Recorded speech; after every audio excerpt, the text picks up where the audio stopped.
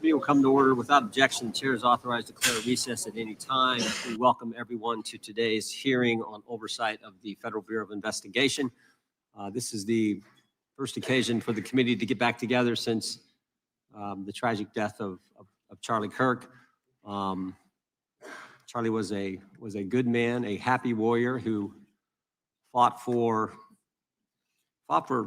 principles and values I think make our country special, and certainly was a strong proponent of defending the First Amendment, something this committee cares deeply about. I said this over the weekend. I think Charlie lived that scripture verse, 2 Timothy 4:7, fight the good fight, finish the course, keep the faith. Charlie certainly lived that, and he did it with a smile on his face. And so the tragic killing happened a week ago while we were in markup here in the committee.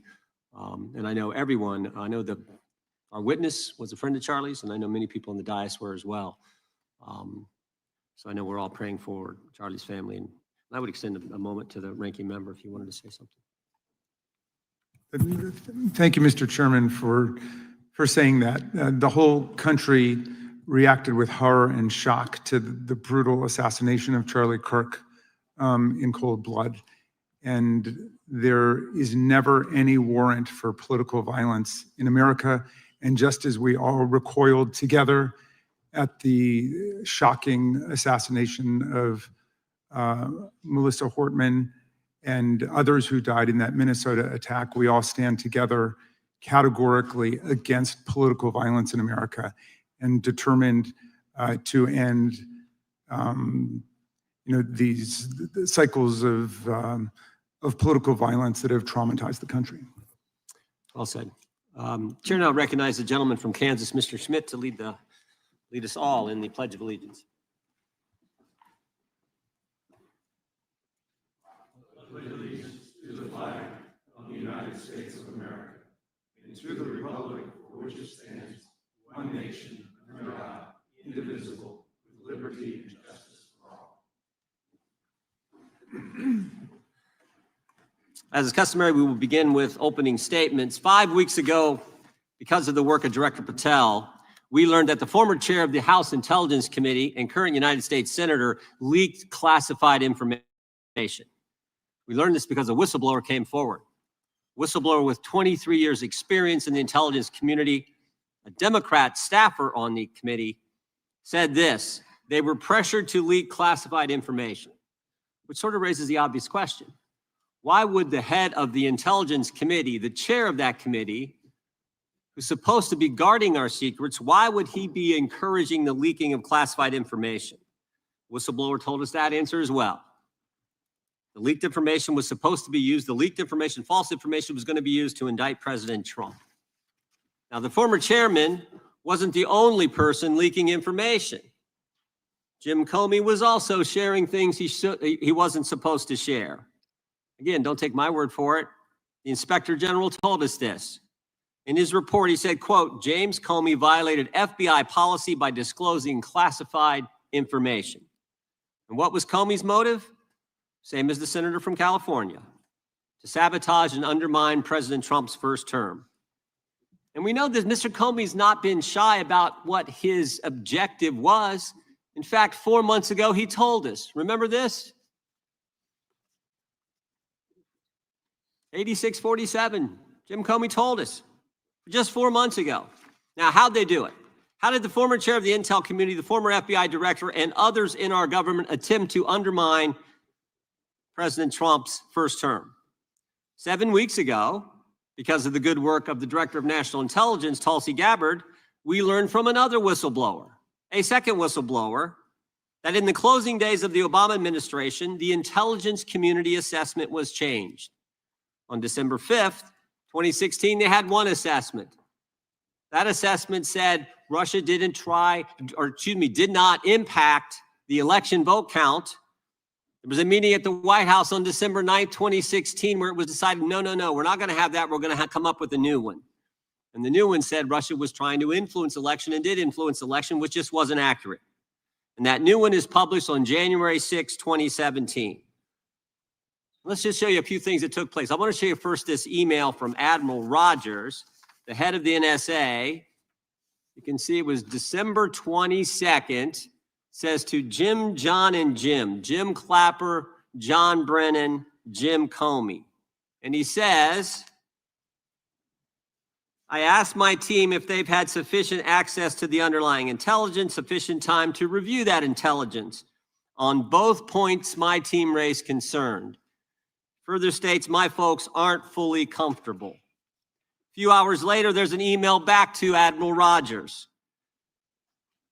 This one is from Jim Clapper, and it says this: it is essential that we be on the same page and all of us are supportive of the report in the highest tradition of, that's our story and we're sticking to it. We may have to compromise on our normal modalities. This is one project that has to be a team sport. That's our story, and we're sticking to it. Compromise on normal modalities, that's a fancy way of saying, that's the government speak for we're going to have to change the rules. In fact, we're not going to follow our own rules. And that's exactly what they did to get the objective they wanted, to undermine President Trump. Now, how did it specifically take place? The whistleblower said that the government officials ignored concerns about discredited information. And what was that discredited information? What was the discredited information that they didn't ignore the concerns about? What did they use, that discredited information? Of course, it was the dossier, the now famous Steele dossier that was paid for by the Clinton campaign when they hired the law firm Perkins Coie, who hired Fusion GPS, who hired the foreigner Christopher Steele, who wrote all this garbage and lies down. That is what was used to change the intelligence community report. And what happens next? What do Jim, John, and Jim do next? They go to Trump Tower on January 6, 2017 to brief then President-elect Trump about the dossier. Again, the Clinton-financed, foreign-authored dossier that the whistleblower knows is garbage and that they know is garbage. And then there's one final step. One final step. Jim Comey leaves that meeting with the president and immediately leaks to the press that they briefed the president on the discredited information. They briefed the president on the dossier and thereby giving it some credibility and creating the basis and the predicate for all they did to the president.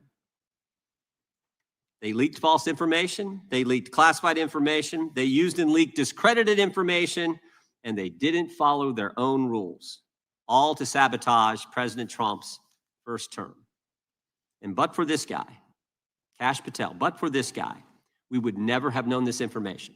The good people of this great country would not have known what took place 8 years ago when they were trying to undermine the guy elected by we the people. And I want to thank Attorney General Bondi.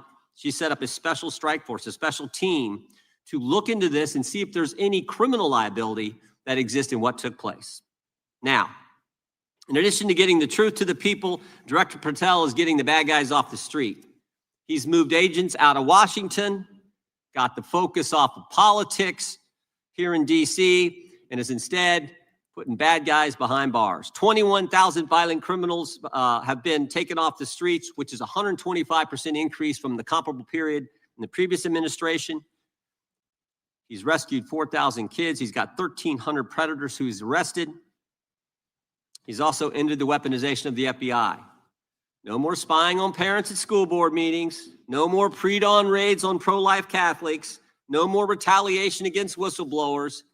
And he's given us information that Chris Wray didn't. Maybe said better, he's given us information that Chris Wray wouldn't. Director Wray didn't tell us that there were 26 confidential human sources at the Capitol on January 6, 2021, even though he was repeatedly asked about that by members of this committee. Director Wray didn't tell us that there were 17 of those confidential human sources who entered restricted space. 4 went in the Capitol. None of them were arrested. They weren't authorized to do that. They broke the law. None of them were arrested. Lots of American citizens were arrested, but the guys whose whose American tax dollars was used to pay these guys who broke the law, none of them were. One was recommended for charging and was not charged. And remember when Chris Wray told us that the Richmond field office memorandum on pro-life Catholics was just a one-off? Turns out he wasn't being square with us then either.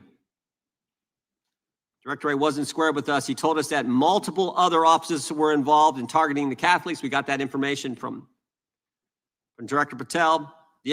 We learned from Director Patel the FBI actually surveilled a priest, tried to get the priest to divulge information, break the priest-penitent relationship and confidence that exists. And Director Patel is saving taxpayers' money. He's not going to build a new headquarters outside of D.C. He's going to keep the headquarters right here in the capital city. Save Americans money. Save the taxpayers' money. In 8 months, Director Patel has given us the facts. He's ended the weaponization at the FBI. He's taken bad guys off the streets, and he's saving taxpayers' money. But my guess is the Democrats won't focus on all that good news. They'll focus on politics. They'll stick with Comey and Clapper and Brennan and continue to try to undermine President Trump. That I yield to the ranking member for an opening statement. Thank you very much, Mr. Chairman, and welcome, Director Patel. You and I have not had the opportunity to meet, and alas, you failed to respond to the 8 oversight letters I've sent you over the last 7 months. So we do have a lot of questions piling up for you, but I want to start with a word of praise.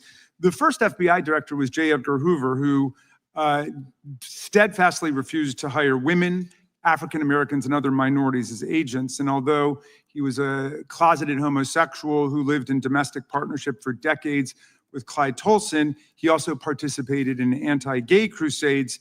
He aggressively promoted what we would today call white Christian nationalism.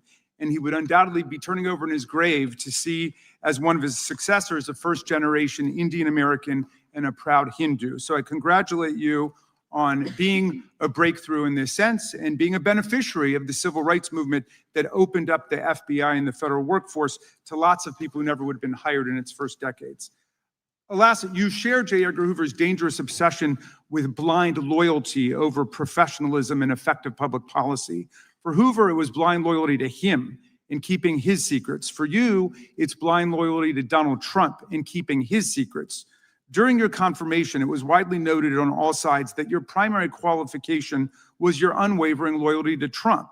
Unlike other directors, you had no work experience at the FBI, but you had made over 1,000 media and political appearances in support of Trump's campaign. Your Senate confirmation vote was 51-49, the closest in history, with your opponents warning you were not qualified and had no interest in actually developing the qualifications for the job. I hoped that they were wrong. Alas, they were not. While most other new FBI directors drew on their experience as FBI agents, you didn't have that. But you did write a picture book trilogy for children ages 5 and up based on your experience clashing with President Trump's political enemies. In your book, you describe your literary alter ego, Cash the Knight, as a wacky, easily bored wizard carrying out King Donald's vengeance by driving his enemies out of the kingdom. In the books, King Donald is besieged by the evil Hillary Queentown, but saved in the end by Cash. Then Cash goes on to catch mules who are stealing the 2020 election for the great King Donald from Sleepy Joe. And then in the third book, Cash takes down the dragon of the jalapenos, nicknamed the DOJ. Your supporters had hoped that you would graduate from imagining yourself a romantic fairy tale knight to actually running America's premier federal law enforcement agency.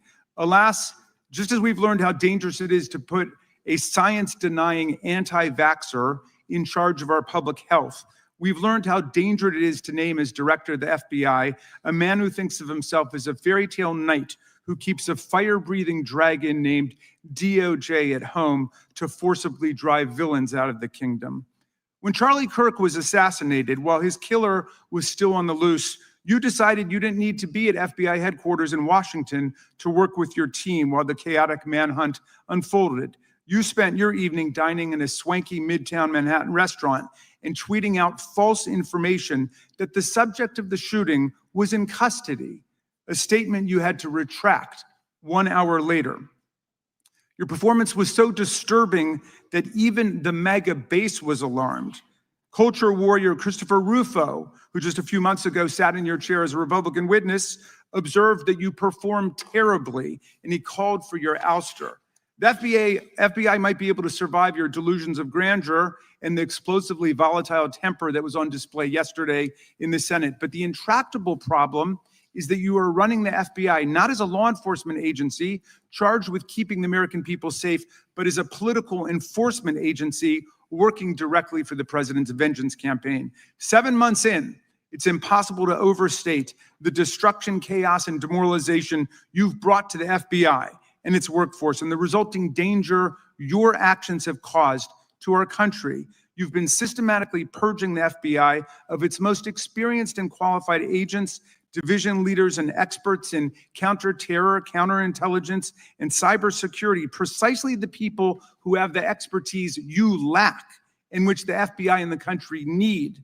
They've been expelled from the ranks of the Bureau simply because they did their duty investigating crimes, including those committed by the mob that attacked the Capitol on January 6, 2021, and beat the hell out of more than 140 police officers, or simply because you suspected them of being insufficiently loyal to Donald Trump. You illegally sacked Brian Driscoll, the former acting director of the Bureau and a decorated counterterrorism expert who worked at the FBI for nearly 20 years. According to Driscoll, you told him your own job, quote, depended on the removal of agents who worked on the cases against the president, regardless of whether the agents chose to work on those cases or not. You added, quote, the FBI tried to put the president in jail and he hasn't forgotten it. You forced out the leader of the Salt Lake City field office, Mehtab Saeed, just weeks before Charlie Kirk's assassination, depriving the FBI of an experienced counterterrorism expert described by her colleagues as absolutely the best and legendary. She would have led the FBI's manhunt had she not been fired. When Trump decided that rounding up immigrants with no criminal records was more important than preventing crimes like human trafficking of women and girls, drug dealing, terrorism, and fraud, you ordered the 25 largest field offices to divert thousands of agents away from chasing down violent criminals, sex traffickers, fraudsters, and scammers to carry out this immigration crackdown.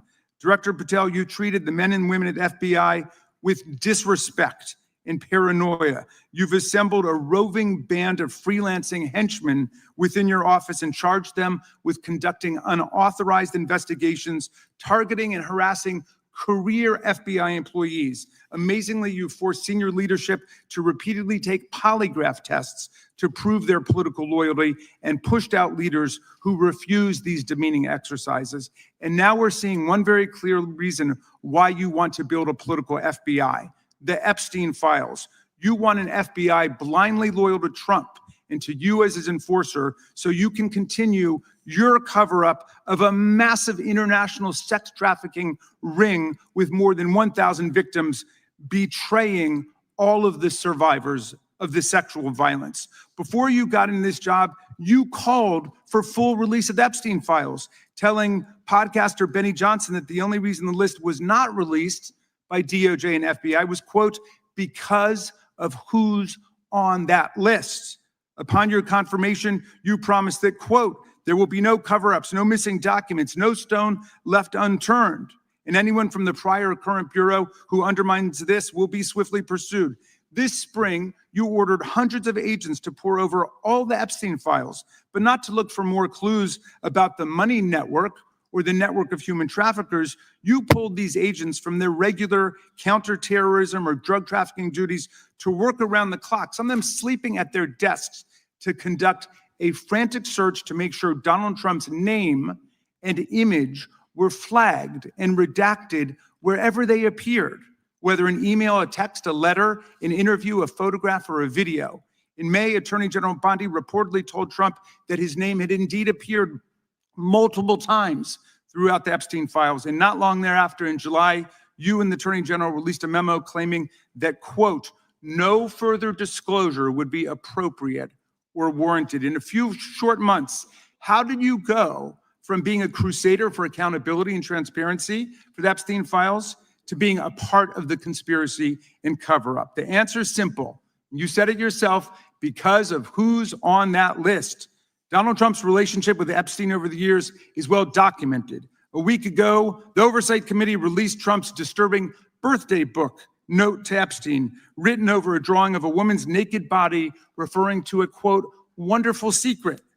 The Oversight Committee obtained the note from the Epstein estate, not from the FBI, raising questions again of whether the FBI has been withholding documents. While you're unleashing the FBI to cater to Trump's desire to shut down the Epstein inquiry, the first 9 months of the Trump presidency have seen a spate of political violence and domestic terror events. We saw deadly attacks on political figures on both the left and the right. The brutal assassination of Minnesota Democratic House Speaker Melissa Hortman and her husband, and the attempted murder of Democratic State Senator John Hoffman and his wife, who miraculously survived a combined 17 gunshots. We saw an arsonist set Pennsylvania Governor Josh Shapiro's residence on fire. And of course, last week, we saw the horrific, cold-blooded assassination of Charlie Kirk in Utah that has shaken the nation. 1 minute after Charlie Kirk was shot in the neck, a 16-year-old shooter in Evergreen, Colorado, radicalized by white supremacist ideology online, opened fire and critically wounded 2 other students at Evergreen High School. We've seen lethal anti-Semitic violence, including the murder of 2 young Israeli embassy staffers just blocks from the Capitol, and then in the attack on a gathering of Jewish people in support of hostages held in Gaza in Boulder in June. We've seen continued mass shootings at schools, like the domestic terror incident at a Catholic school in Minneapolis last month, which killed 2 children and wounded 18 others. And in August, a man fired more than 500 bullets at the Centers for Disease Control and Prevention, killing a police officer who was a Marine veteran and a father. People like Melissa Hortman and Charlie Kirk should be able to participate in politics as elected officials or active citizens without being shot down in cold blood in the United States of America.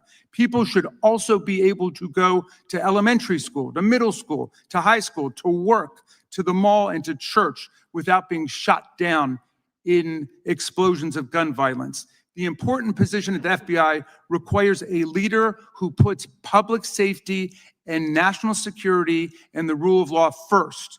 I'm afraid, Director Patel, you've given us reason to believe you've used the powers of the FBI to serve Donald Trump and his agenda of partisan retribution. You've broken your promise not to do that. You've betrayed Jeffrey Epstein's victims and survivors. You've turned your back on the career law enforcement officers of the FBI. And as a result, you've left all of us less safe than before. Mr. Chairman, I yield back.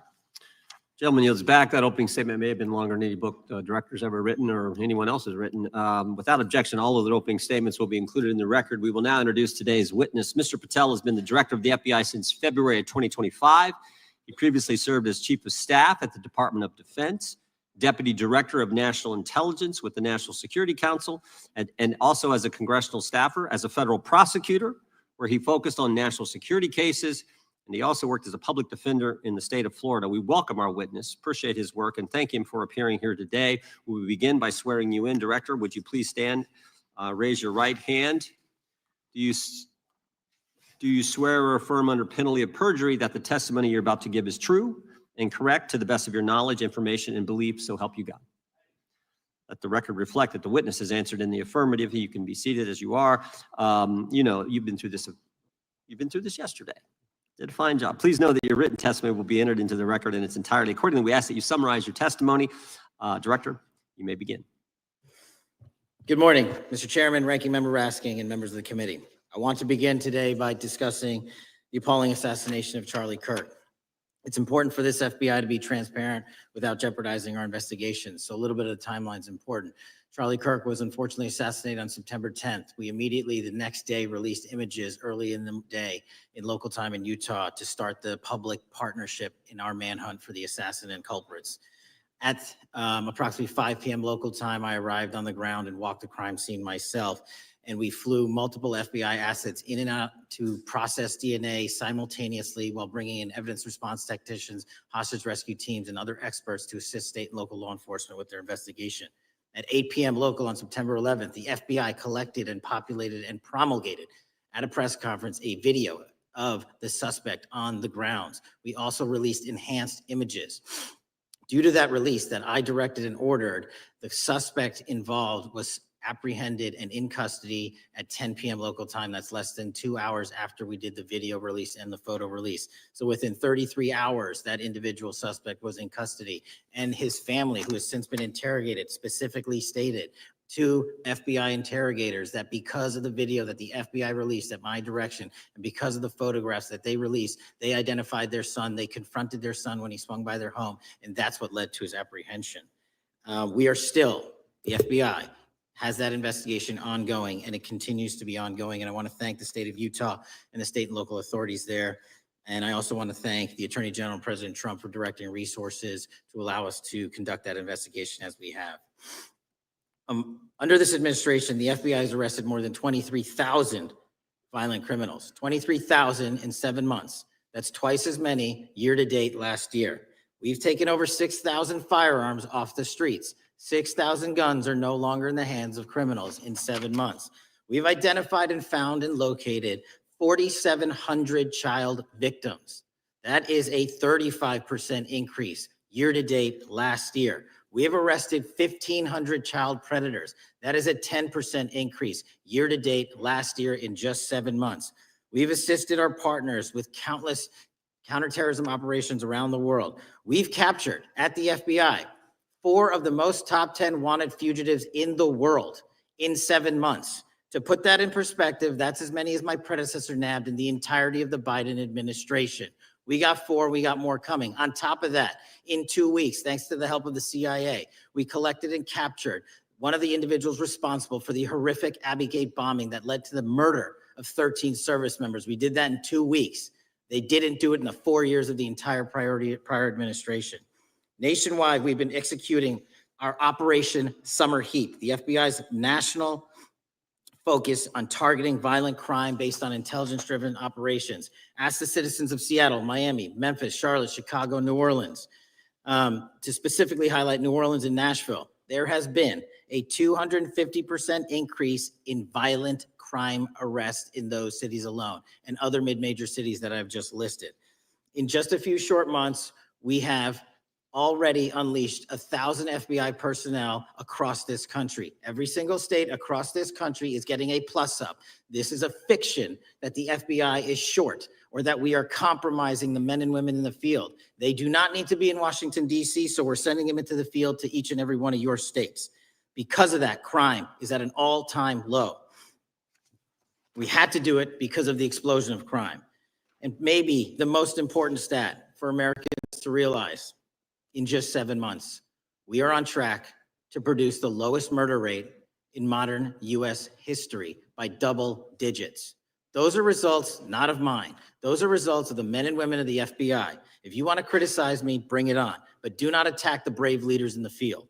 We are also working 24/7, 365 on the opioid epidemic that is killing more than hundreds of thousands of people a year. We have seized 1,600 kilograms of fentanyl off the streets so far in 7 months. Year to date, 25% increase. To put that in perspective, that's enough to kill a third of the American population, 120 million Americans. 100,000 kilograms of cocaine and meth gone off the streets. Earlier this year, I highlighted in Cincinnati, Ohio, how we're getting creative to chase down those that were willing to do harm to our citizens, not just by striking at the heart of the fentanyl producers, but the fentanyl precursor companies in China. And we indicted for the first time multiple companies and individuals, Shiny not got just in them America, but in statistics, don't he? mainland China, that are producing the ingredients that produce and make fentanyl that kill our children. And we're going to keep going. Counterterrorism work, cyber attacks, and foreign adversaries are something the FBI must never sleep on, and we are not sleeping.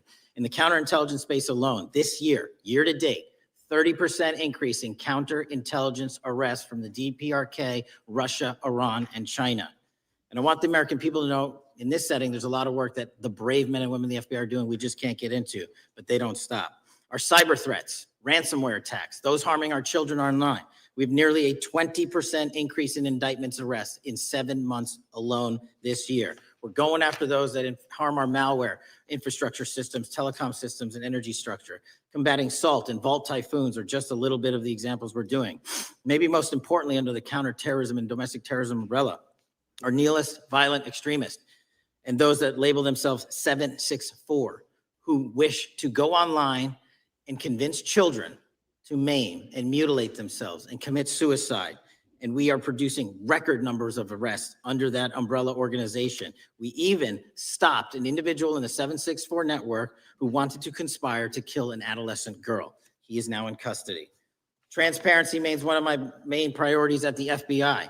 And this is what I've done in my 7 months at the helm. We've produced more than 33,000 pages of documents to Congress to a variety of committees, including, I believe, 7,500 to this committee alone, if memory serves me correct. To put the 33,000 in perspective, my predecessor in 7 years produced 13,000 pages in total to the United States Congress. His predecessor in 4 years produced 3,000 pages in total.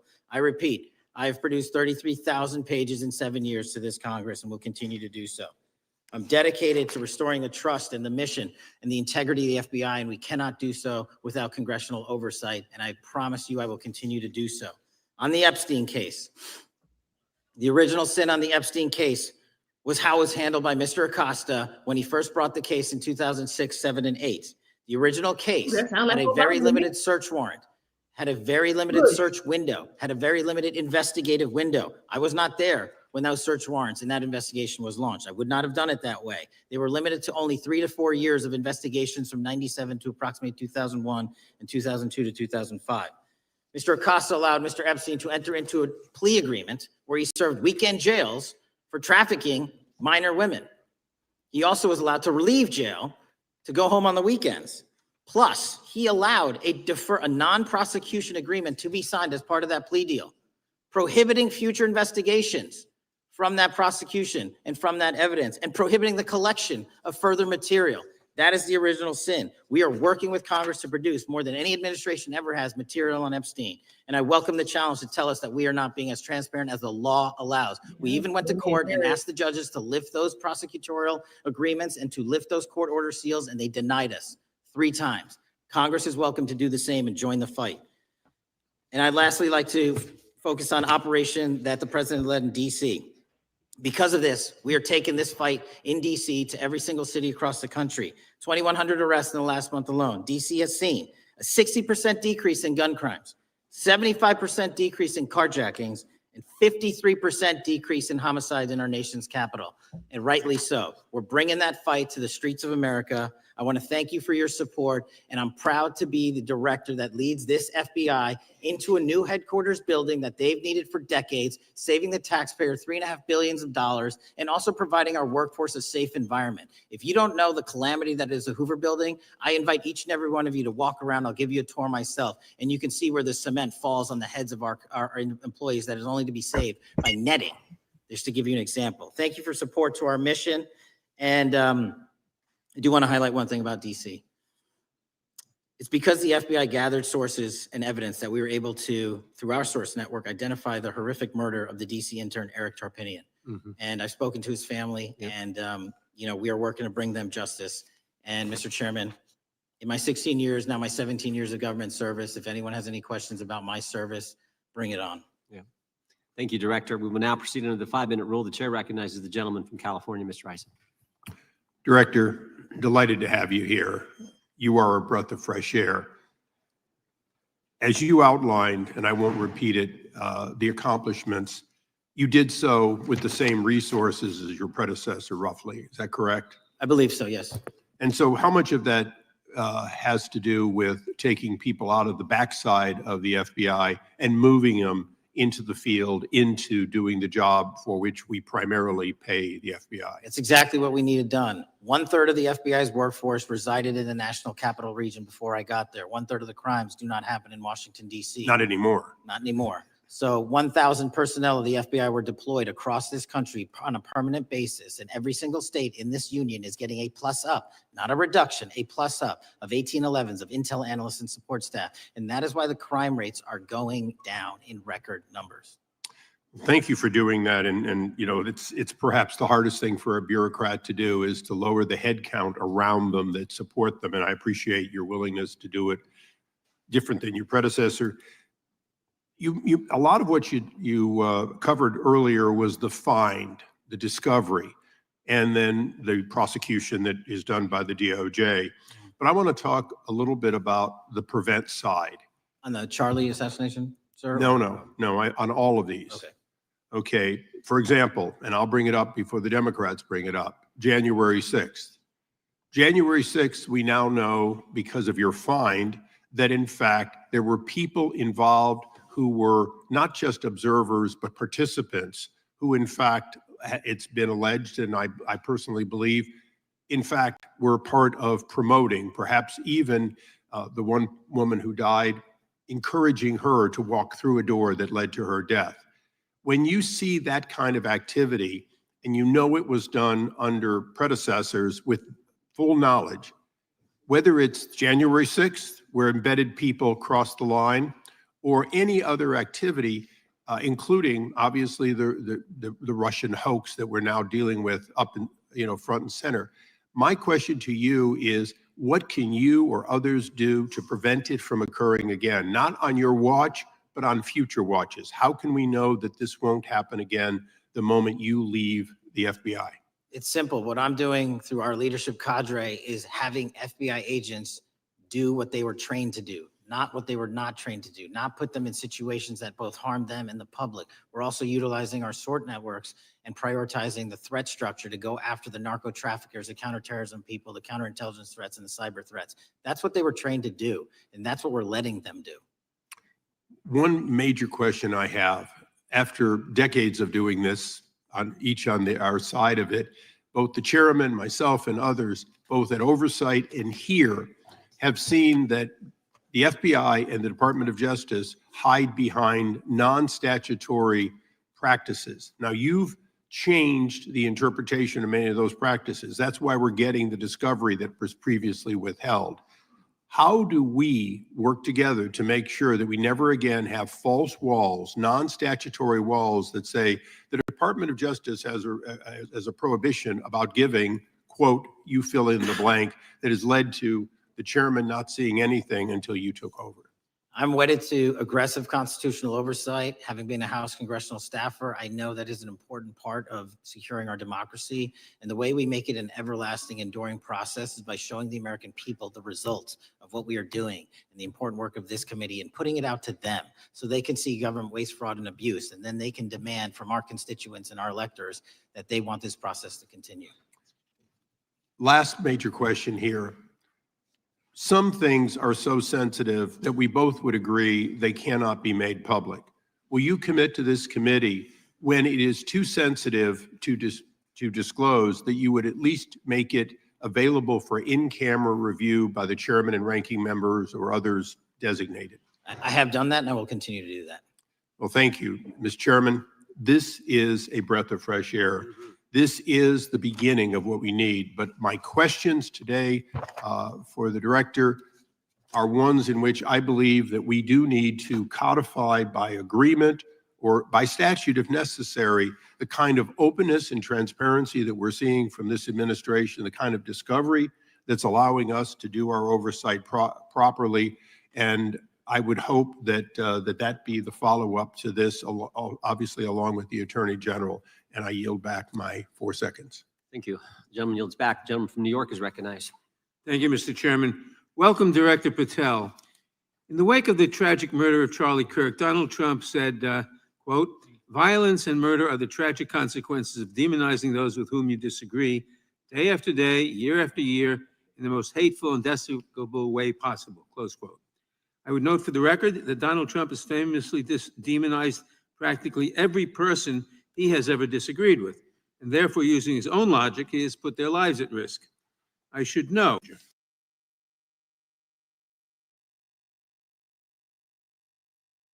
About 2 weeks ago, when I announced my decision not to my decision not to seek re-election, many people on both sides of the aisle, including the chairman, offered me well wishes and thanked me for my service. Donald Trump, on the other hand, took to Truth Social to call me a, quote, "psychopathic nut job," among other things. Yesterday, I received a threatening note filled with anti-Semitic comments and hateful attacks that mimicked some of the same language used by the president. I am sure many of us on this committee face similar threats every day. We have seen political assaults on both the left and the right. The attack on Charlie Kirk, the attempted assassination of the president, the murder of the Democratic Speaker of the Minnesota House, the assault on Paul Pelosi, and the attack on the Capitol on January 6th, for example. Director Patel, do you agree that there is political violence from both the left and the right? There's too much political Do violence. you agree, yes or no, that there's violence? There is Yes too or- much political violence based on ideologies from either side. Do you, from either side, okay. Are you aware of the study by the Cato Institute, a well-known conservative group, that found that 69% of the violence is from the right? I'm not familiar with that You're study. not familiar, okay. I would commend it to you. Are you aware the administration has threatened to use violence as an excuse to crack down on liberty and freedom of speech? Say that again, I'm sorry? Are you aware the administration has threatened to use violence as an excuse to crack down on liberty and freedom of speech? Nobody at the FBI is doing that. I didn't ask you about the FBI, I said the administration. I speak for the FBI. I would like to enter the record an article from today's New York Times titled, "Trump Invokes Kirk's Killing and Justifying Measures to Silence Opponents." In the wake of Charlie Kirk's killing, President Trump and his allies have laid out a broad plan to target liberal groups, monitor speech, revoke visas, and designate certain groups as domestic terrorists. I ask unanimous consent to insert this into the record. Thank you. Politicizing the murder of Charlie King to go after free speech is not a legacy I believe Charlie King would have wanted. Moving on, I want to address another topic. The FBI has traditionally played a key role in prosecuting public officials for corruption. But I fear that at a time when the president is accepting planes from Qatar for his post-presidential personal use, issuing pardons to major donors, and personally profiting from the office of the presidency, the FBI may be abandoning its commitment to investigating public corruption.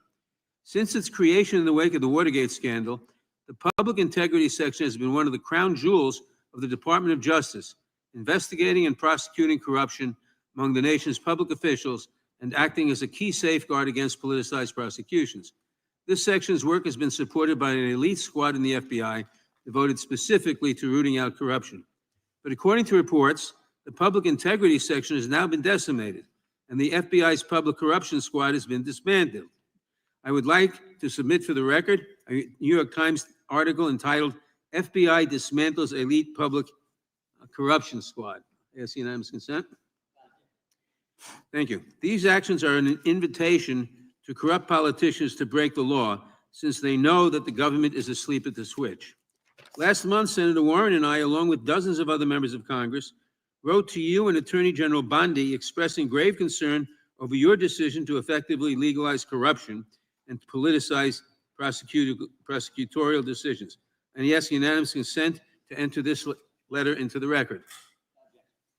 Thank you. I don't have time today to walk through all your questions, all of our questions and concerns, but will you commit to answering this letter in short order so that we can understand what factors led to this decision and how it has impacted the ability to hold corrupt officials accountable? I will review your letter with my team and respond as soon as I You can. will respond. Thank you. I yield back the balance of my time. Gentleman yields back. Gentleman from Arizona is recognized for 5 minutes. Thank you, Mr. Chairman, and thank you, Director, for being here. I appreciate the change in the FBI and the tone since you've been there. We heard the ranking member, however, describe the FBI under your leadership as being resorting to political enforcement and you personally as being paranoid. I would just suggest that perhaps that is the projections of the ranking member himself and not you, sir. I want to refer to something that was said yesterday in yesterday's hearing by Senator Grassley. He said, it's well understood that your predecessor left you an FBI infected with politics. At your nomination hearing, he gave you records, made public records about whistleblowers regarding something called Arctic Frost. Arctic Frost was the FBI case opened and approved by anti-Trump FBI agent Thibault. And Arctic Frost became Jack Smith's elector case. The new records show that Arctic Frost was much broader than just an electoral matter. In fact, it was expanded to Republican organizations. Some examples of the groups that the Ray FBI sought to place under political investigation included the Republican National Committee, Republican Attorneys General Association, and Trump political groups. In total, 92 Republican targets, including Republican groups, Republican-linked individuals, were placed under the investigative scope of Arctic Frost. On that political list for investigation was one of Charlie Kirk's groups, Turning Point USA. In other words, Arctic Frost wasn't just a case to politically investigate Trump. It was the vehicle by which partisan FBI agents and DOJ prosecutors could achieve their partisan ends and improperly investigate the entire Republican political apparatus. I'd ask that, Mr. Chairman, that document be admitted. Without objection. So I know that this may be under current investigation, but I wish to ask specific questions about this for just a moment. What search tools were used in Arctic Frost to view private communications of targets? I believe the traditional search tools, search warrants, lawful service of process, and the tools that the FBI has in our infrastructure systems, cybersecurity systems, and counterintelligence systems. But generally speaking, if I may, I want to use this to highlight the fact that I'm continuing my promise to work with Congress to produce documents simultaneously and also conduct ongoing investigations. I'm giving you as much as I can, and I'll give you more when I can. Thank you. Another question regarding that is, were there any directives from the Biden White House concerning the Arctic Frost investigation? Were there any, directives or communications from the Biden White House itself concerning the Arctic Frost investigation? I'll just rely on what was turned over to date, sir. Okay. So I want to add here, the search warrants that were used included the seizing of a U.S. member of Congress, his phone. I think we all know who that was and how that was taken away and used for political purposes, Mr. Chairman, Mr. Director. So we'll leave that for a second, and let's go over to the Charlie Kirk case for just a second. Let's emphasize this. How many hours did it take from the assassination to the arrest of the assassin, Mr. Director? 33. That seems pretty swift, and it was because of the actual release of videos and photographs that you directed to be released, sir. That's correct. And to put it in perspective, the Boston bomber took 5 days and Luigi Mangione took 5 days.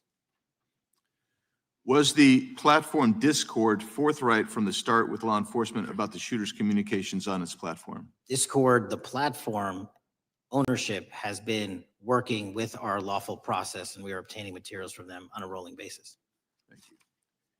And I want to get back here to Arctic Frost for just a second, Mr. Chairman. I'd like the unclassified document from the FBI released to be admitted to the record. Without objection. And a document from the Economic Times also to be admitted to the record. Without objection. So I'm going to give you the last 30 seconds. We could go on about the Epstein case. I've got a bunch about that, but I'm just going to let you, if you wish to respond to either of the two vitriolic questioning or statement from the Democrats. The work of the FBI speaks for itself. It's on showcase here today. Anyone that wants to attack the FBI can attack me, but leave our leadership structure alone. When you have 23,000 violent felons arrested, twice as many as this time last year, the work speaks for itself. Thank you, Mr. Chairman, and thank you. Appreciate your good work, Director Patel. Yield back. Gentleman yields back. Gentleman from Maryland is recognized. Thank you kindly, Mr. Chairman. Director Patel, before you joined the FBI, you railed against it for covering up Jeffrey Epstein's human trafficking ring. Let me refresh your memory with this clip. Has Epstein's list, they're sitting on it. That doesn't seem like something you should do. You're protecting the world's foremost predator. That seems like an evil thing to do, regardless of who may be embarrassed in the release of that list. Why is the FBI protecting the greatest pederast, the largest scale? Why is the FBI protecting the greatest pederast, the largest scale pederast in human history? Simple, because of who's on that list. So you finished that December 2023 interview with a challenge to the FBI and harsh words for Republicans in Congress for not getting the Epstein files out to the public. You can see this clip. Boy pants, and let us know who the pedophiles are.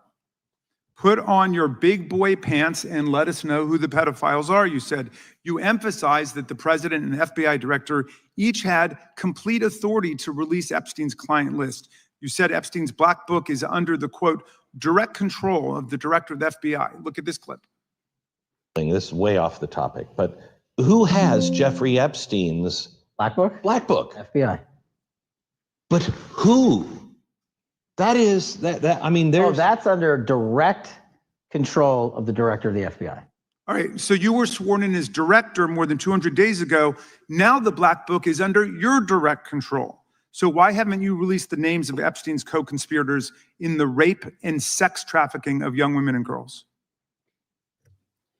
The Rolodex, which is what everybody colloquially refers to as the Black Book, has been released. Oh, no, you're talking about what the journalist got 5 years ago? No, that's not what we're talking about. We're talking about what you were talking about there, That's the black exactly book what I under was the direct control of the FBI director. We have released more material than anyone else before. The Biden administration, Obama administration had the exact opportunities to release this material, and they never did. And if you are selling the men and women of the FBI, Why we're have not you going after changed your child position? predators. Hang on, you said we're not going after child predators. 1,500 child predators arrested this year, 35% Okay, increase, I'll reclaim my time. 4,700 child victims Mr. Chairman, I'm going to found. reclaim my time if you could instruct the witness. Why have you changed your position? There you were saying it's under the direct control of the FBI director and all of it should be released.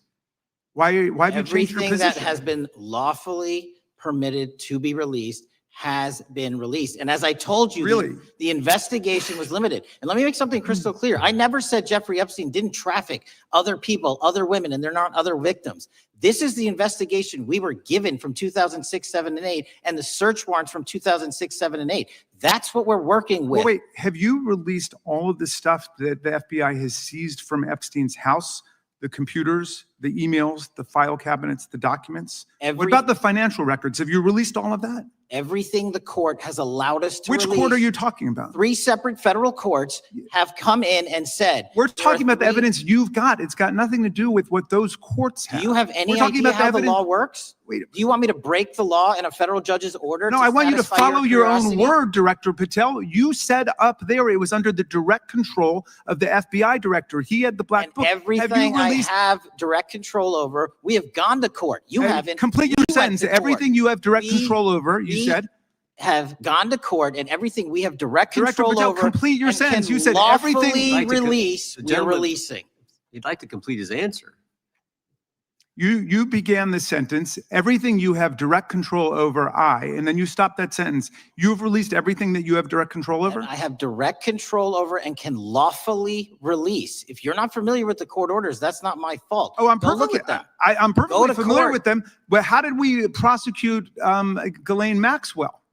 She was prosecuted with the investigatory material Damn, that was FBI didn't collected from prosecute her. Dude, 2001 I'm gonna need and you to shut the hell up. 2005 because of the non-prosecution Doing too agreements and the court orders on the investigations and search warrants. We were not able to develop new information. And oh, by the way, Jeffrey Epstein was out for 12 years, and the Obama and Biden administration did nothing to look at his work, his pedophile network. If you want to blame me, that's fine. But now you're blaming the men and women who conducted No, this stop great that. search. I'm not blaming anybody other than you. You're not keeping your word. You said that you would release all of the materials Has under your anyone direct released control. more information on Epstein than I have? Has Well, anyone? Much Did more. Comey, did Ray? Much Did more. they? Excuse me. Much more has come out in the days since the American people in Congress have been demanding it. But it's coming out in dribs and drabs. Why don't you just release the entire file as you promised to do? I literally just told you, There are multiple federal court orders. I'm not going to break the law to satisfy your curiosity. You didn't join us when we filed court to release the court orders. You could have.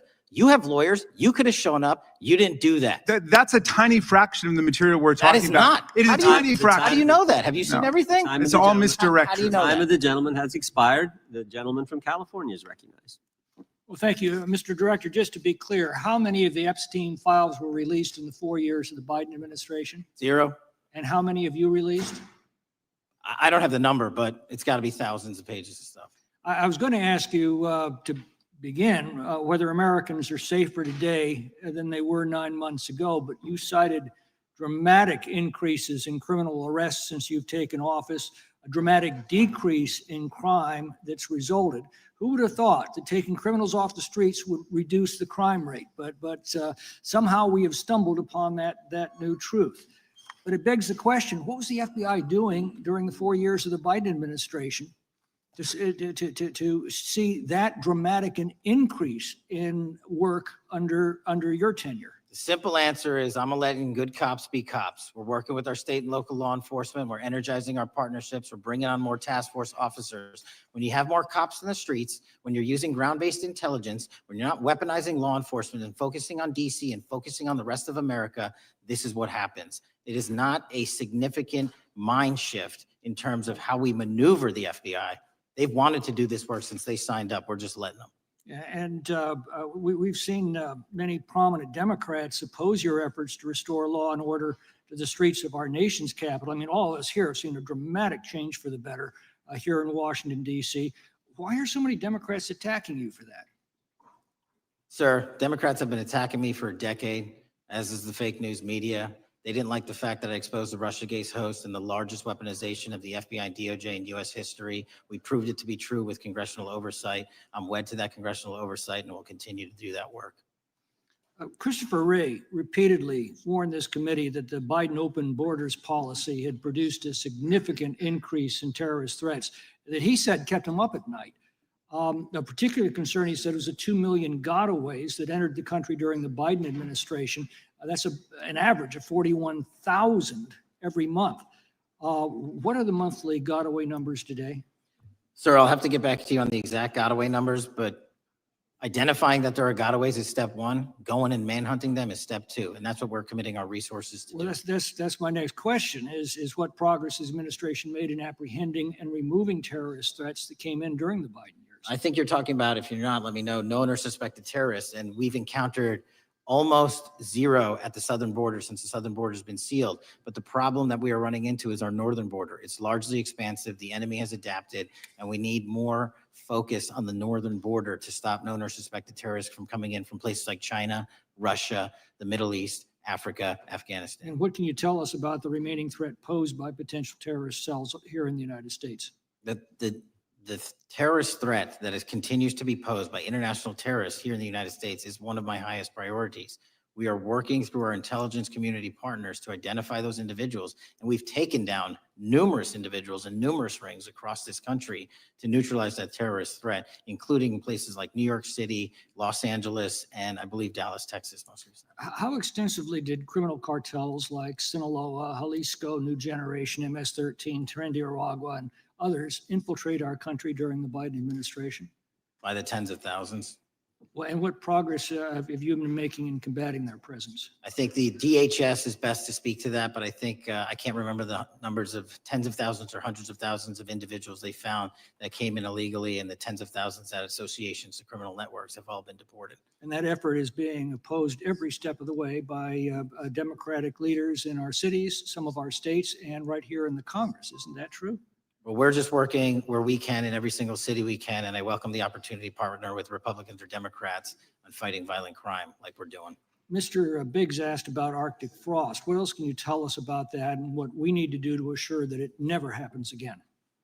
Continue the congressional oversight work that you're doing on Arctic frost. Let me provide you with more documentation on Arctic frost, and also call in witnesses from the paperwork that we have given you. You have that right, and the American public deserves to hear what those people have to say. As for my ongoing investigation, there's not much I can say.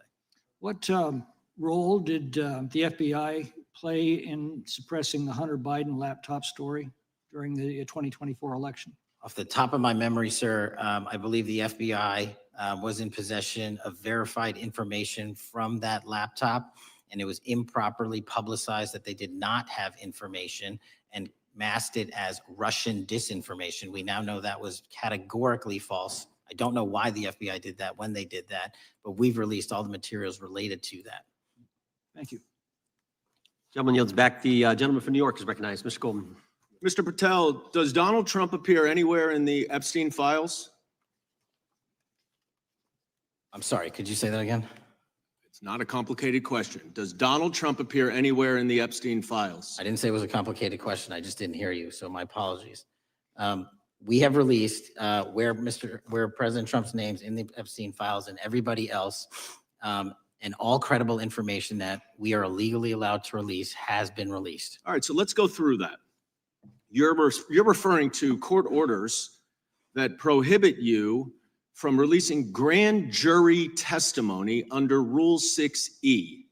Is that what you're referring to when you say as the law allows? That's a piece of it. Really? What other evidence do those 3 court orders you cited prohibit from being released?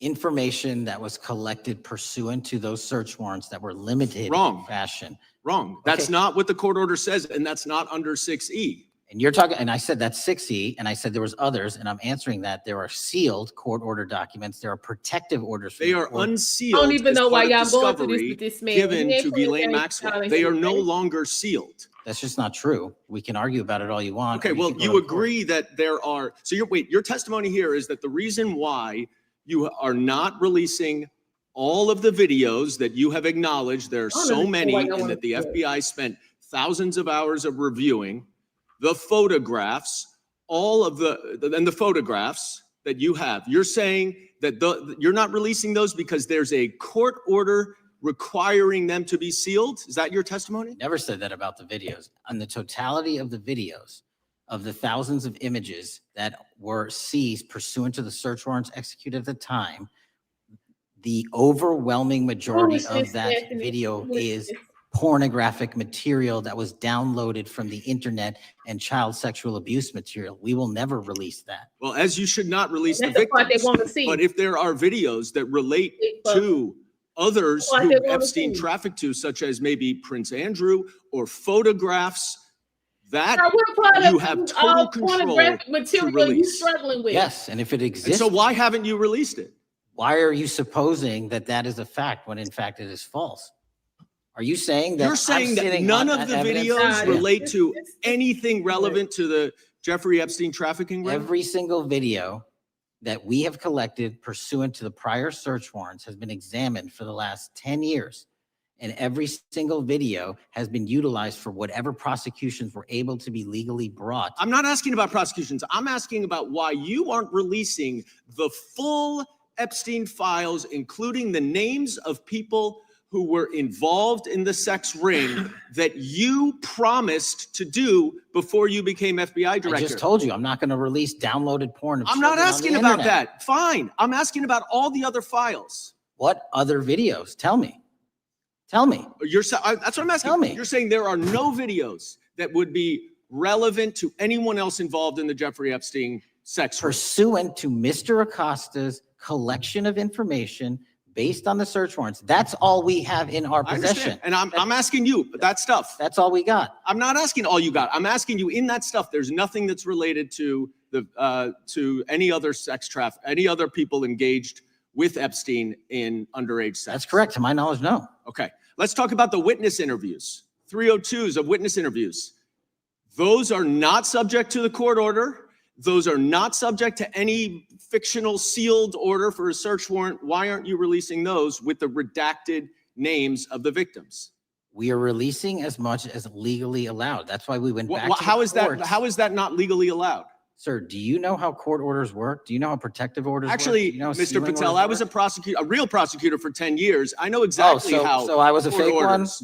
And I want to understand what the court order prevents you from releasing witness statements that the FBI took. You should know that as a real prosecutor, when the court hand downs a protective order and a motion to seal, the material is sealed unless So that your judge testimony waives here it. is that all of those witness statements are under a court order, a protective order.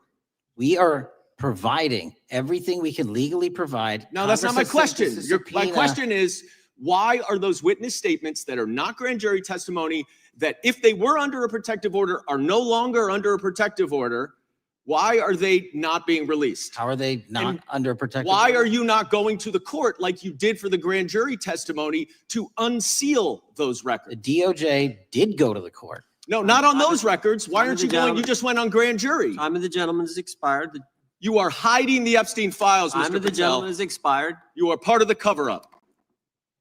Can I respond? Sure can. Any allegations that I'm a part of a cover-up to protect child sexual trafficking and victims of human trafficking and sexual crimes is patently and categorically false in the work of my. So I hope you will talk to them when they Gentlemen's have time has requested expired. to speak with you. Because Gentlemen's the time has victims have expired. Gentleman requested yields and you are back. not responding to them. Director, yes or no, is the FBI still spying on parents at school board meetings? No, sir. Is the FBI still targeting Catholics? No, sir. Is the FBI still spying on President Trump? I don't believe so. Is the FBI still censoring Americans? No, sir. Is the FBI still targeting Americans for shopping at Cabela's or purchasing Bibles? Nobody is targeted for their faith. Is the FBI still targeting Americans who are pro-life? Nobody is targeting anyone for their Is beliefs. the FBI still cooking the books on crime data? The crime data is real. Is the FBI still purging agents for conservative viewpoints? No one at the FBI has asked their viewpoints on Is policy. the FBI still labeling the Betsy Ross flag, the flag of the American Revolution, a hate symbol? No. Well, maybe that's why you've been able to, what was the number? 23,000 bad guys you've arrested, a huge increase from the same time period in the previous administration. I think you said 1,400 predators, 4,000 children rescued. Were those the facts? 4,700, 35% increase on children rescued. Yeah. And you got the guy to Abbey Gate. We got the Abbey Gate We guy. had a guy from the 4th District of Ohio who lost his life there serving our country. We appreciate that. Maybe when you're not focused on politics, you can actually do what the FBI is supposed to do. Go get the bad guys, right? That's what the men and women of the FBI do. Director, did John Brennan lie to Congress? Let me just read a couple things actually before you answer that. 2 years ago, we had Mr. Brennan in for an interview, and I asked him, how'd you learn about the dossier in December of 2016? Mr. Brennan replied, I received a copy of it from the FBI, and the CIA was very much opposed to having any reference or inclusion of the Steele dossier in the intelligence community assessment. That's what John Brennan told the United States Congress. 7 weeks ago, the Director of National Intelligence told us this: John Brennan lied and denied using the dossier in the intelligence community assessment because he knew it was discredited. CIA officer told the House Intelligence Committee Brennan refused to remove it, and when confronted with the dossier's main flaws, he responded, yes, but doesn't it ring true? John Brennan lied to us? Mr. Chairman, I won't stylize the evidence. What I will say is that the intelligence community assessment, those that created it and any individual involved with it, is an ongoing investigation. There's an investigation into what took place in December and January of December 2016, January 2017, when this whole thing started, this grand conspiracy. That is being investigated. Is that right? That has been publicly announced by the department. That's been announced by the department. Did Chris Wray hide documents from this committee? You would know better than me, sir. Well, I think you told us like 700 pieces of information you've given this committee since you've been the director relative to just one incident, the Catholic memorandum from the Richmond field office. I can give you the comparison, sir. Yeah. The Catholic memo, I believe we turned over 750 documents. In Mr. Ray's tenure, I believe they turned over 19 pages. 19 pages. You've given us 700. Why would Chris Wray hide information from this committee? You'd Want have to to hazard ask a him. guess? I'm sorry. Hazard a guess why he would do that? I I don't know, sir. think maybe it was because FBI was spying on a priest, trying to get him to break the priest penitent confidence that exists. You think maybe that was the reason? You'd have to ask him, sir. Yeah, we'd love to do that. I want to read a few names here. Arctic Haze, Tropic Vortex, Riding Hood, Foggy Falls, Echoes Fate, Sirens Lure, Genetic Christmas. What are these code names about, Director? You know? Not off the top of my head. Well, Arctic Haze, Tropic Vortex. My understanding, these are code names for leak investigations of classified information from the year 2017. Does that ring a bell?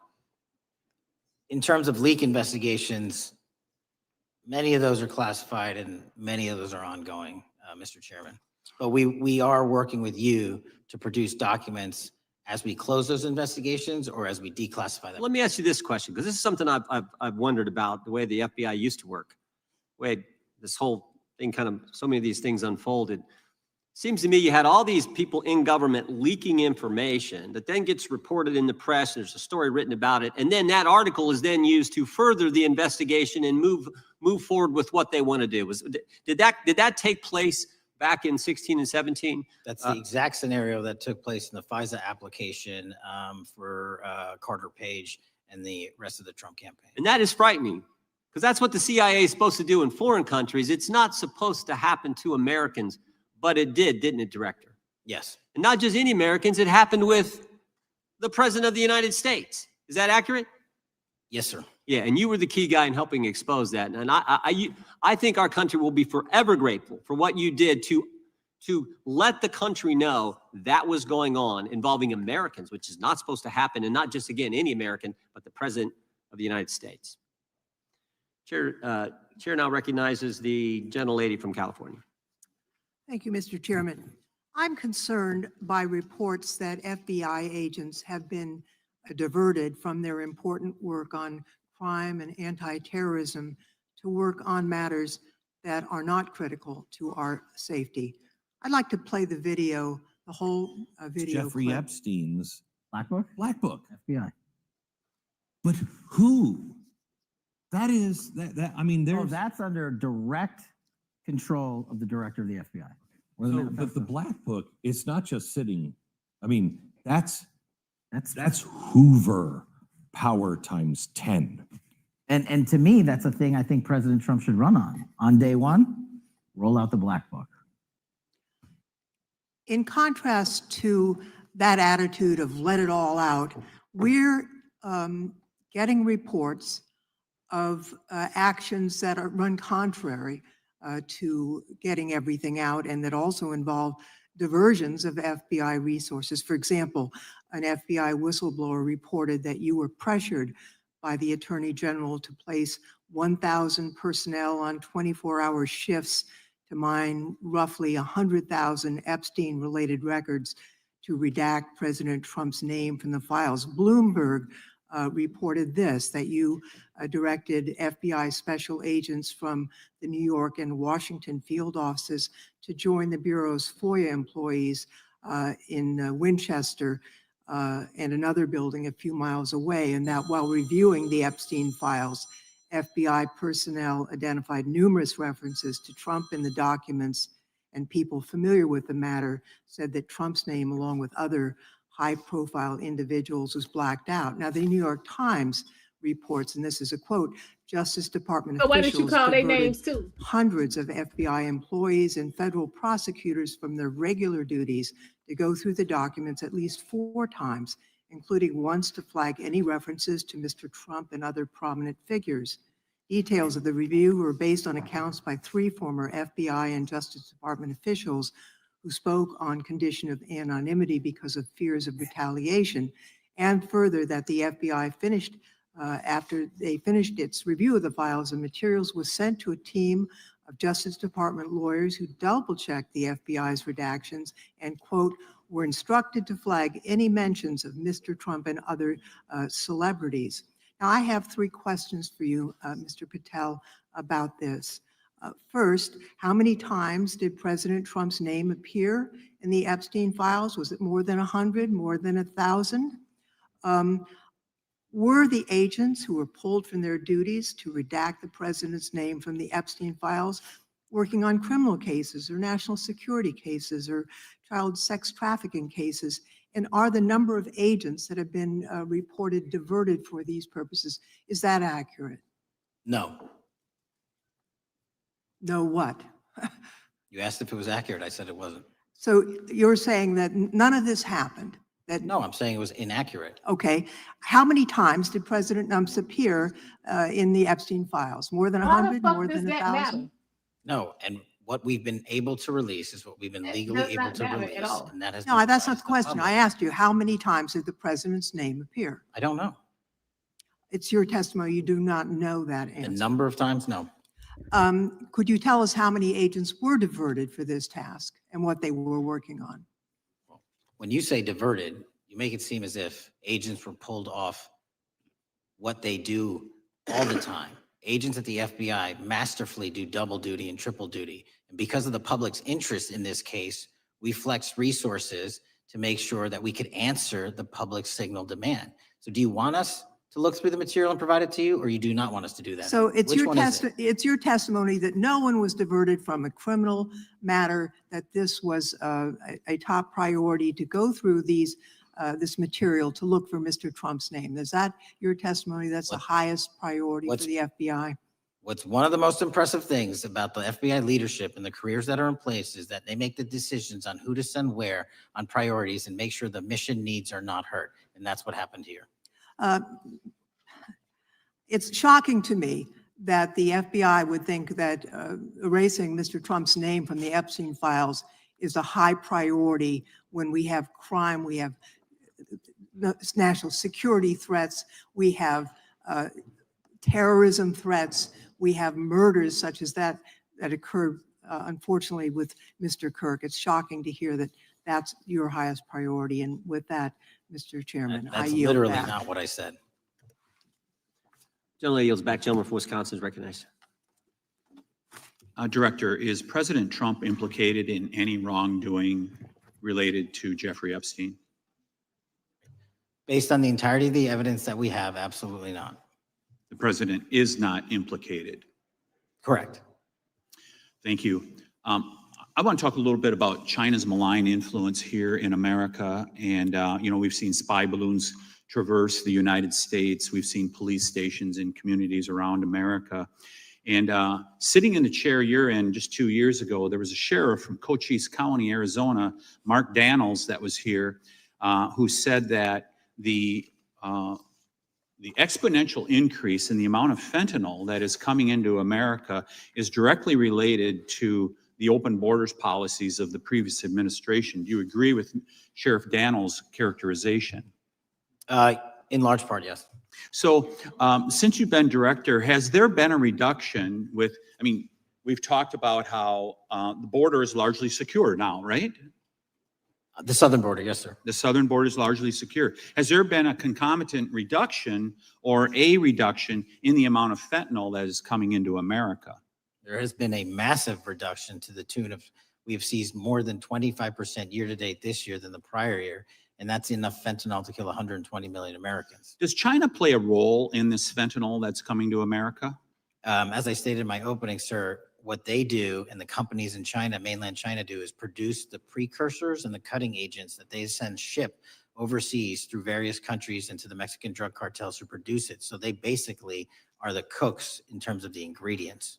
Tell us, what is the FBI doing to stop China from delivering death to America? So for the first time in a decade, I actually reached out to my counterpart at the Ministry of Public Security. No one at the FBI had done so, to engage. Ministry of Security, where's that? In mainland China. In mainland China, okay, thank you. To engage in a conversation to say, hey, can we have a certain number of these precursor chemicals listed in China so that they become illegal and illegal to trade? We're also working with our counterparts in places like India and Guatemala, because the transshipment routes of the precursors, the Mexican drug cartels have gotten creative, and instead of coming directly to America, are going into these countries. And we've had massive success in India and Guatemala, and in those governments' great partnerships in shutting down the ability to ship the precursors into those countries, which are ultimately destined to America. So those people that are working with security agencies have been working with you, is that accurate? Yes, sir. So I want to turn to a couple cases that are at the University of Michigan, where Chinese nationals, on behalf of the Chinese government, smuggled in illicit biological materials, stuff that can harm our agricultural industry. What actions are you taking as we see repeated stories of Chinese nationals doing this in the United States? So just that, sir, this calendar year alone, as I was mentioning, our counterintelligence operations and cases brought against the Chinese are up by, I think, something like 40%. And specifically, the cases in Michigan show two threat streams, not just against our agricultural industry, which is a threat to national security, but they were also bringing in chemical agents and mushrooms. I'm not the exact expert that would have ultimately hurt our population. We arrested and charged all of those individuals, and we were aggressively going after them in every single state because they weren't doing it in Michigan alone. Should research universities across the United States be doing a thorough job of vetting Chinese nationals that are coming to their universities? They should. Turning to spying in America, we heard the stories about Senator Dianne Feinstein's driver, who was a Chinese spy. We're familiar with Linda's son, who worked in Governor Hochul's office, Christine Fang in California. What are you doing to find these people who are Chinese spies that are trying to burrow themselves into the politics of America? Because we know it's happening, right? Yes, it is. And what our counterintelligence unit is doing is aggressively seeking the intelligence into where these individuals are working. Then we are utilizing our operational authorities to go in and investigate them either through our human source networks and collecting information through lawful process, online search warrants and data, so that we can bring proper arrest charges and publicize to the world what they're doing here. And just because we've caught a few doesn't mean we've caught everybody. We've got a lot more to go. I get one more quick question in. The FBI arrested a judge in Wisconsin, Hannah Dugan, for interfering with a federal law enforcement operation. Could you tell us a little bit about that? And is a judge above the law here in the United States of America? Well, no one is, and that case is ongoing. But as you stated, and these allegations that there was an interference in a lawfully executed federal law enforcement priority that was interfered with. I yield back, Mr. Chair. Gentleman yields back. The gentleman from Tennessee is recognized. Thank you, Mr. Chair. Director Patel, I believe you had primary importance in starting Operation Viper in Memphis. Is that correct? Yes, sir.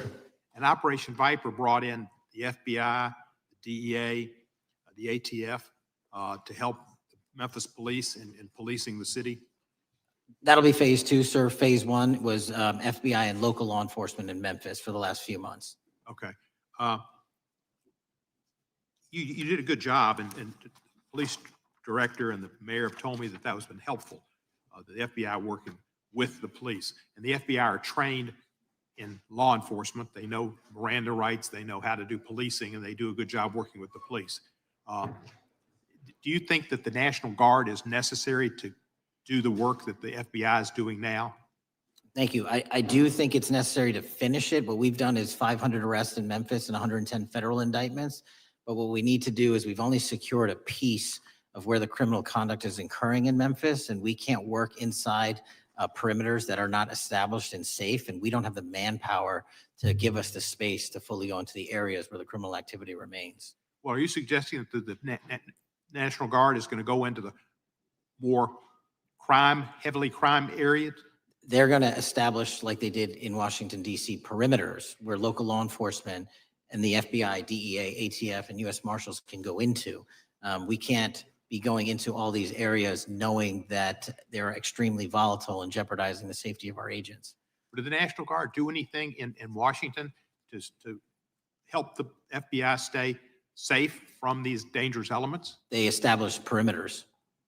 Established perimeter, and the criminals knew about it, so they... It was a visible force, sir, so they kind of saw it. Well, what you did, I commend you for what you did, and I think the FBI coming in, we have a crime problem in Memphis. The FBI has helped, DEA will help, and the ATF will help.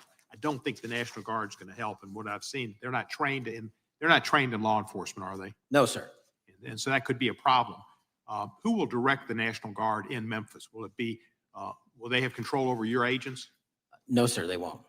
Who will have control over your agents? You?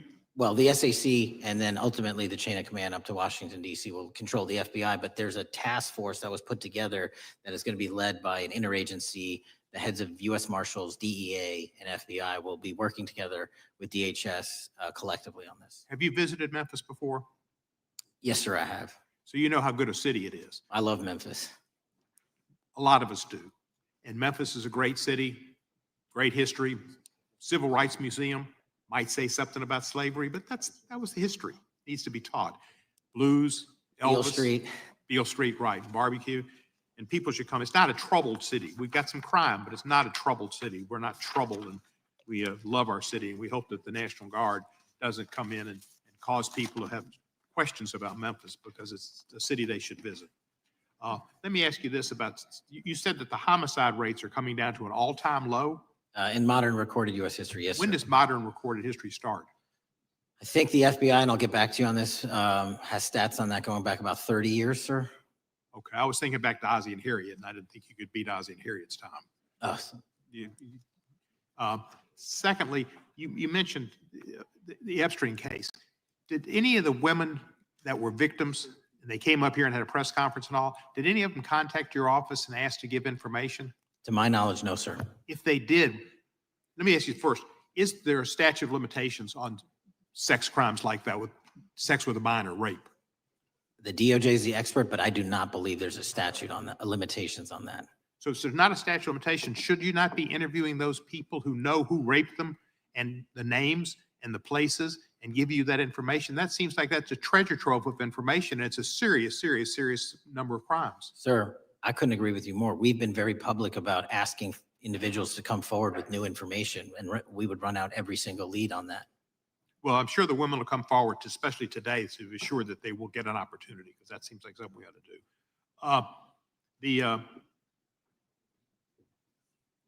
Mr. Driscoll, what was his reputation? I can't comment on Mr. Driscoll's matter. It's an ongoing litigation. Yeah, but his reputation you could tell us about.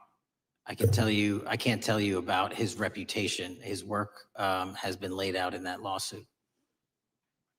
How many of the FBI agents who worked on the January 6th case have been fired? I don't have that number, sir. Do you have a ballpark figure? No, but I can tell you that individuals based on case assignments in the FBI that I have led have not been terminated for case assignments. Thank you, sir. Come back to Memphis and you work with Kevin Kane in our tourism bureau. He's great. Thank you. And thank you for your work in Memphis. Gentleman, yes, back. Mr. Chairman, I have a unanimous consent request. Gentleman's recognized. So I've got 4 documents I'd like to introduce into the record. The first one is Jeffrey Epstein's 6th story played out for years in plain sight. And Acosta is quoted in here saying, "I was told Epstein belonged to intelligence and to leave it alone." The second document is entitled, "What Epstein's Bodyguard Warned About His CIA Connections."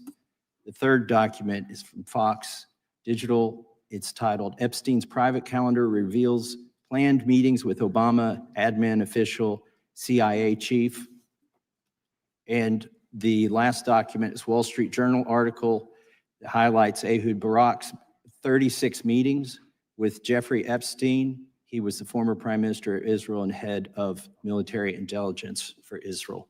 It may have held that title when he met Epstein, and then, yes. Without objection, the gentleman will hold for a second. The gentleman from Maryland is recognized. Thank you, Mr. Chairman. Just one UC request. This is Judge Engelmeyer's decision from August in U.S. versus Epstein, stating the government's 100,000 pages of Epstein files dwarfs the 70-odd pages of Epstein grand jury materials. Without objection, the gentleman from Kentucky is recognized for 5 minutes. Thank you, Mr. Chairman. Director Patel, I watched some of your Senate hearing yesterday when Senator Kennedy asked you, you've seen most of the files, who, if anyone, did Epstein traffic these women to besides himself? You replied, according to the transcript, there is no credible information that he trafficked them to anyone else. You also said somewhere in the hearing and here today that the problem is that the case files are constrained by limited search warrants from 2006 to 2007, and that the non-prosecution agreement hamstrung future investigations. Those constraints only apply to Southern District of Florida. They do not apply to Southern District of New York, the location of the 2019 sex trafficking indictment, which produced many things, including a series of FD 302 documents. According to victims who cooperated with the FBI in that investigation, these documents in FBI possession, your possession, detail at least 20 men, including Mr. Jess Staley, CEO of Barclays Bank, who Jeffrey Epstein trafficked victims to, victims including minors such as Virginia Roberts Giuffre, may she rest in peace. That list also includes at least 19 other individuals, one Hollywood producer worth a few $100 million, one royal prince, one high-profile individual in the music industry, one very prominent banker, one high-profile government official, one high-profile former politician, one owner of a car company in Italy, one rock star, one magician, at least 6 billionaires, including a billionaire from Canada. We know these people exist in the FBI files, the files that you control. I don't know exactly who they are, but the FBI does. Have you launched any investigations into any of these people, and have you seen these 302 documents? Sir, I have asked my FBI agents to review the entirety of the Epstein files and bring forth any credible information. And we're working with Congress not only to divulge that information and produce it to you, but any investigations that arise from any credible investigation will be brought. There have been no new materials brought to me launching a new indictment. So is the loophole here, or is it your assertion that these victims aren't credible, that the 302s maybe didn't produce credible statements that rise to a probable cause? It's not my assertion, sir. It's the assertion of two different United States attorneys' offices from 3 separate administrations who investigated those same materials in lifetime. Are the 302 documents in the FBI's possession? They reviewed all that. Yes, sir. And so have you reviewed those 302 documents that where the victims name the people who victimized them? If I personally know, but the FBI has. So how can you sit here and in front of the Senate and say there are no names? I said all. I named one today. I said we are not in the practice at the Department of Justice FBI of releasing victims' names. That is not what we do. We are also not in the habit of releasing incredible information. That's not what we do. But multiple authorities have looked at the entirety of what we have. Okay, I got to move on here. Were you present when the AG had the White House event when she released the binders to the social media influencers? I was, yes. So if you're willing to meet with social media influencers who stood to benefit from the sensational and sad stories of these victims, will you meet with the victims as well? The FBI will meet with anyone who has new information. Will you personally meet with them? The FBI and the professionals who are handling the cases will. Were you instructed that it was important to release the documents to the Oversight Committee on the day of my introduction of the discharge petition to release these files? I don't know what day that was, so no. Well, they were released that day, and there were victims' names who weren't redacted because they were in such a rush, and the victims are not happy about that. Have you investigated any of the CIA connections? Have you seen the CIA file on Jeffrey Epstein? And if you wanted to see it, would they show it to you? Well, I can speak for the FBI, and that's presuming there's a CIA case file. And I've reviewed everything that the interagency, not I, the FBI, that was provided to us. Would you be willing to look at the CIA file on Jeffrey Epstein? If there is such a file, and if it has not already been turned over to the FBI will look at any new investigative leads. Have you made any progress on the pipe bomb investigation January 6th? And have you made any progress on the motive of the Las Vegas shooter? As to the first, it's an ongoing investigation, and we have made progress. As to the second, sir, I'll have to get back to you.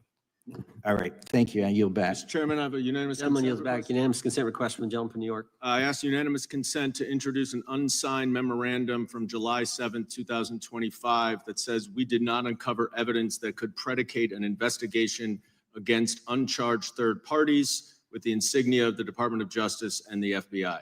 Without objection. Mr. Chairman, I have a Gentleman from Georgia. unanimous consent request.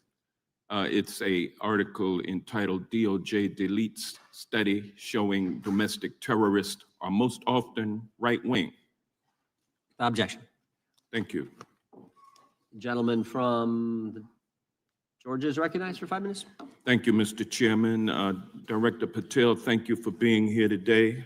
I want to first talk about the significant role that the FBI plays in combating the national security threats posed by our nation's greatest threat, our nation's greatest security threat, China and the Chinese Communist Party. It's a fact that China is America's most significant national security threat. Isn't that correct? I would say so, sir. And you would agree with me that China wants to dominate the United States of America?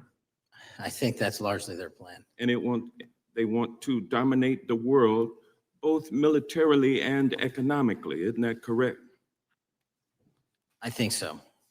And sir, you've been FBI director for the last, 8 months? 7 months, yes. 7 months. And during that time, have you held any stock in any companies founded in China?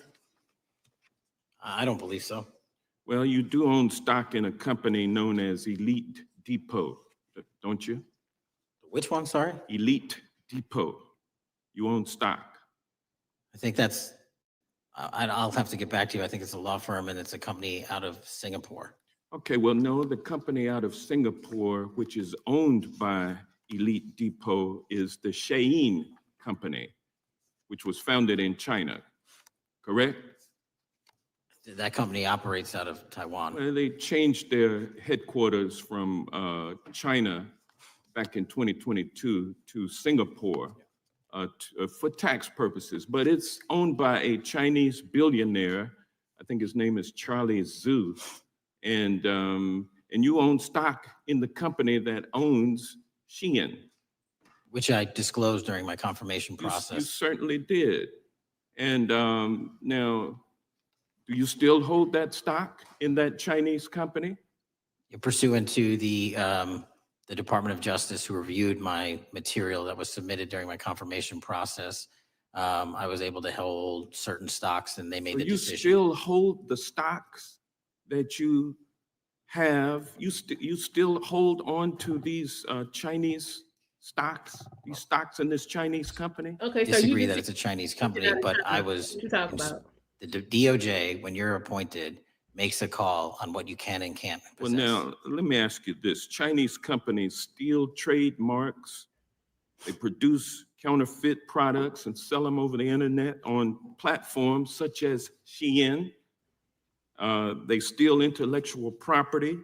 They steal data from American companies. And to me, it seems inconsistent with your role as FBI director that you would own stock in a company that is based in a country that is the nation's premier national security threat. It's like you are putting your own financial security over the security of the nation.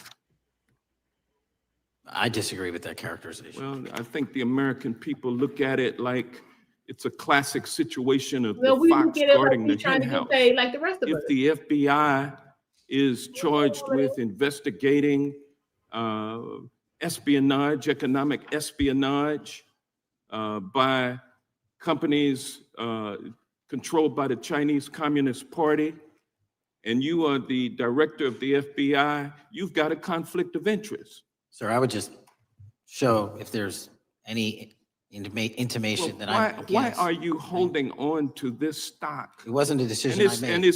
And it's valued at up to $5 million as of when you That's why last he's holding reported. on to it. Correct, $5 million. Clear you in don't stock? understand. I don't follow it. That You would don't be why follow he it, holds but on you're to still it. making money off of it.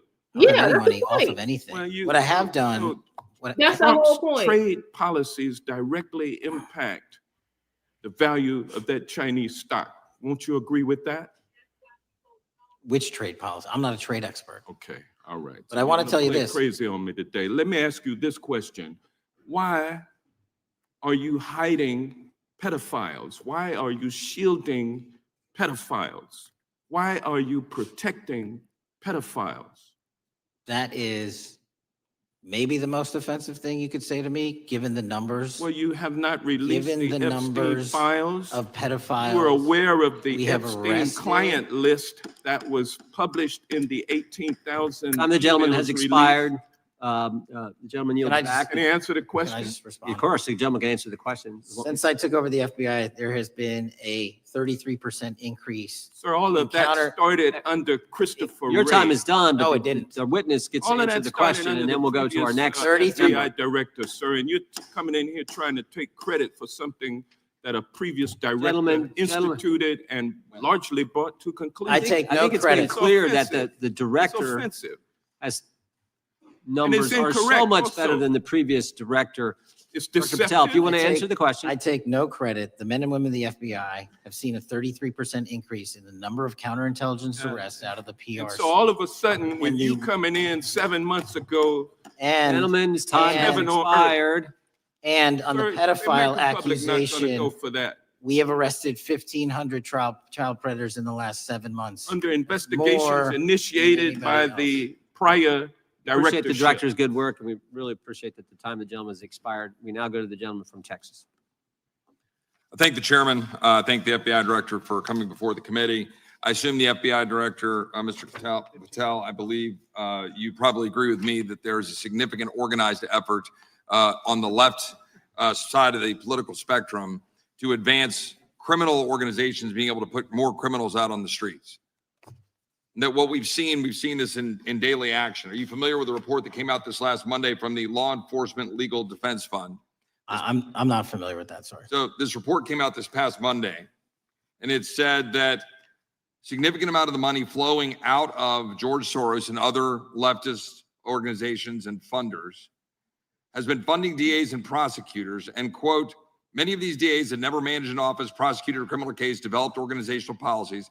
In dozens of America's largest cities and counties, this report finds these progressive district attorneys have outsourced core parts of the American criminal justice system to activists and political donors, taking direction and advice on everything from staffing decisions and communication strategy. Organizations, it's a complex web of donors going in through these organizations to put radical DAs and prosecutors out there, putting criminals on the streets.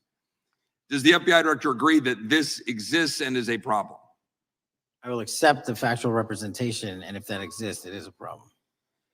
The organizations such as TIDES, the Fair and Just Prosecution, Brenner Center for Justice, Partnership for Safety and Justice, the Vera Institute of Justice, the amount of dollars flowing from George Soros through and to these organizations and to the various prosecutors that have resulted in increased crime on our streets, including the brutal murder of the Ukrainian refugee in Charlotte. I bring that up because that is one component of the problem. In addition, we have an organized effort targeting our border. The NGOs, the nonprofits and the deep pockets, the United Nations, charitable organizations, and a long list of over 250 organizations that the Center for Immigration Studies put out that lays out a complex web of organizations that were moving people into our country, knowing that they're dangerous, knowing that they're criminal, associated with taxpayer dollars flowing through the United Nations and donor dollars flowing through organizations, including ostensibly religious ones, putting these dangerous individuals on the street that resulted in fentanyl in our communities, that resulted in the death of Jocelyn Nungare, of hundreds, thousands even, as the director testified, 100,000 people dying from these narcotics every year. All of this in an organized effort, a complete effort by the radical left to use taxpayer dollars and these dollars to put people on our streets. In addition, the extent to which we've seen now with the Southern Poverty Law Center and their hate map targeting, for example, the Family Research Council, where we had a shooting right here in DC over a decade ago, putting Charlie Kirk, putting a target on TPUSA, Antifa, other radical organizations that are very specifically organized in targeting conservatives and ordinary Americans. Well, how about the organized effort to infiltrate our schools and advance a transgender agenda and advance a radical agenda, perhaps one that we will see exposed further in the individual that actually shot Charlie Kirk? Here's my question. Will you as the director, and are you as the director, pursuing all legal channels to follow the truth wherever it may lead on this organized effort, one? And two, do you agree that Congress should take all action necessary to expose this web of dollars that are flowing to undermine our way of life? I got another minute in my time that I'd like to hear from you on this topic broadly. I'll keep it short. Investigatively speaking, we are doing the following. We are following the money. We are following the money in every organization and every person that is violating the federal code. And it doesn't matter what your background or ideology is. We are following the money. We are using legal process to follow that money, issuing subpoenas to follow that money, using grand juries to follow that money. And when we have results to recommend for prosecution to the Department of Justice, we will do that. And we will continue to publicize documents through Congress, yes, when we make these findings. Mr. Chairman, I'd like unanimous consent to insert the record outsourcing justice by the Law Enforcement Legal Defense Fund that I alluded to before. I would ask unanimous consent to add a 2024 list provided by the Center for Immigration Studies on these United Nations and other affiliated groups that are responsible, over 250 of them, for moving individuals into our country in a coordinated effort.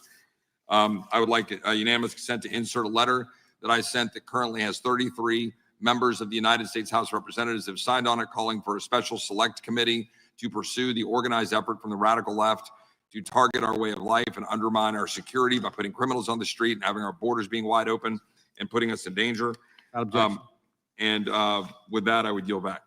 Without objection. Gentleman yields back. Mr. Chairman, I have a couple of unanimous Gentleman's recognized.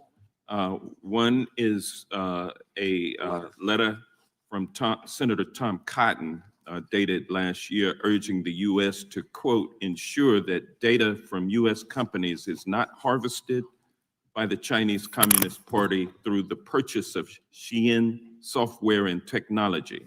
Without objection. And also a statement by Marco Rubio, then Senator Marco Rubio, which warned our UK allies about, quote, Xi'an's deep ties to the People's Republic of China. Without objection. Also,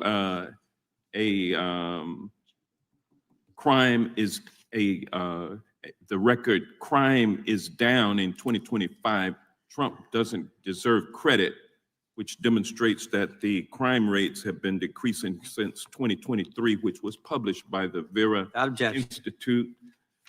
Also, a unanimous consent request to enter into the record a NPR report from July of 2024. GOP vows to make America safe again. Statistics contradict their growing crime claims. Without objection.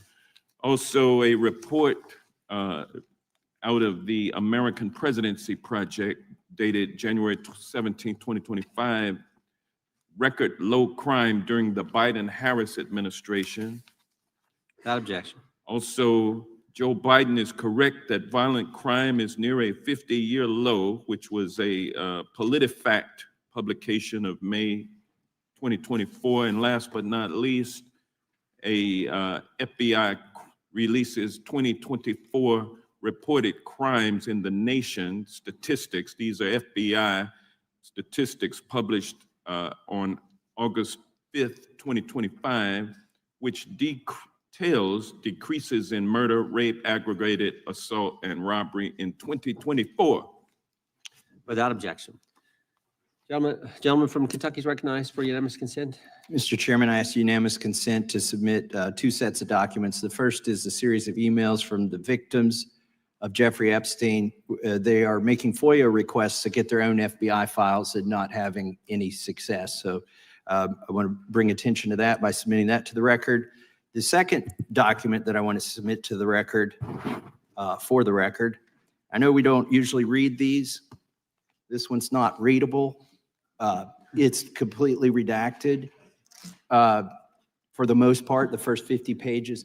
This is actually the search warrant that was served on James O'Keefe for a diary that he had already given to the government 2 months before.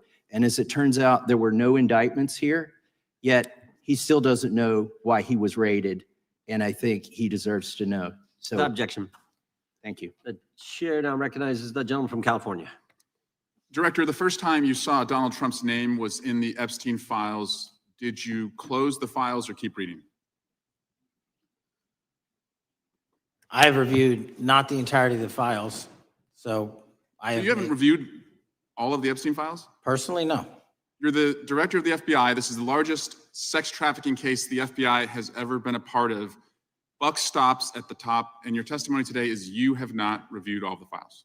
What I've been doing is been busy providing the safest country this country has seen in modern U.S. history in historic speed, because the men and women of the FBI are given the resources to reduce the homicide rate, to reduce the drug trafficking rate, to reduce the amount of children that are being trafficked, and the Well, number it of sounds like pedophiles that those we have children arrested being is trafficked would record high. appreciate the director reviewing the files. You said you don't know the number of times Trump's name appears in the files, so it could at least be 1,000 times. Is that right? The number is a total misleading factor. We have not Could the released number at least anyone's be 1,000 name times? that, we have not released anyone's Could it name in the at least Epstein be files 1,000 that times? has not been credible. Director, And could it at we have least be 1,000 released times? every piece of legally permissible information. Okay, You can so- characterize the numbers however you want it. Reclaiming my time, Director. It sounds like if you don't know the number, it could at least be 1,000 times, which It's not. leads me, It's not. is it at least 500 times? No, Is it at least 100 times? no. Then what's the number? I don't know the number, but it's not that. Do you think it might be your job to know the number? My job is to provide for the safety and security of this country. My job is not to engage in political And that includes innuendo, protecting so you can sexual go out to the assault victims. sticks and get your 20-second hit in your So fundraising reclaiming my article. time, They Director. keep going, reclaiming your time, because the Director, people of California If are being Trump- if the underserved by president- your if the representation. president is not implicated, why not release everything that involves We him? have released everything, the president and anyone else's side, that is credible and lawfully be able to be released. Your fixation on this matter and baseless accusations that I'm hiding also child Mr. Mass's pedophiles is disgusting. interest. Anyone that says that needs to look at the stats alone and go back to the state of California, who's receiving the biggest surge in So, FBI resources through my Director- redeployment, because the cities of Los Angeles, San Diego, and San Reclaiming Francisco my time, need it. Director. Remembering your oath to tell the truth, did you ever tell Donald Trump his name is in the files? I have never spoken to President Trump about the Epstein files. Did you ever tell the Attorney General that Donald Trump's name is in the Epstein files? The Attorney General and I have had numerous discussions about the entirety of the Epstein files and the reviews conducted by our Did team. you tell the Attorney General that Donald Trump's name is in the Epstein files? And we have released where President Trump's Did you, name it's is in the a simple attorney's question. file. Did you tell the Attorney General that the president's name is in the Epstein files? During many conversations that the Attorney General and I have had on the matter of Epstein, we have reviewed. The question is painstakingly simple. Who Did you can tell be- the Attorney General that Donald Trump's name is in the Epstein files? Yes or no? Why don't you try spelling it out? Yes if or you're gonna mock no, me? Use Director? the alphabet. Yes or no? No, A, B, C, Director, D, E, F. it Don't sounds wanna do like you don't want to tell us. Did you tell the Attorney General that Donald Trump's name was in the Epstein files? Why don't you try serving your Director, constituency did by you tell the focusing on Attorney reducing General that violent Donald crime in this Trump's name- country and the number of pedophiles that are Director, legally reclaiming my harbored in time, your Director. sanctuary cities in Director, California? reclaiming I'll my work with time. you on that. Do Regular you wanna order, Mr. work with us Chairman. on that? Director, I'm reclaiming my Belos, time. a gentleman from California. Did you tell the Attorney General that Donald Trump's name is in the Epstein files? Yes or Question no? has been asked and answered. You have not answered it, and we will take your evasiveness as a consciousness of guilt. Director, did Donald Trump ever say to you, just find and release the entire truth? Don't worry if I'm in it. The instructions from the administration were to release all credible information, and we have done that. Did Donald Trump ever provide information about Jeffrey Epstein as an informant? Donald Trump has not been, and I can only speak for the FBI, an informant of the FBI. So, Director, you've played this cute shell game where you say you can't release everything because the court has said that it legally is not allowed to be released, but the court calls bullshit. Judge Richard Berman said that when you went to the court, quote, information contained in the Epstein grand jury transcripts pales in comparison to Epstein investigation information and materials in the hands of the Department of Justice. So let's move on, Director. You wrote a book called Government Gangsters. You identified 20 individuals in that book. You put me on that list at the top of the list. Thank you. My children find it flattering. 20 of those individuals have been investigated or have had adverse actions. Director, considering that you have identified these people as, quote, government gangsters, will you recuse yourself from making any investigation decisions about these individuals? Anyone that has been terminated at the FBI has been done so the because question they failed again. to meet the muster in Director, their constitutional I will obligation. work on the No, no. audio-visual capabilities. I'm of going to the rooms. I borrow don't your think you can hear me. terminology and call I'm reclaiming bullshit my on your time. entire career in I'm Congress. reclaiming my It has time, been a Director. disgrace to the American Director, I'm people. reclaiming my You time. can Will reclaim your you time all recuse you yourself? want. Mr. Try Chairman, and you're gonna protect allow a the witness citizens to of speak this California. way? Mr. Chairman, would you give, recuse yourself, Director? The gentleman has no time. Mr. Chairman, would you Mr. Chairman, admonish the point of- witness not to insult members? Gentleman has no time. Mr. Chairman, just Committee will remember. quick point of order. Could the gentleman be extended an additional 20 seconds to complete his thoughts since the witness decided to interrupt him And then continuously? the witness will be able to respond if he wants. We'll make sure he Thank has you. time to Okay, do that. my question Gentlemen, is, continue. will you, Director, recuse yourself, yes or no, from investigating or making decisions about the 60 individuals, including myself, that you identified as government gangsters? Yes or no? Time of the gentleman has expired. The No. witness may respond if he would like. And the answer was no, as I heard. Correct. Okay. The gentleman from Wisconsin, the gentleman yields back. The gentleman from Wisconsin is recognized for 5 minutes. Thank you, Chairman. Thank you, Director Patel, for being here today. I wanted to talk a little bit about the assassination of Charlie Kirk and the FBI's subsequent investigation. I know it's really sensitive, and you can make the call as to whether or not, obviously, it's something that you can respond to, but I think it's still fresh on many people's minds. I want to congratulate you and Utah law enforcement for the work you did in identifying the suspect and apprehending him. According to public reports, and I think this is what maybe it's, I still have questions about, and maybe the public does. According to public reports, the alleged shooter arrives on the Utah Valley University campus nearly 4 hours before the shooting. Was that your understanding? Is that kind of?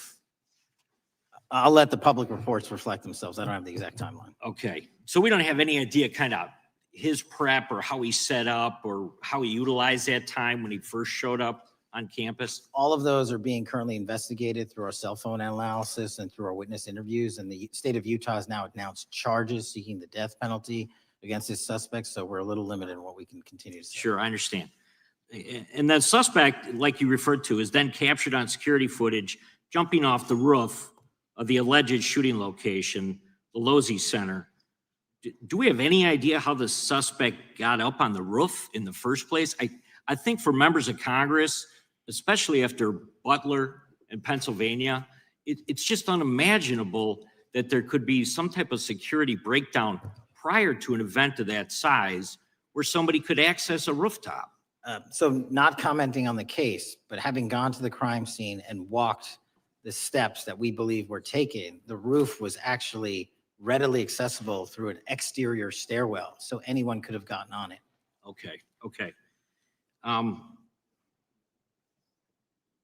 The suspect flees on foot to kind of this wooded area where he drops the rifle, wraps it in a towel, and then proceeds to his staged vehicle and basically drives home. So do we have any idea what the towel was about? Was it used later to identify a place where the firearm was left, or? What we can tell you is the towel, there was a screwdriver found on the rooftop, which DNA was collected off of, and the towel was found wrapped around the firearm in question in a wooded area next to the campus. All have been processed for DNA. And then according to the suspect's roommate, there were allegedly messages on instant messaging platforms, specifically Discord, suggesting the towel may have been used to identify that weapon's location. So the public reports have suggested that the shooter acted alone.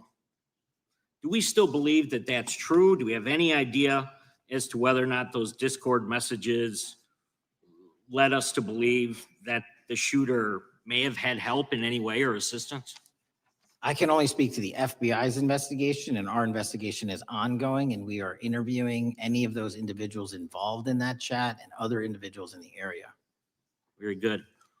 And so my suggestion, if there are accomplices, I'm sure this is something that the FBI is going to continue to investigate fully and thoroughly into the future. Yes, sir. The reason I ask that is because I don't know that that was necessarily the case with Butler, Pennsylvania. So thank you so much for your persistence kind of in this matter. There's still a lot of public questions that need to be asked. Let me shift to another topic very quickly. On July 31st, 2025, the DOJ and the CIA declassified the annex to Special Counsel John Durham's 2023 report on Operation Crossfire Hurricane. The 29-page Durham annex contains previously classified information about among other things, the investigative referral of the Clinton campaign plan. Why would somebody place documents in a burn bag related to this case? That case is very much ongoing, so I can't comment on the stylization of the evidence we're collecting. Can you comment at all on the Durham Annex, as I described it? The Durham Annex, which has been publicly released thanks to the FBI's commitment to transparency, is one of the documents that's being utilized. And in general terms, speaking for burn bags, sir, a burn bag is what you use to put classified documents into generally, because that is literally how you destroy them. So it appears that efforts were made by the Clinton campaign to reach out to the FBI agents or the Clinton sympathizers in the intelligence community in order to lead more credibility to the Clinton campaign plan. Do you think that's an accurate characterization? Again, I'm not going to characterize that material because it's part of an ongoing investigation. Thanks for being here today. I yield back. Gentleman yields back. Gentleman from California is recognized. Thank you, Director Patel, for being here today. The FBI searched Jeffrey Epstein's Manhattan residence, correct? I believe that happened in 2018. I think there was 2 locations, sir. It's 2019, and in that residence, the FBI found a safe, correct? I don't have the catalog of evidence in front of me. In that residence, the FBI found a safe, correct? I'll accept your representation. Okay. And in that safe, the FBI found topless and lewd photographs of girls, correct?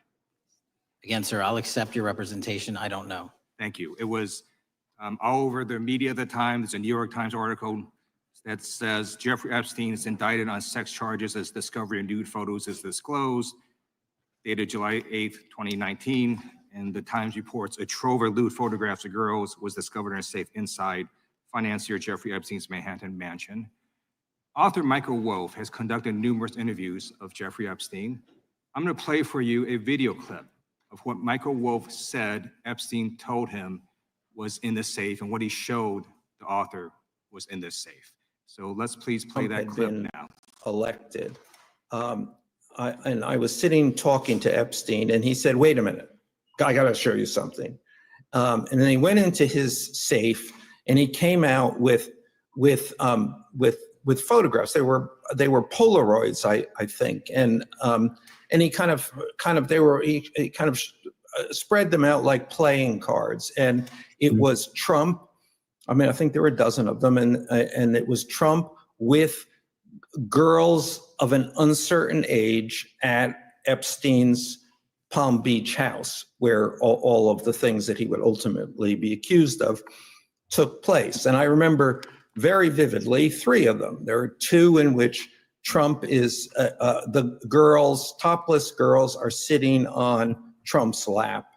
And then a 3rd in which he has a stain on the front of his pants. And the girls are kind of pointing at it, sort of bent over, laughing. So Director Patel, I'm going to ask you a very broad and general question. As you know, Donald Trump and Jeffrey Epstein were friends.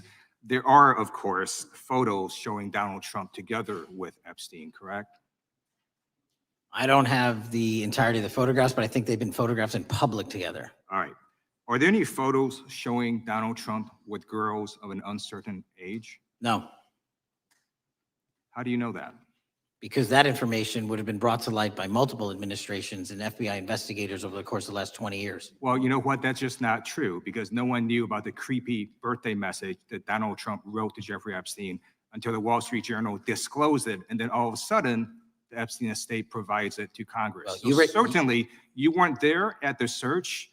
You don't know what Epstein may or may not have done with those photographs even prior to the search. Maybe someone has it. Maybe the Epstein estate has it. You raise a great point. So I'm going to ask you, have you asked to talk to Michael Wolff? You raise a great point. I haven't personally asked to talk to Has the Michael FBI Wolff, asked? but to the interview Michael FBI, Wolff? I'll get back to you if the FBI So specifically Michael asked has ever. about 100 hours of testimony of Jeffrey Epstein. Wouldn't it be good for the FBI to interview Michael Wolff? I'm not saying they haven't. I just don't know. Has FBI subpoenaed the tapes that Michael Wolff has conducted of Jeffrey Epstein? I don't know. All right. So if you could provide us an answer, that would be terrific. Well, let me ask you this question then. Have you looked at all the photos in Epstein files?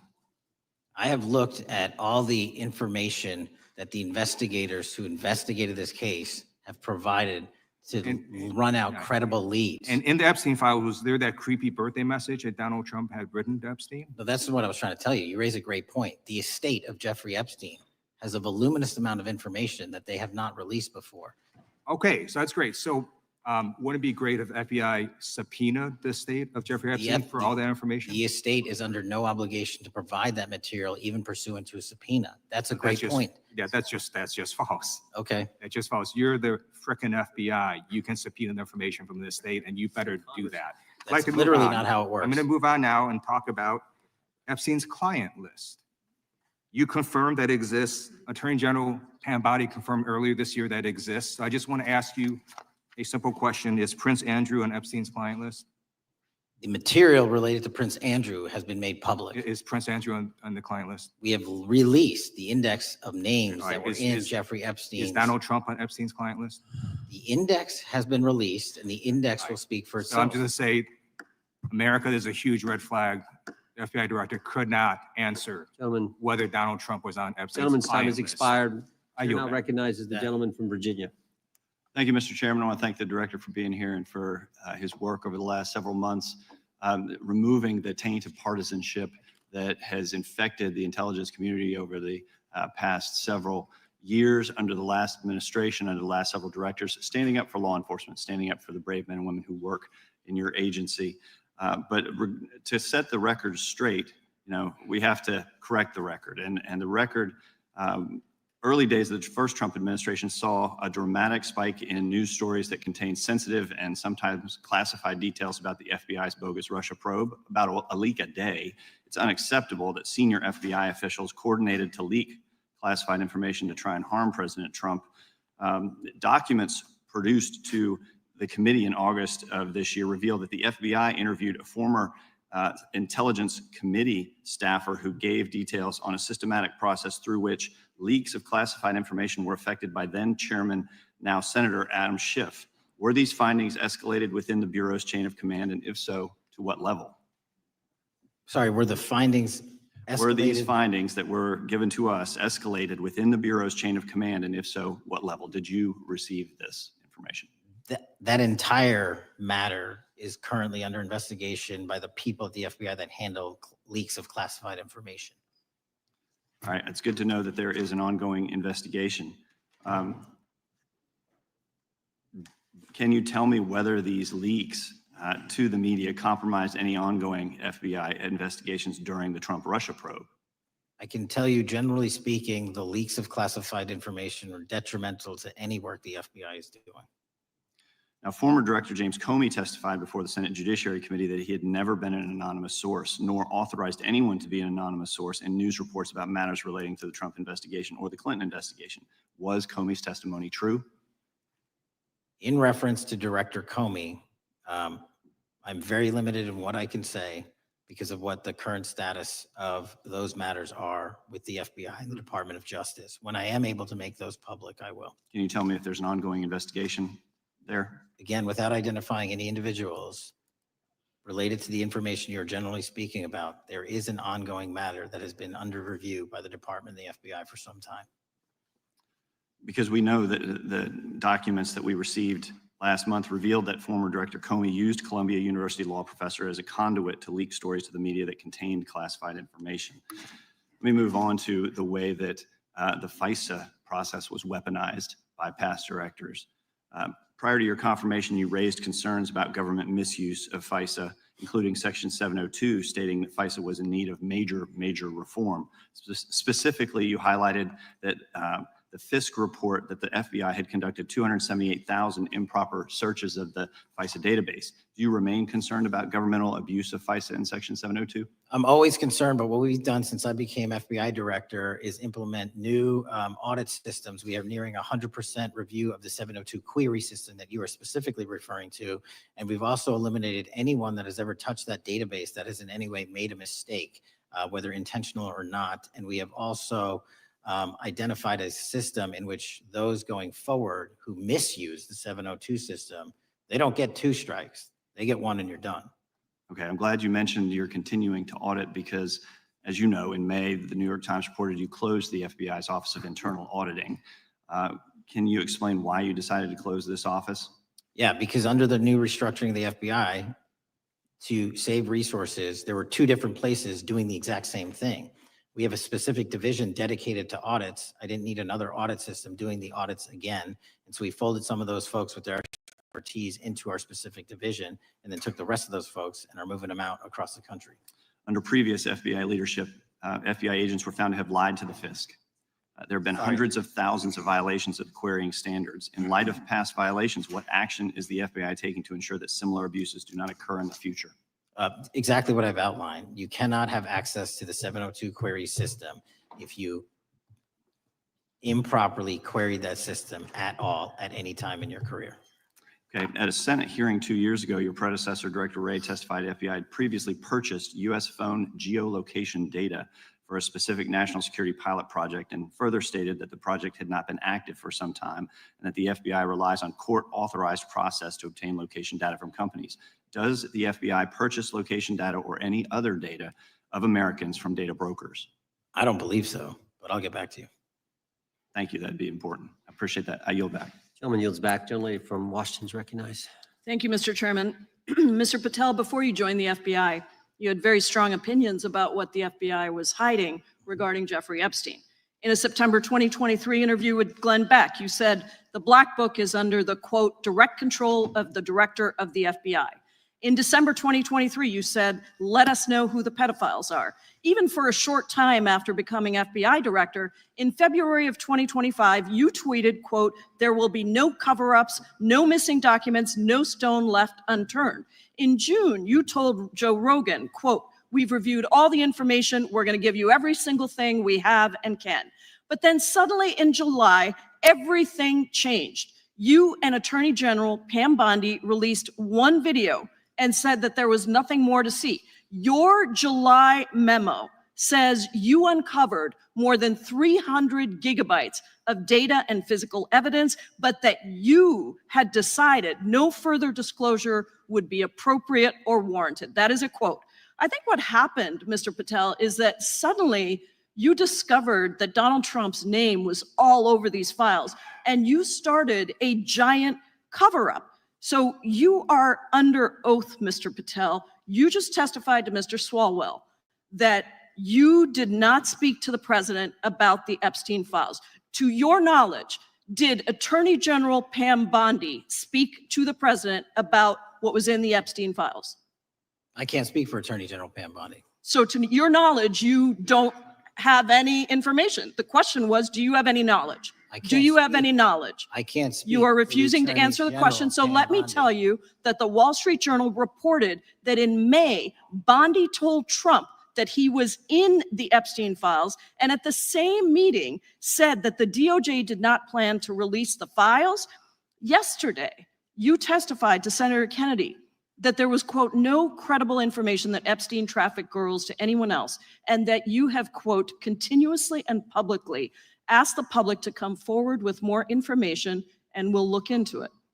Today, in response to Mr. Massey's question, you appear to say that the survivors were not credible. These are survivors. That's not at all what I said. Okay, great. I'm going to ask you this in a second, but let me tell you Okay, about well, the then don't lie about survivors, me. and let's bring them up here into the room. These are women who came to the Hill and testified that they were groomed and raped at the age of 14 and 16 years old, and they called to meet with the president and to meet with the FBI and to have people investigate their claims. Some of them have never testified before. If you are so interested in getting the public to submit any information, why have you not met with them? You said you haven't met with them. Have you met with them? I'll give you one more chance. My job as the FBI director is to Is invite the all answer yes or investigative no leads. to whether or not you met with these women who were sexually abused and raped? Any insinuation by you or any What people is on the your end? side that I am not manhunting child predators and sex traffickers, just look at the Mr. stats. Patel, And you talk Mr. about Chairman, cover-ups, man. Mr. Chairman, You this talk is about my time, cover-ups. and I will take Why- as much time as I Where were want. you during the Instruct the Obama and witness, Biden Mr. administrations Chairman. when these so-called Instruct the cover-ups were witness. going on? Mr. Why didn't Chairman. anyone in those administrations talk to any of these Mr. purported Chairman. witnesses? Let's I get have some regular welcomed order, Mr. every Chairman. single person to provide credible information. Time belongs to the gentlelady from Washington. And I'm gonna When you- take when another you couple accuse of the minutes. witness of something, he's allowed to respond. That's how it works. You say Listen, he something, didn't even, say the- excuse me, Mr. Mr. Chairman, Chairman, you have point always of order. been fair, but I'm- this and is I'm not being fair. and you will get No, your- this you will is get your my time, time, and he You will give the said gentlelady that the a few witnesses additional were not credible. seconds of time. I'm gonna get an additional minute of time because No, that's you'll how get much what, time you he won't get a took. minute, you'll get some seconds, what we think is under 5 minutes. You don't get to demand how Mr. much time you Patel. get. That's not how it works. Mr. Patel, are the victims of the Jeffrey Epstein horrific trafficking ring, are they credible? Any person with information about ongoing sexual I'm trafficking. asking you if they're credible. Ma'am, I'm Are they commenting on the evidence credible? we have. But And we have routinely asked for people to come forward with more evidence and we will look at Mr. it. And the evidence that we have was the same evidence that the Mr. Biden and Patel, Obama Justice Departments Mr. had. Patel, And they this is determined, not new. me, they determined that that Chairman, information was not Mr. credible. Chairman, he's not letting me even ask my questions. You This is ask the ridiculous. questions, he gives an answer. You may not like what he says, No, but that I'm doesn't mean you asking, get to he's not interrupt answering him. my question. Mr. Chairman, have could we an- restore the gentlelady 45 seconds so she We can will give complete her her question? additional 30 seconds, which is what I said I'm earlier. going to keep taking my time No, because you'll here's take the time thing. that you get. You get are 30 not seconds. answering the question. The question I is, have, you just don't like the these answer. are these women credible? It's a yes or no answer. I have answered the question. Well, and I what is keep the telling answer? you, I'm the only FBI director that has welcomed new information in this Okay. case. This You're not- administration is the only one that has welcomed any new information in this Is there case. a yes or no to Present whether the new credible victims are credible? information. Present new Are information. the victims credible The victims- or not? I'll tell you what happened in the last Trump Are they administration. credible or not? You can't even Victims say. credibly came forward. And you know what happened? President Trump authorized the indictments of President Jeffrey Trump Epstein. called Not them Biden, a hoax. not Obama. President Trump No one called else. the entire thing a Democratic hoax. So I would like to ask The you gentlelady's if time has you expired. will I gave her meet- the additional if 45 you- seconds she if you requested. will The meet- gentlelady yields back. The gentleman from Mr. New Chairman, Jersey is I would like recognized to for his ask if 5 you would minutes. meet with the women who were sexually Time does not belong- abused and raped and groomed Time does at not the belong ages to the of gentlelady from 14 Washington. and The time now 16 belongs- years old. Are the you time- going to cover up? No, I'm Are not you gonna- going to I'm continue gonna to recognize cover the up gentleman for from the New Jersey rich for and his 5 minutes. powerful men, including those that might be on this committee? I can yell Or too, are Mr. you Chairman, but I going don't want to yell allow above them this. to The time belongs testify? to the gentleman from New Jersey. I Are you appreciate the going to allow gentlelady them to yielding back. testify, Mr. Patel? Go ahead. Will Mr. you Answer. allow them to testify to you, Mr. Patel, Mr. Patel, thank you for being here. I know it's been an interesting and difficult 2 days. And I wasn't going to talk about the Epstein thing because there's a lot of other issues that affect the FBI, but I have to say a few words. I've sat here, I've listened to this, I've watched it, and you know, my Democratic colleagues are so concerned now, Mr. Patel, all of a sudden. Where were they last year? Where were they the year before? Where were they the year before that? Where was the last president in any of this?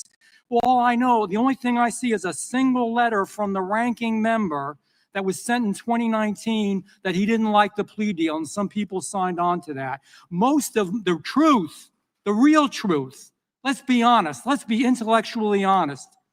The real truth is we didn't hear from them at all. Anybody of them. Hardly any of them ever mentioned it. Some of them didn't mention it at all until the beginning of this year. Earlier in the year it started. Not one Democrat asked Director Wray. We all remember Director Wray was here. Not once, not twice, multiple times. Nobody asked Director Wray about Epstein before this committee. Nobody was that concerned. Where was the concern for the victims then? Where was the moral righteousness then? Where was the outrage then? Where was the sense of duty then? Where was the desire for accountability then? Where was the urgency for justice then? Most of all, where the hell was the integrity then? You know what the truth is. Let's just say it, man. Tell the truth time. The truth is, it's politically useful for them to try to do this now, even though they didn't give a damn about it in the past. And you know what? That's an insult to the victims, and that's an insult to America. Continue to do the work you're doing. Continue to uncover what needs to be uncovered. One real quick thing before I say anything to 9/11. We know that was mishandled by the past director and by the past FBIs. There are family members here. There are family members who are concerned. God Almighty, we want to get to the truth of that. I ask you, please, to meet with them, to talk to them, and to investigate this with truth. You know, in the Biden administration, we went through a very dark and difficult period of time. The FBI trust was broken with the people. Catholics were, this is the stuff we've been talking about, were labeled radical threats for praying in their churches with their rosaries. Parents at school boards were called terrorists for standing up for their children. Hindu holy men in New Jersey. We have the largest Hindu temple in the world. They were attacked. They were put up against the wall with guns to their heads. So it isn't just a Catholic or Christian thing. American Jews were targeted in colleges and universities, and a lot of folks in the FBI, in the past FBI, not this one, didn't give a damn. We can't go back to targeting religion. We can't go back to silencing free speech. The Biden administration did that. So I got questions for you. Hopefully thoughtful questions that you can answer for us in a thoughtful way. How is this FBI now, under your leadership, how are we restoring trust for Catholics, for Hindus, for Jews, for parents, for all the other, for just American people that were targeted by FISA because they had a different viewpoint? How are we restoring that trust in the FBI? Multiple ways, sir. One, and maybe most importantly, is through transparency and providing the American public with the material so they can see, read it themselves as to what the abuses were in the past, whether it relates to the Catholic memo or the Hindu incident you talked about at the largest temple in North America. Any institution of faith and any member of faith will not be investigated by this FBI because they are men and women of faith ever, period. And nor should they. Nor should they. I don't mean to interrupt you, but my God, of all the amendments to the freedom of speech, freedom to believe in what you want to believe in, I know you're standing up for that. Continue. I'm sorry. No, that's it. Sorry. Okay. The Richmond memo was driven by a reliance on sources. The Southern Poverty Law Center, you know, the words sound nice, but the organization's not so nice. And we've seen the Anti-Defamation League distort data that counts as violence. Have you been able to identify and eliminate these kinds of partisan sources? We welcome all sources, but we want objectivity and neutrality and decency in the way we report all this. Have you been able to uncover any information there? How do we make sure our sources are good in the future? We have reviewed the source processes that infiltrate any institutions of faith, and they will no longer be going into institutions of faith. They will be directed towards criminal activity and protecting the homeland, the two most important missions the FBI has, and that's what we're going to continue to do. Good. And I'll say this, there was a lot of bull today, a lot of you know what, and I'm not going to say it because I respect the institution so much going on around here. Continue to do the work of the people. You are here for that reason. The administration is here for that reason. It was weaponized and politicized, the FBI, in the past. I hope to God we never, ever see that again. One of the darkest parts of American history. Thank you, Mr.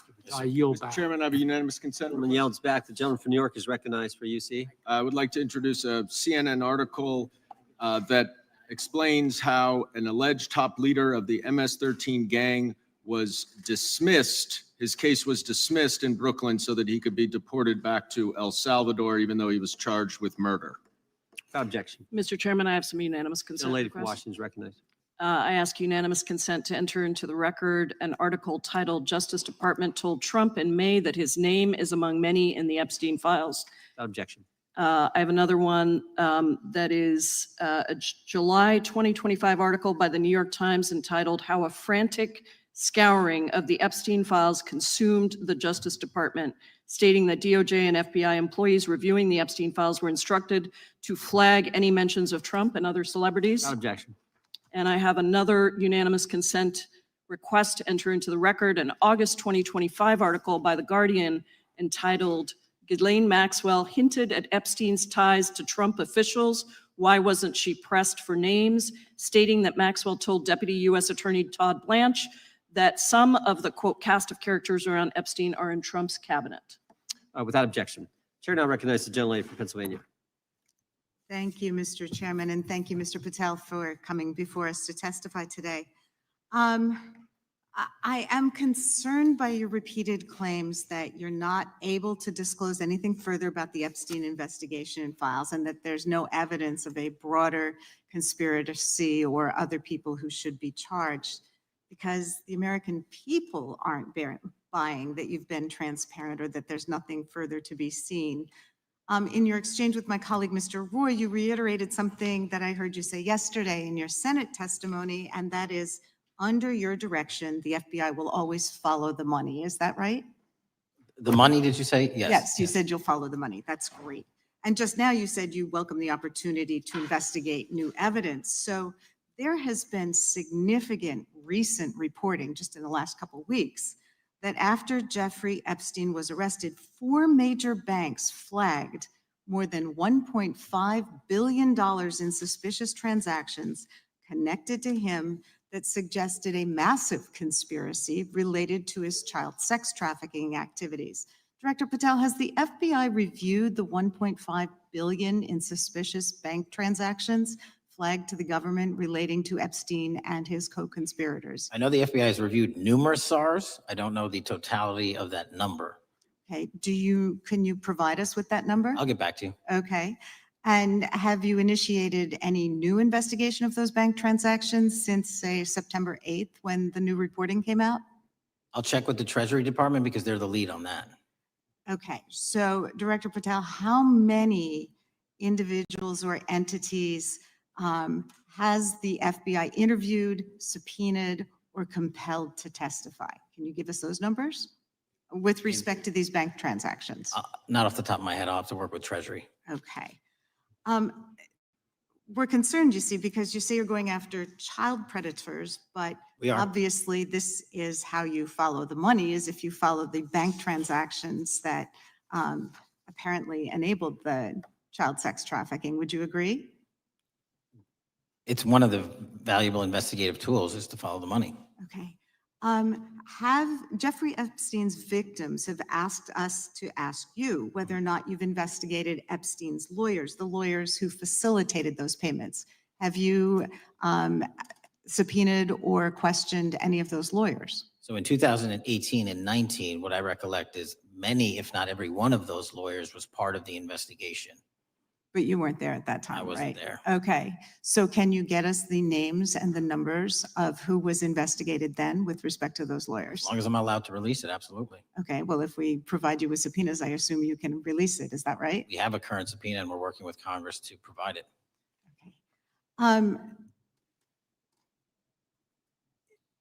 You've said that the Acosta investigation had an original sin. What do you mean by that?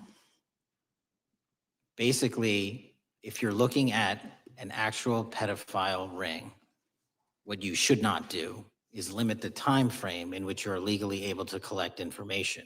So search warrants that Mr. Acosta utilized in 2006 and 7 leading to the 2008 plea agreement had a very specific narrow window of years, I think 3 or 4 years. And so information pursuant to legal process wasn't collected for 10 years or 15 years or 20 years. It also, subpoenas were not sent out to hundreds of witnesses at the time, hundreds of victims at the time. None of that was done. None of these people were put in grand juries. And so the totality of information from the jump, instead of being this big, was like this. And that, in my opinion, is not how you run an investigation if you're trying to break a sex trafficking ring. So you're now in charge of the FBI. Why haven't you done that investigation? Great question. And here's the answer. Simply because I am not able to go back 20 years and collect information that the courts had decided was already subject to search warrants. They have said, this was in the investigation. There's a non-prosecution agreement out of that plea. And when the case was reopened, and this is where it comes into play, when the case was reopened in 2018 and 2019, the search warrants, again, were limited to the conduct of Jeffrey Epstein. Now, whether that's right or wrong, that's a different discussion, but I'm telling you, that's the Okay, information well, we I think that reviewed. is a different discussion. And I think the discussion we'd like to have today is why you aren't following the money with respect to the broader conspiracy, that it has been reported in the New York Times and elsewhere, and that if you really want to attack the issue, if you wanted to attack the issue, if you wanted to get to the bottom of it, if you wanted to disclose what really was involved in the Epstein files, the Epstein cover-up, that you would be taking very different actions that you are today. I do want to seek unanimous consent to enter into the record the New York Times September 8th, 2025 article, How J.P. Morgan Enabled the Crimes of Jeffrey Epstein. Objection. And also an article dated July 17th, 2025 in the Epstein case, Follow the Money. Objection. Okay, thank you. Gentlelady yields back. Mr. Chairman. Gentleman from Maryland is recognized. Thank you much.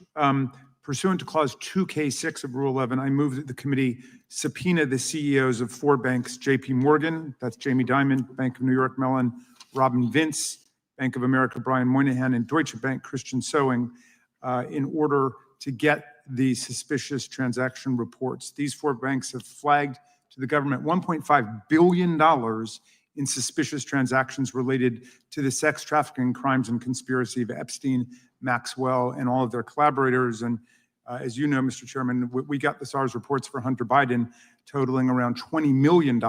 And so these $1.5 billion in SARS reports we should get, especially since the director doesn't seem to be forthcoming. And I request that we do this immediately. I think the director's been very forthcoming. We will hold any motion to subpoena in abeyance until the conclusion of the hearing. The chair now recognizes the gentleman from Texas. Thank you, Mr. Chairman. Thank you, Director Patel, for being here. It is quite clear that certain members of this committee, they want their 15 seconds on TV, stamping and coming. Maybe it's for fundraising. Maybe they're struggling in their district. They need a little bump. But they turn a committee into a clown show, and that's what we're seeing. You're being unjustly attacked today. I watched the Senate hearings yesterday. You were attacked there. We know there's an agenda. There's always an agenda. It's the same characters with the same personalities, the same objective, and that is destroy the mega movement. You're being attacked, Director, is because you're effective. You highlighted what you've been doing in DC with the president and reducing violent crime. You're very effective. Another individual that was very effective with meaningful debate and dialogue was Charlie Kirk. And they killed him for it. Charlie Kirk was a man of faith. First and foremost, he loved his Lord Jesus. He loved his family. Beautiful wife, beautiful children. Just a remarkable, honorable man that was silenced with this assassin's bullet.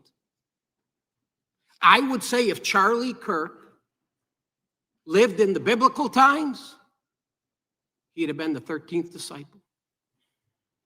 He'd have been the 13th disciple. We have a new committee, if you're not aware, a new select committee regarding January 6th. I'm honored to be on that committee. I'm looking forward to working with other members to expose truth, questioning federal agencies that were involved on January 6th, like the FBI, played a role, but we don't really know, Director, to what extent. We don't know. The January 6th sham committee was not formed by Nancy Pelosi to seek truth. It was nothing about getting to the truth about January 6th. Their sole mission was to damage Donald J. Trump and end his political career. And everybody knows it. That's what the purpose was. You know what's nice, so I kind of get to ask the question, though, how did that work out for you? Donald J. Trump is back in the White House, and America loves him. I spent 30 years in law enforcement, retired sheriff from a large county in the great state of Texas. I have seen, Director, I've seen more enthusiasm and support for law enforcement today because of what you and Donald Trump have done over the last 8 months to protect the American people. The American people couldn't count on their government to protect them. Crime is rampant. And now we have a president and an administration that puts the American people and their safety first. It's interesting, a few minutes ago, a classmate reached out to me and sent me I told him, I said, yes, we got Director Patel in front of our committee today. And Andy Kane wanted me to tell you, he said, quote, tell him we love him. Tell him we love him and all the brave warriors exposing the deep state. Cash, you're a great American, sir. You're a great American. Your work as the director of the FBI is commendable. It's commendable. And I want to thank you, sir. Thank you for your service. Keep up the good fight, brother. Don't let him tear you down. Keep up that good fight. You have it in you. With that, sir, I yield back. Gentlemen, yield to me.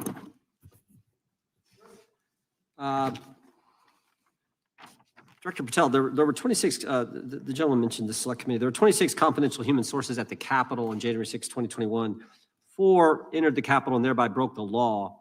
Do you know if those individuals were being paid by the Ray FBI? So we've provided 600 pages of documents to this committee alone regarding January 6th. That's 600 pages more than any of my predecessors. Yep. Generally speaking, confidential human sources are always paid by the FBI. That's how it works. I can't speak to the specifics on each one and how much they make. And we appreciate it. We've reviewed some of that material and you've given us a lot of material that we didn't get from Director Ray. That specific question I think is important to the American people. Were people who were confidential human sources of the FBI who broke the law, one was recommended for prosecution, my understanding is, by the information we've received from you, were they actually paid by the very taxpayers who may have got charged with the same offense? I think that's important for us to understand. I'll get back to you on that. Thank you. Chair now recognizes the gentleman from California. Thank you, Mr. Chair. Welcome, Director Patel. I want to focus a little bit on domestic terrorism. We have a graph here, data up to 2021, but as you can tell, domestic terrorism is on the rise. Nation, our citizens under threat. We saw the assassination of Charlie Kirk, 2 assassination attempts on the president, school shooting, Minnesota last month, and closer to home, just a couple of days ago, Huntington Beach, peaceful vigil for Charlie Kirk, infiltrated by neo-Nazis who essentially made the local individuals attending that event fear for their safety. All of us know that a lot of these domestic attacks are by lone wolves, but yet they do leave clues, social media or elsewhere. Director Patel, you're it. You're the thin blue line. The FBI, your job to protect our citizens back home from those that would harm us. You have to find the needle in the haystack. Takes a lot of work, a lot of resources. Talking to my local sheriff this morning who said they're concerned. Federal cuts to local grants that help them do the job.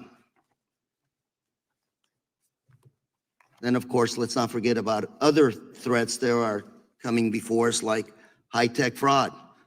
Local senior recently was talking to me about a text she had gotten, a demand by the IRS to send a payment immediately, or the IRS agents were on their way to arrest this individual.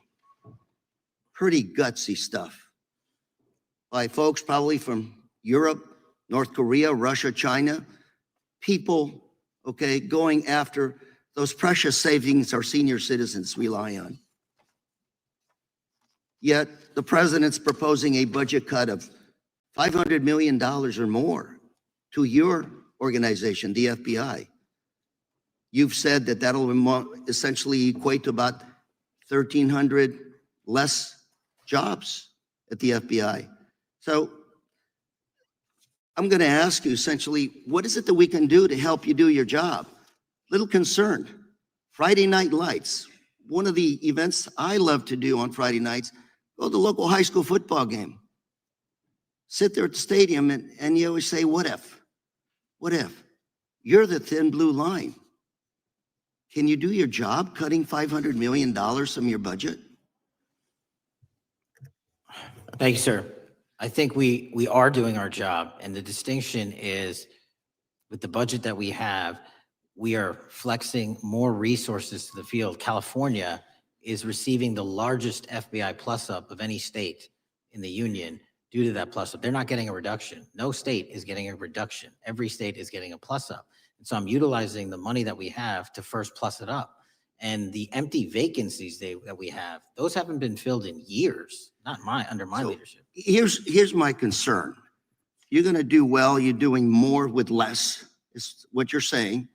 Yet we're about to vote on a budget that has $88 million more to protect members of Congress, the executive branch, and the Supreme Court. There's a contradiction here. Back on Main Street, we're saying you can do more with less, you can protect them with less money. Yet here in Washington, we're saying we need more money to protect members of Congress. It's a little contradiction here. Or maybe, sir, you ought to talk to leadership about coming in with your management style to protect the Supreme Court, Congress, and the administration. Otherwise, it's essentially a hypocritical situation. We need more protection, yet folks on Main Street can do with less. My concern is folks on Main Street. We also were, I think we received over 300 million in the big beautiful bill, and we're also receiving pots of money from our interagency. So this sort of 500 million cut isn't entirely accurate. You're still getting cut 200 million plus. You're still moving your agents to do ICE work. So you are leaving a lot of bases uncovered. And I'm not going to be argumentative with you, Director Patel. I'm just saying, if that thin blue line does not hold, people on Main Street will pay the price. I agree with you, sir. And I just look forward to working with you, because I am very concerned that these kinds of budget cuts are short-sighted, especially when my local sheriff calls me and says, we need more support, and we're looking at budget cuts. I'll work with you, sir. Thank you, Mr. Chair. I yield time. Mr. Chairman, I have another unanimous consent request. Gentleman yields back. The gentleman from New York is recognized for unanimous consent.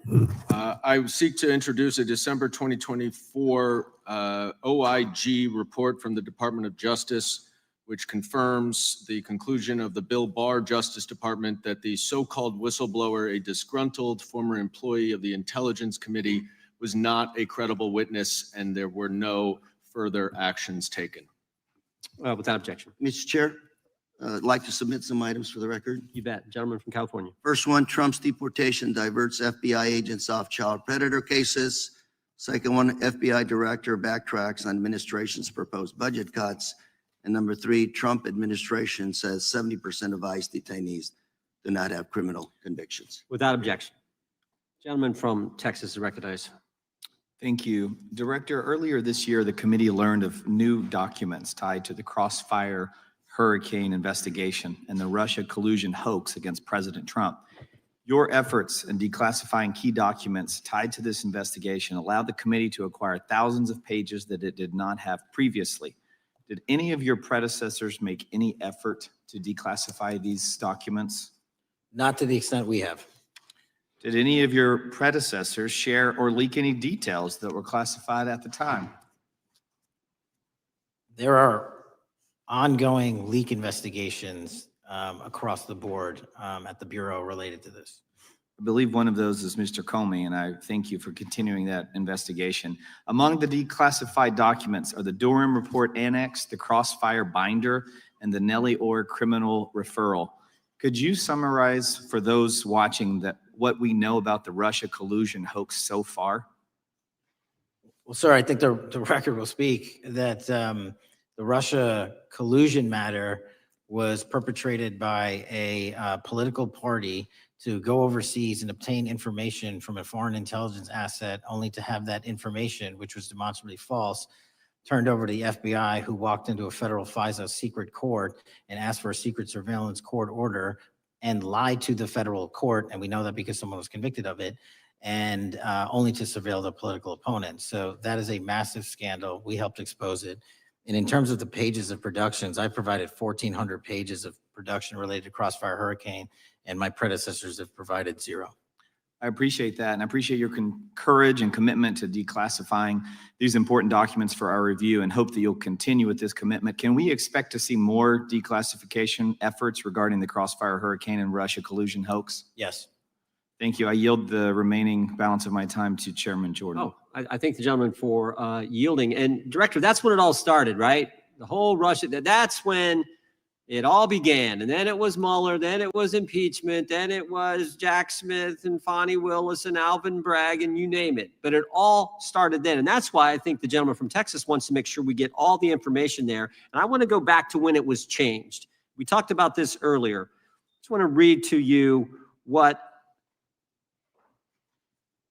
the CIA officer said to the House Permanent Select Committee on Intelligence. Quote, Brennan refused to remove the dossier. When confronted with the dossier's main flaws, he responded, yes, but doesn't it ring true?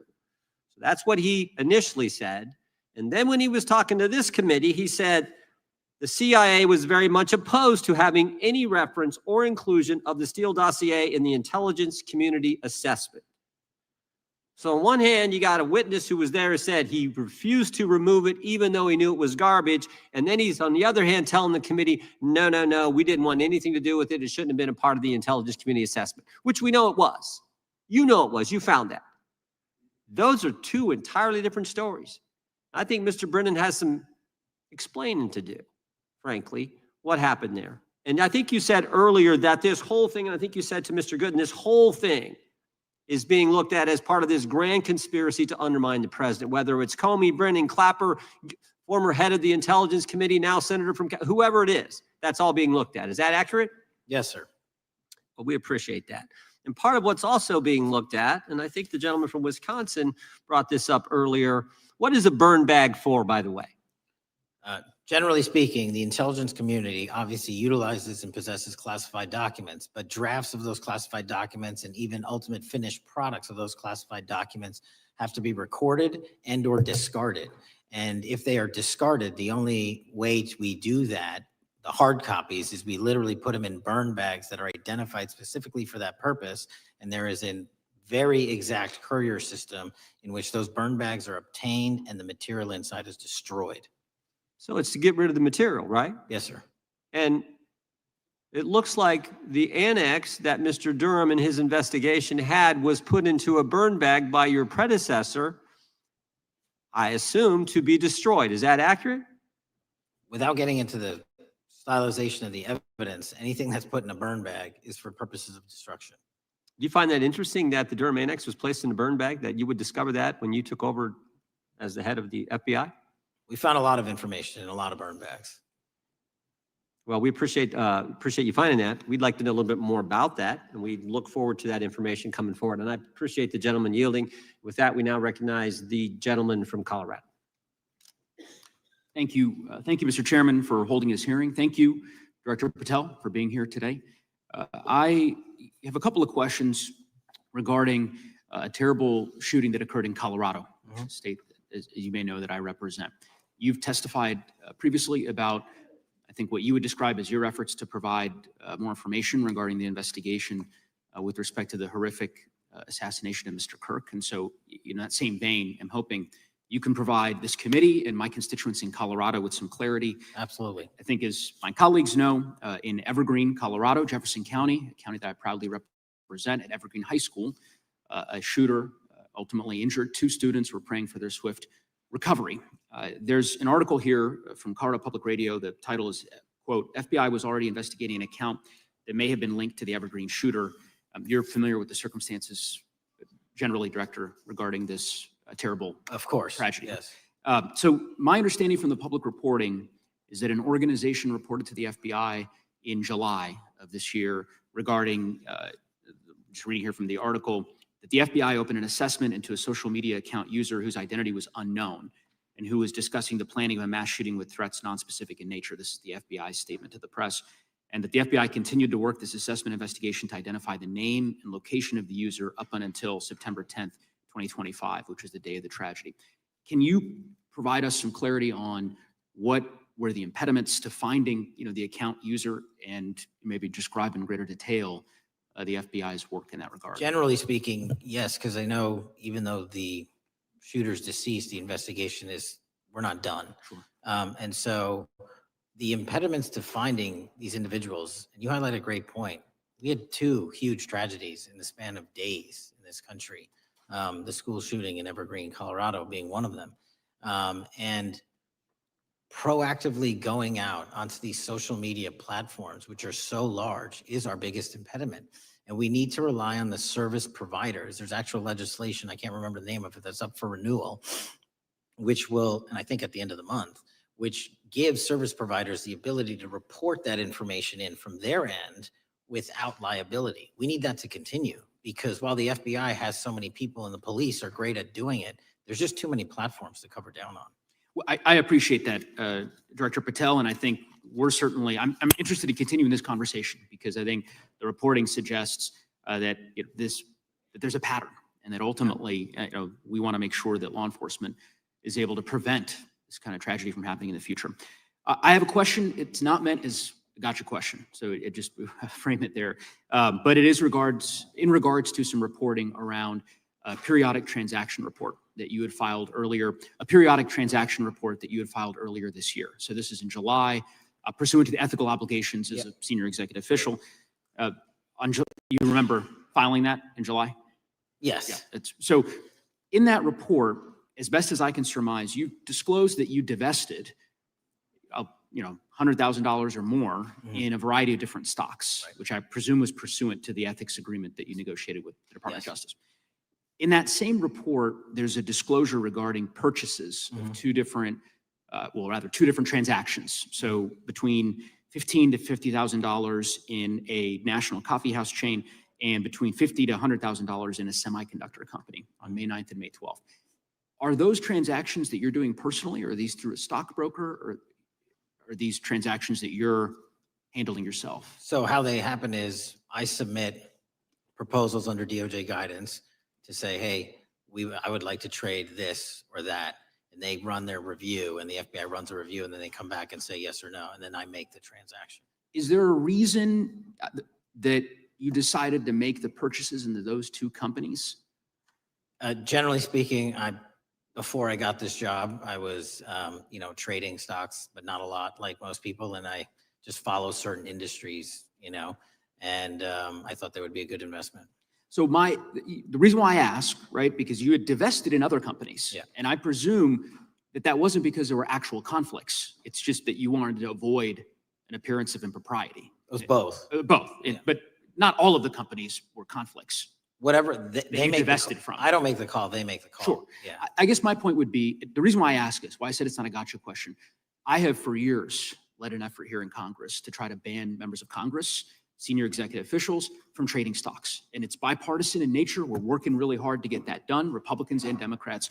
And you can understand, I think, given your role, given the nature of the position that you hold as the leader of the largest law enforcement agency in our country, that divesting entirely, not doing day trading now, I think would be something that would be in the interest of the American people. So I just would hope you would consider that, and that moving forward, that perhaps not purchasing stocks in individual companies, I would think would be something that would be worth pursuing. Gentleman's time is. I'm happy to give the witness an opportunity to. Answer. Thank you. I'll work with you on it. Gentleman from Alabama is recognized.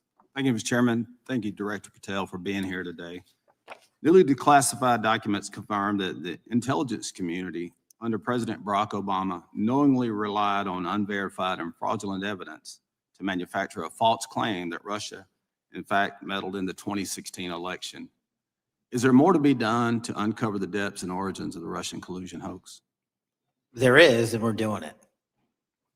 Why should Americans still care about that, Director Patel? Everybody wants to talk about a weaponized bureaucracy.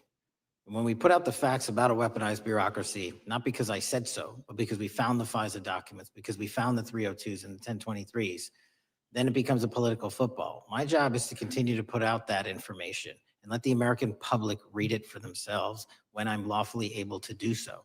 And that's been my commitment on any subject, Russiagate or otherwise. Wherever the law allows me to do it, I will do it.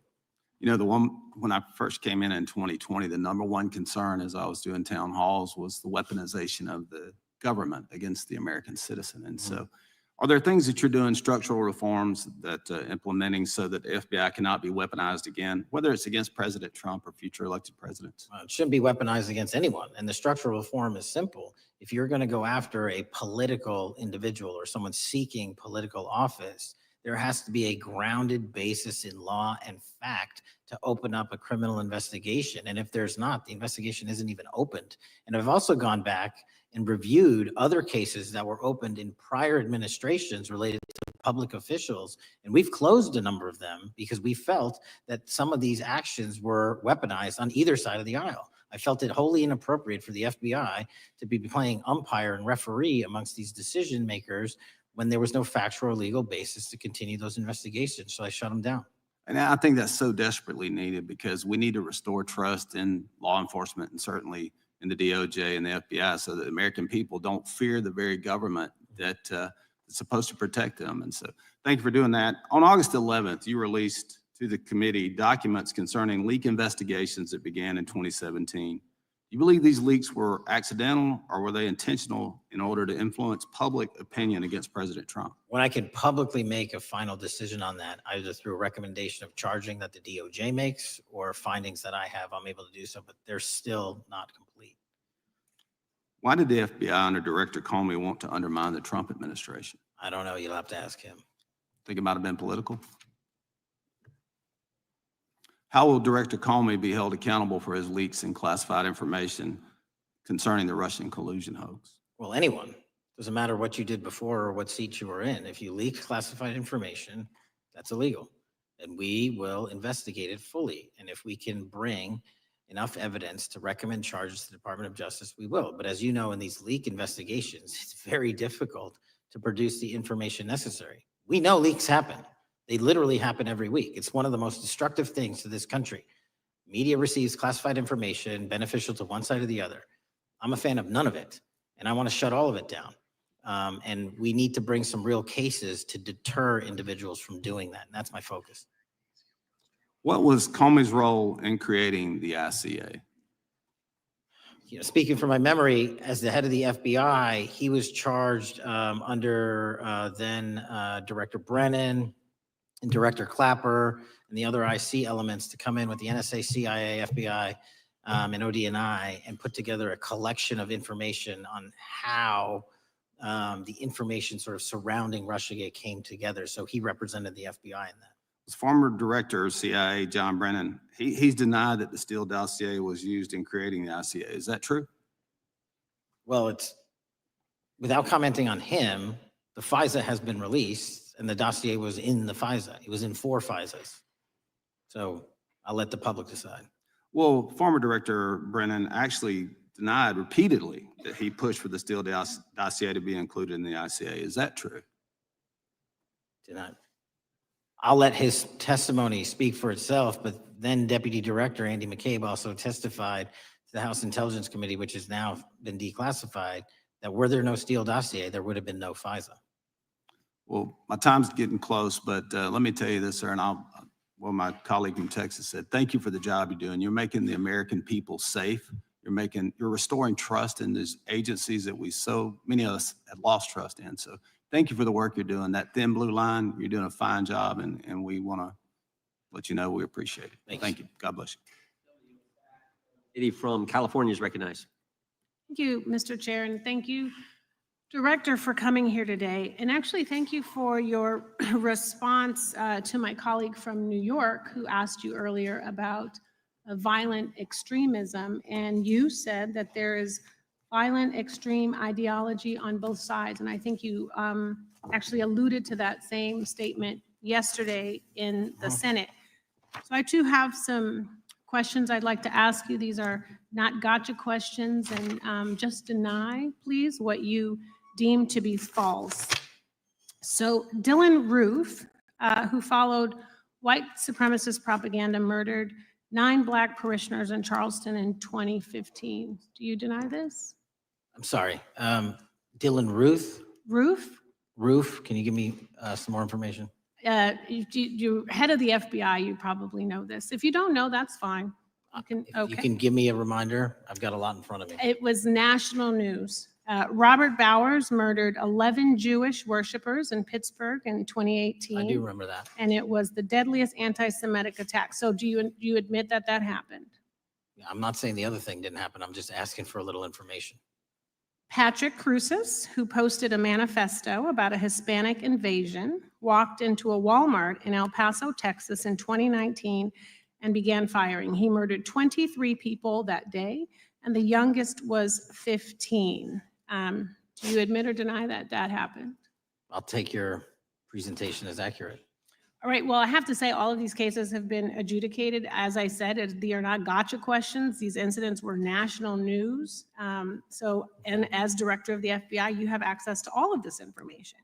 So in 2022, Peyton Grendon walked into a supermarket in a Black neighborhood in Buffalo, New York, and started shooting. He murdered 10 people that day. And on September 10th, your friend Charlie Kirk was assassinated. Tyler Robinson has been taken into custody and charged, but also on that day, Desmond Holley, a 16-year-old white male, shot and injured 2 students at a high school in Colorado before killing himself. And according to the Anti-Defamation League, he had a fascination with mass shootings and white supremacy. So do you admit to, deny these facts? Those happened. Okay.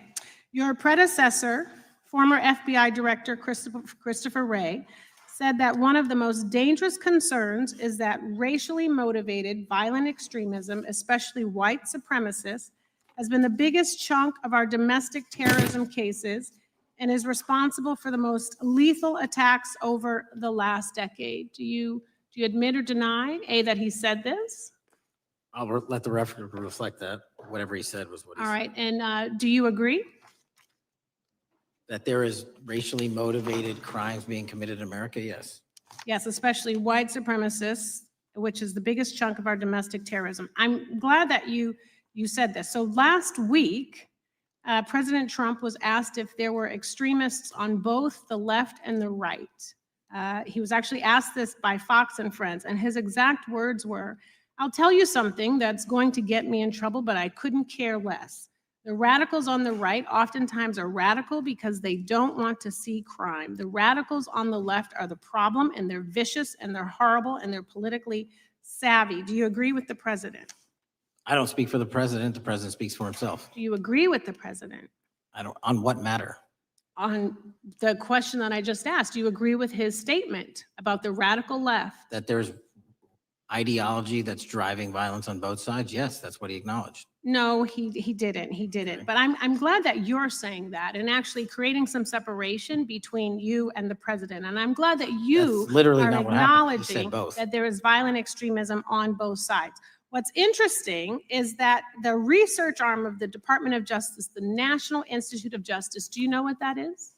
I'm familiar with them. Okay, great. It is the research arm of the Department of Justice, and it published an article in 2024 devoted to domestic radicalization, violent extremism, and terrorism.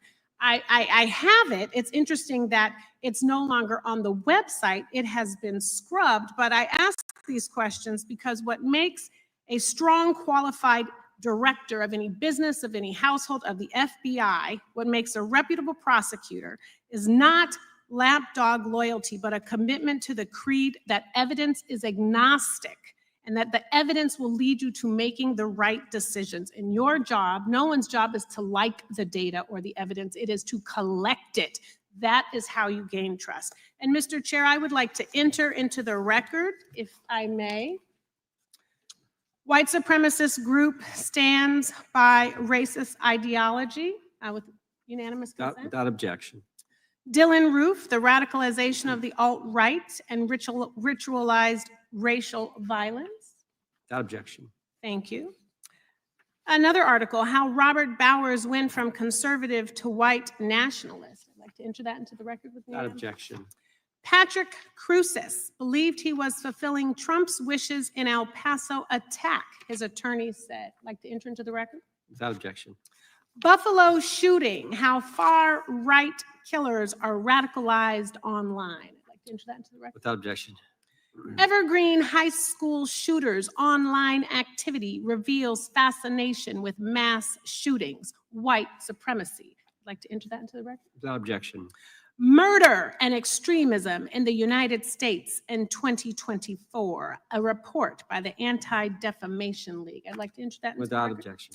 And the article, the report that was scrubbed from the DOJ just recently, National Institute of Justice Journal focusing on domestic radicalization, violent extremism, and terrorism. I'd like to enter that into the record. Without objection. And lastly, the libertarian think tank Cato and their analysis on violent extremism and the right rising in extremist acts. I'd like to enter that into the record. Without objection. Thank you, and I yield back. Gentlelady yields back. Gentlelady from Wyoming is recognized. Just very quickly, Director Patel, thank you for being here, for your service to this country, and for the transparency that you have brought to the FBI and for the American people. Transparency that was absolutely non-existent in the Biden administration and FBI. I believe that you might have been asked earlier about whether you had had an opportunity to visit with any of Epstein's legal counsel. Were you asked that question earlier? I think so. Okay. One of the legal counsels or legal fixers for Mr. Epstein was Stacey Plaskett, the Democrat delegate to Congress from the Virgin Islands. So perhaps for those on the other side who are interested in talking to Jeffrey Epstein's attorneys, they could sure visit with one of their own colleagues. I want to focus on something that I think is very important that has not been addressed enough today, and that is related to the consequences of the Biden open border.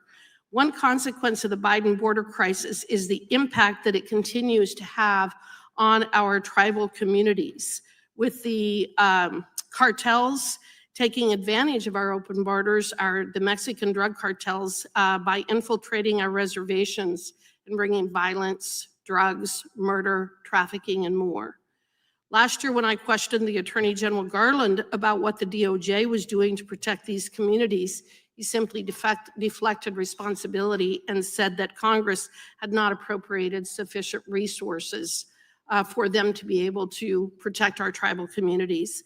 Mr. Patel, what is the Trump FBI doing to counter the drug cartel infiltration and other violent crime targeting our Native American communities?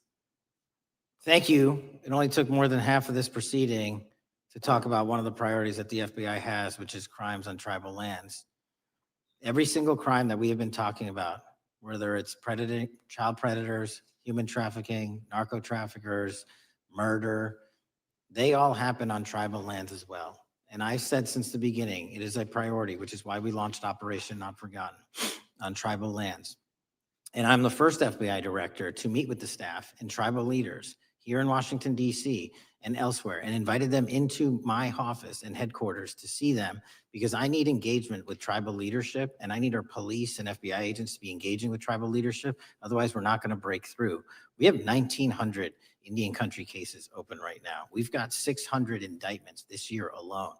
We cannot forget tribal lands. Every single one of those people lives in the United States of America, and it is an absolute priority to protect them and their children just as it is anyone else. So I think it's fair to say that what Mary Garland testified to, that the FBI and DOJ did not have the resources to address that. I think that that was an absolutely false statement. Would you agree with me?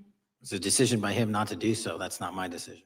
At the end of August, the U.S. Attorney and FBI announced that nearly 100 personnel representing members of the Safe Trails Task Force operated near Wyoming's Wind River Reservation to assist with reducing drug trafficking and illegal guns. Director Patel, you have routinely stated that it is your mission to partner with and strengthen local and state law enforcement partners. How does the task force and other FBI efforts bring tribal law enforcement into this process? The major problem with tribal lands is the sheer tyranny of geography and the amount of coverage that they have on land versus the personnel they have to do it. So what we've done is constantly surge resources to tribal lands across this country on a 30, 60, 90-day rotating basis, reporting back to us saying who needs more. And what we found is that most of these lands can be assisted by our counter-UAS program, our drone capabilities, and we're going to do it because what's happening is the Mexican drug cartels are literally flying overhead, dropping their cargo, their narcotics onto this land where no one's looking, and then it's being disseminated to children, to youth, to adults on that land and killing them. We got to stop it before it gets dropped off. Well, and your testimony proves that the Biden administration did not lack the resources to address drug and violent crime in tribal communities or around the United States.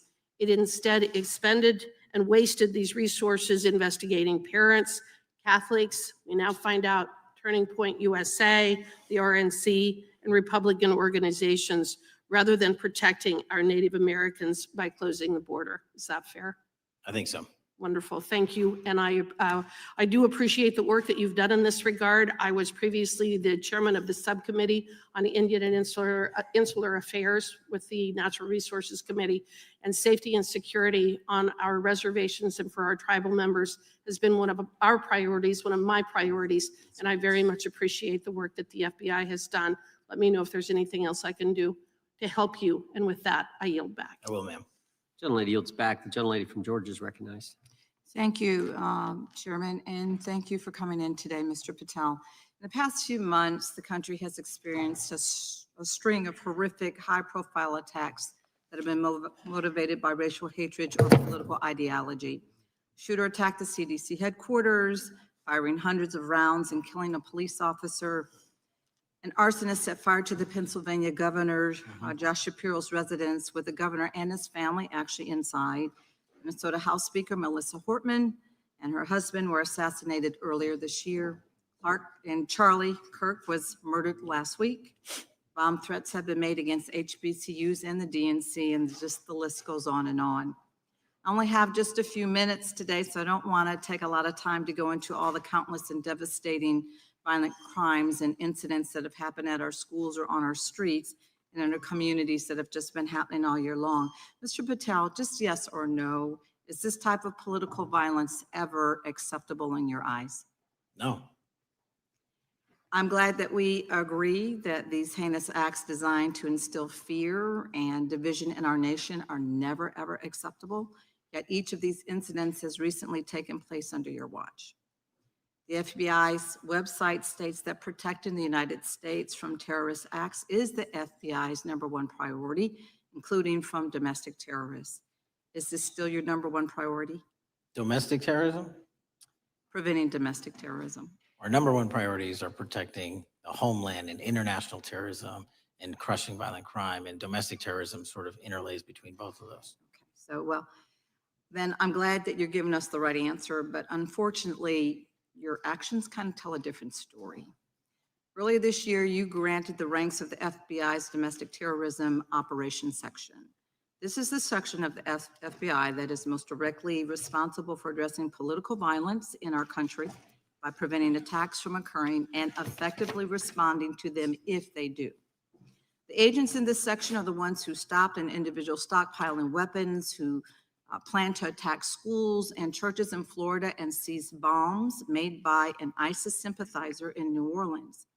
And instead of ensuring that this section has all the resources that it needs at a time when its mission is critical, you fired its decorated veteran FBI agents who have served their country proudly under Republican and both Democratic presidents, and you scrapped the tools that they developed to fight domestic terrorism, including the National Domestic Terrorism Incident Database.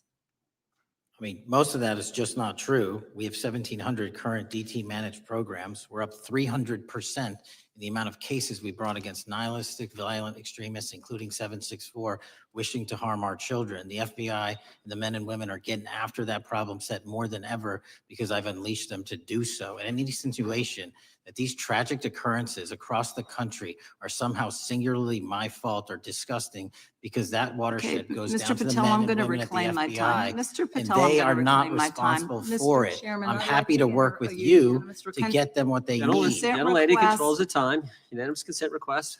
She'll state Thank a you request. very much. Into the record, an article from Reuters titled FBI Scales Back Staffing, Tracking of Domestic Terrorism, Probes Sources Say. Thank you very much. Without I objection. appreciate that.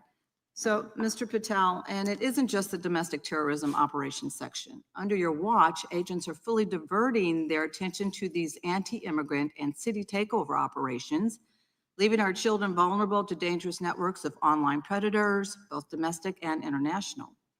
You pulled more than 120 FBI agents from their normal duties to operate sobriety checks and conduct traffic stops, exposing the FBI's fleet of unmarked cars and thereby making it harder for the FBI to combat violent criminal gangs, foreign intelligence services, and drug traffickers in the process.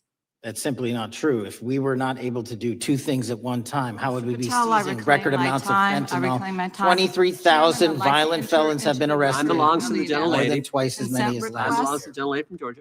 Thank you very much. And this request basically is, it is an article from Reuters, which quotes law enforcement officers familiar with agents who once covered child exploitation cases, but now focus on immigration child exclusive.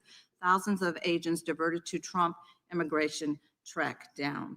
Mr. Patel, in the short time I have left, your tenure as director of FBI has been somewhat problematic. Americans are left safe, definitely less safe under your watch. You have gutted the FBI's ability to keep safe from domestic terrorism. You have sent FBI agents to conduct traffic stops and round up hardworking immigrants who pose no danger to public safety. People even President Trump referred to as good longtime workers. Your job is to protect and serve the American public. Time to the You have gentlelady. spent your time protecting heinous individuals and using the FBI to serve as a political circus. You at times have appeared unequipped. Time and to the this country gentlelady has deserves better, and I expired. yield. Gentlelady yields May I back. respond? Sure can. Simply put, what is it? Are we failing? If we're failing, how are we arresting 23,000 violent felons? Twice as many as this time last year. Are we failing? Because if we're failing, how are we seizing 1,500 kilograms of meth, 25% increase from last year? Are we failing? Because we captured 4 top 10 FBI most wanted from around the world in 7 months. That's more than the entirety of the last administration. Are we failing? Because we put 1,500 child predators in prison. Are we failing? Because we dismantled 300 human trafficking networks. Which is it? You don't like me, that's fine. But don't you dare disparage the men and women of the FBI that are producing record results in historic fashion to protect this country. They are kicking ass for America, and they're going to continue to do so. We appreciate your leadership. The gentlelady from Florida is recognized.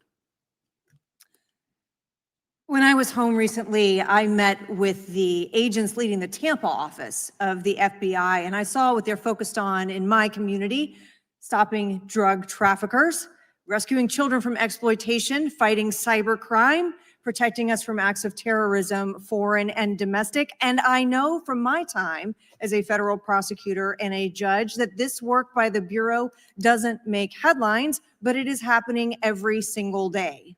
At the top, accountability is necessary, transparency is critical, but today we've seen an effort not just to diminish, but to distort the work of Director Patel and the agents he leads. If we really care about transparency and about truth, then what we owe to the American people is this reality: that thousands of dedicated professionals at the FBI wake up every single day thinking not about themselves, but about this country, and keeping every single one of us and our children safe from harm. And Director Patel, I would like to hear from you the facts about what the FBI is doing in your efforts to fight crime. Director Patel, isn't it correct that since January 20th, 2025, the FBI has made over 25,000 immigration-related arrests, including 350 members of Tren de Aragua and 195 members of MS-13? Those numbers are accurate. The Tren de Aragua numbers are up over 350% from the year before. And during that same period, hasn't the FBI seized over 66,000 kilos of cocaine, 6,000 kilos of meth, and 1,500 kilos of fentanyl? Not to be nitpicky, but it's 89,000 kilos of cocaine and 7,300 kilograms of meth. And isn't it also true that the FBI Tampa Division's Panama Express Strike Force specifically seized nearly 67,000 kilos of cocaine valued at more than $1.6 billion from illicit maritime vessels? One of our best operations out of the Port of Tampa, and I was down there in South Florida when Panex did their work. Director Patel, since October 7th, 2023 Hamas attack, the FBI has been a co-leader of the Joint Task Force October 7th. Isn't it correct that this task force is actively working to bring justice for victims and to prevent terrorist infiltration at our borders? Yes, ma'am. Since January 20th, hasn't the FBI arrested 59 foreign intelligence operatives for spying or smuggling dangerous material into the United States? Yes, we have, and that's on track to be more than 25% than ever before. And the FBI has also been leading operations against major cyber threat actors, including those from Russia, China, Iran, and North Korea. Isn't that right? 17% increase from year to date last year. Director Patel, the FBI's child exploitation task forces continue to investigate predators who target children online and across our communities. How significant is that threat today, and what results have you seen under your tenure in bringing these offenders to justice? We have, under Operation Grayskull, dismantled dark web units that are operating online, not just in the United States, but across the world to do our children harm. We have taken into custody more suspects than ever before on those who seek to harm our children. That is what the men and women of the FBI do, and that's what they're going to continue to do. Those are the real results when you let good cops be cops, and when you let us get on these platforms and expose them to the public and show them the harms of these predators on these online gaming systems and social media systems. And we need more help from Congress to allow us more authorities to do that work. The FBI laboratory manages the Combined DNA Index System, or CODIS, which compares over 25 million DNA profiles and aids more than 125 investigations each day. Director Patel, why is this important to law enforcement nationwide? All of law enforcement relies on our CJIS operation out of West Virginia. And what that does is allow 19,000 agencies to come in and say, hey, does this guy have a criminal history? Hey, is this an illegal firearm? Do we have a DNA hit like we did in these recent assassinations? That's what the FBI brings to bear, because local and state law enforcement agencies just don't have that capability. And we're doing it 24/7, 365. CJIS does not close for 1 minute. In your testimony, you noted that the FBI has ongoing counterintelligence investigations into China, Iran, and Russia across all 55 field offices. Why is it essential to maintain that scope of coverage, and what success can you point to in disrupting nation-state actors? Our biggest threats involving nation-state actors are the PRC, Russia, and China, and they are up 33%, 83%, and 60% respectively in arrests alone this year. Those nation-state actors wish to do harm in our infrastructure, our critical infrastructure system, our energy, our water supply, and also go after and target individuals and senior citizens and take their money through online pig butchering schemes, which we've exposed in Cambodia by way of the CCP. This is groundbreaking work that the American public should be seeing that their FBI is doing, and I'm happy to have the opportunity to report on it. Thank you, Director Patel. I yield back. Gentlelady yields back. The gentlelady from Mr. Chairman, I have a couple. unanimous consent. Thank you so much. I appreciate it. In response to Mr. Patel's making the remarks that that maybe our colleagues are disparaging the men and women of the FBI, I'd like to enter the record 3 unanimous consent requests. One is entitled FBI using polygraphs to test officials' loyalty. The second is Kash Patel knowingly broke law when firing top officials, lawsuit alleges, published by NBC.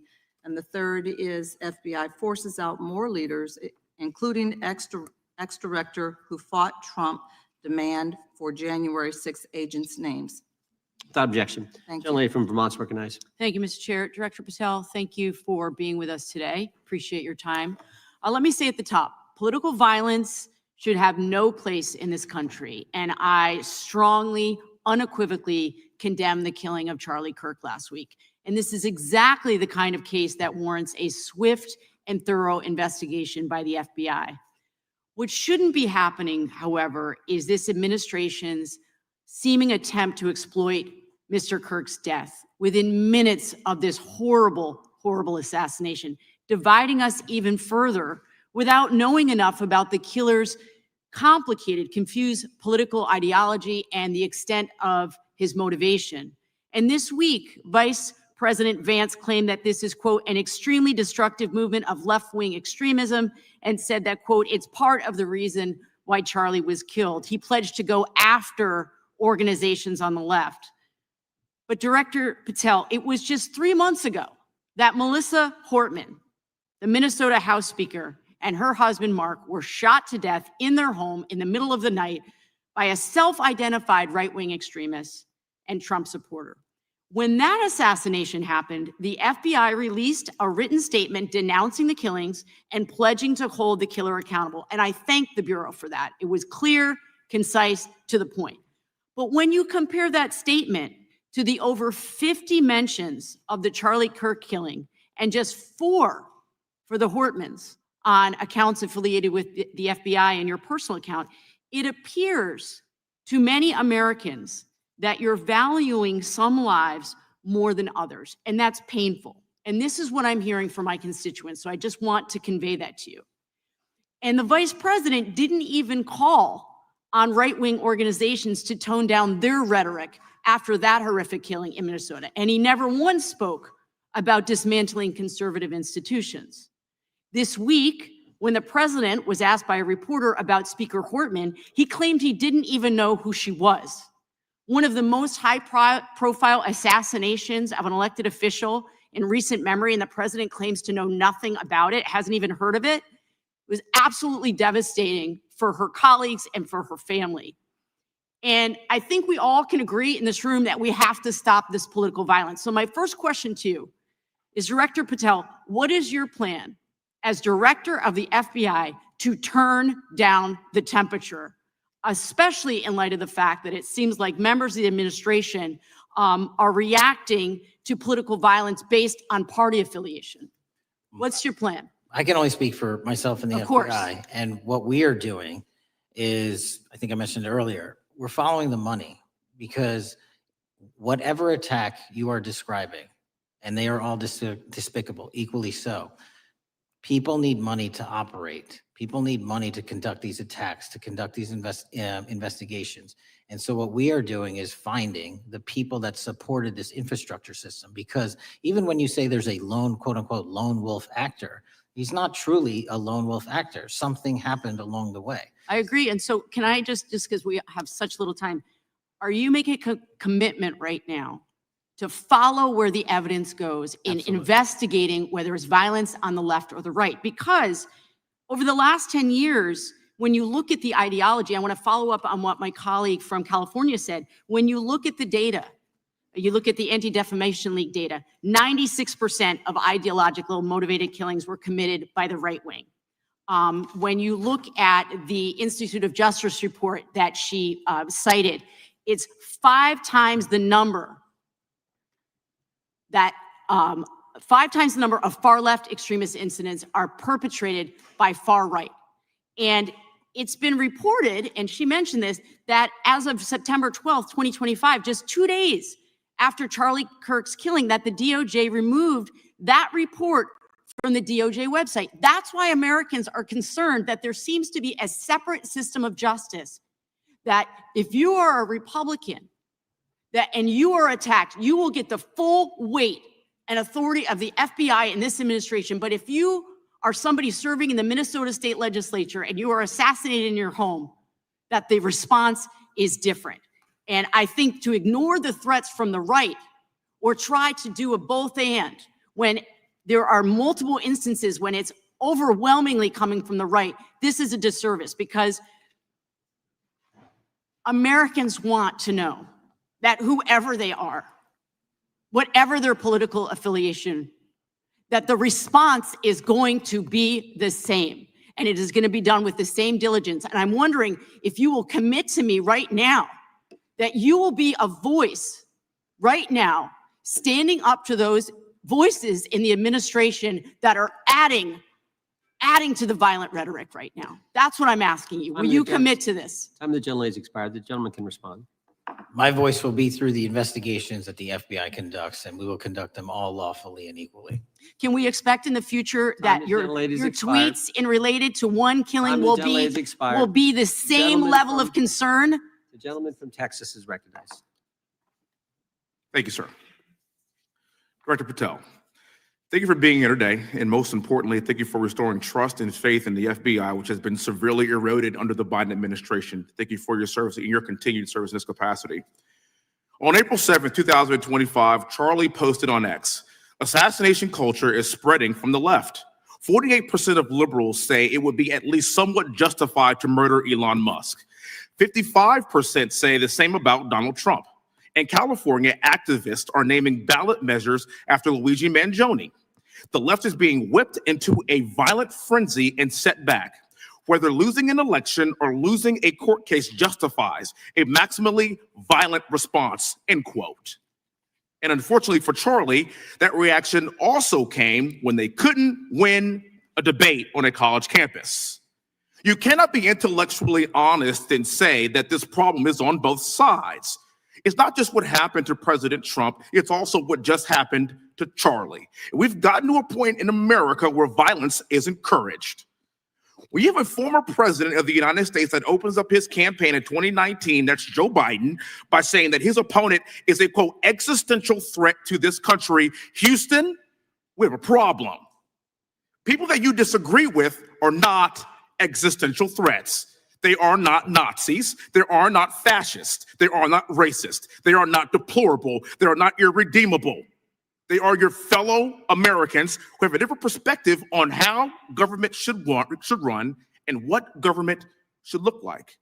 Whether or not we should have strong sovereign borders, whether or not we should have safe communities, whether or not we should have places to worship our God and not worry about being shot, whether or not we live in communities and cities that are not overwhelmed by drugs and crime, whether or not we have two genders, and whether or not we have common sense in our policies and our values. And people that believe these things are not existential threats. I happen to be one of these people that believes all of the above, and as someone that served this country in combat, I can assure you I am not an existential threat to this country because I swore to protect her. I also want to point out, how many cities have you seen burned to the ground since Charlie Kirk's death? Zero. No summer of love, no riots, no nothing, no looting, no killing, none. We simply gathered and prayed for his soul, his family, and this country, because that's exactly what we represent. And while we might be angry, this righteous anger will carry on Charlie's message and legacy. I want everybody to know something very simple. Charlie is not dead because of what he said. He is dead because people listened. My time is limited, so I have a few questions for you, sir. And again, thank you very much for being here. I really appreciate your time and your service. In your experience in the FBI, have you noticed a precipitous rise in political violence and other associated crimes that you have been investigating so far this year? And if so, is this trend in motive left-wing or right-wing violence? I can always speak generally, sir. There is too much political violence, and it has been a precipitous rise on too many fronts. How do we solve this? We solve this by giving the FBI more authorities to go into and work with the private sector. There are too many online platforms. There are too many social media platforms. There are too many gaming platforms. There are too many places for people from America and around the world to get together without their parents knowing anything about it, without their school teachers knowing anything about it, and infesting the minds of our children and infecting them with radical ideology. And with that is the root cause of these problems. And we must tackle it. It is not a 1950s America anymore. In 2025, the cyberspace needs to be tackled. Thank you. Switching gears, when your predecessor sat right there in that seat a couple of years, last year in a committee hearing, I asked him a very detailed question about Matthew Thomas Crooks, the shooter responsible for the assassination attempt on President Trump's life. I did get an answer from Chris Wray that day, and I submitted written questions to the FBI and into the record of this committee. And I want to resubmit those questions today because I think we are still awaiting answers to those questions. So, Mr. Chairman, I'd like to submit them for the record, please. I'd like to ask you, sir, and the FBI, under your leadership, would you please respond to these questions, and can you commit to doing that? As soon as the trial's over. Thank you very much. I will end with this. Charlie Kirk is not dead because of what he said. Charlie Kirk is dead because people listened. He set up a tent that said, "Prove me wrong," and exercised his First Amendment right. That's all he did. And we will continue to do so in this country in order to preserve this constitutional republic. With that, I yield back. Thank you. Gentleman yields back. The gentleman from Florida is recognized. Thank you, Mr. Chairman. Before I begin, I want to caution my colleagues on one-sided violence in this country. We just heard that there were no riots on the right. We're literally sitting in the building where there was a giant riot by supporters of the president, the right. We also heard that only leftists, have said that Trump is a Nazi. In 2016, the current vice president of the United States said, Trump is either a cynical asshole or he's America's Hitler. And so this is the problem. Like, I don't want to have to say this garbage, but you want me to sit here and get painted with one brush, the whole left. No, there are extremes on the left, and there are extremes on the right. And we collectively should tackle that. But to come here and just look at us and say we all support what's going on in the extremes is why we can't solve anything in this building. Director, let me say first, thank you for being here, and my condolences on the loss of your friend. And I'm happy to hear that you want to do more on the social media platforms. Okay, it's crazy what's going on the social media platforms. There are so many conspiracy theories on what's going on with Charlie Kirk. Israel assassinated him, right? There are conspiracy theories about your personal social life all day. It is totally rampant. Big names on the right, Candace Owens, right? Talking about how what's been released as far as the dialogue between the perpetrator and his roommate is manufactured by the FBI, manufactured by the administration. It is totally rampant, allowing foreign governments to just perpetrate these platforms, all of these bots, all of the time to weaponize Americans. You see what's going on here? This is a byproduct of all of that. What's going on in the streets is a byproduct of all of that. What's happening is you see people celebrate Luigi Mangione is a byproduct of all of that. And so if we want to do something, then we should talk about Section 230. We should talk about how we're going to make sure that we don't let foreign governments poison our children's mind. And so I will work with you on that, Director. I'll work with you on 230 any day. No problem. So now, that was the good part. I want to take your attention back a second, okay? Breaking news. Kash Patel is nominated to be the FBI Director. Dan Bongino is nominated to be the number 2 at the FBI. MAGA celebrates, rejoices, bells are ringing out. The team, Patel, Bongino, that sought out every podcast microphone to talk about the Epstein list. The names are finally going to get released. It begins. They produce white binders. Phase 1 with the podcasters. This is not actually one of them, of course. I made this up. Your name's on it, right? And the names are going to come out. Pam Bondi says the list is on her desk. Then a memo comes out all of a sudden and says, there's no list. Oh, no phase 2. Phase 2 binders never happen.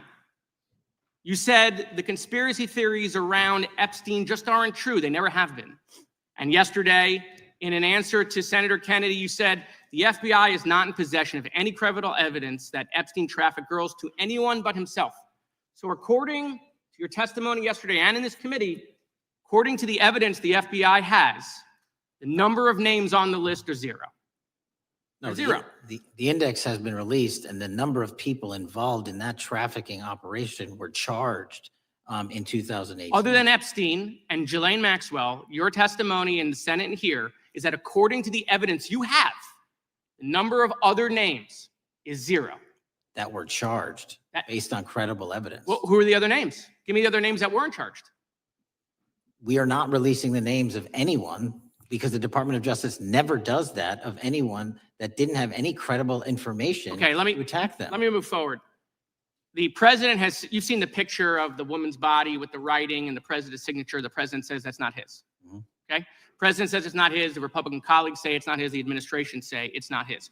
Will you be opening up an investigation into the Epstein estate for putting out a fake document with the president's signature linking him to the world's largest pedophile ring? Will you be opening that investigation into that? On what basis? On what basis? They literally put out a fake document according to the president with a fake signature. It's a forgery of the president of the United States signature. That's the basis. Sure, I'll do it. Okay, I look forward to that investigation. Am I over? Thank you, Mr. Chairman. I appreciate your diligence. Gentleman's time has expired. Chair now recognizes the gentleman from California. Director Patel, as you know, my state, California, is home to the worst public infrastructure failure in U.S. history, known as California high-speed rail, although the name is probably a misnomer. Earlier this year, I joined your counterpart at the Department of Transportation, Sean Duffy, doing a compliance review of the federal money the state has received, and the outcome was that the state has not complied with the terms of its billions of dollars in funding because it hasn't actually built anything. And so that federal funding has now been cut off, but a lot of us in California still have questions as to where all the money went. We're 17 years in to this project, and absolutely nothing has been built. Not a single bit of track has been laid. There are no stations, there are no passengers, and the plan initially was to have the whole thing, LA to San Francisco, done by 2020 at a cost of $33 billion. Yet here we are in 2025, nothing has been built. And according to the New York Times, the project won't even be completed this century. And the total cost is now estimated to be over $130 billion. So I just wanted to ask you, do you think this is something that bears scrutiny, or can you confirm whether there's any kind of investigation going on at the FBI? The FBI certainly can't investigate incompetence, but the FBI certainly can investigate and does investigate waste, fraud, and abuse. And so if we have any information that indicates that that happened in this situation or anything else, we'll look at it. Thank you very much. We've also, been talking some today about the issues that occurred at the border during the Biden administration. You might not agree with your predecessor on everything, but you probably would agree with some of the statements he made in testimony before this and other committees, raising alarms about the risk of terrorism from illegal border crossings. Since becoming director, have you gotten some insight into how well calibrated those warnings were, and what is the status of that risk now? Since becoming director, there's been a sharp decrease of border crossings for known or suspected terrorists from the southern border. But unfortunately, there has been a sharp increase of known or suspected terrorists entering through our northern border. And so what I'm trying to do is work with our northern border states and our interagency to tackle that problem. But it is an absolutely massive border that can't physically be sealed. So we're going to have to get creative and put more resources into that. And in a similar vein, there were over 500,000 unaccompanied children that crossed the southern border during the Biden administration. As we know, many were trafficked either through forced labor or sex trafficking. Do you have any insight as to what the scale of that problem was and how have things changed over the last several months?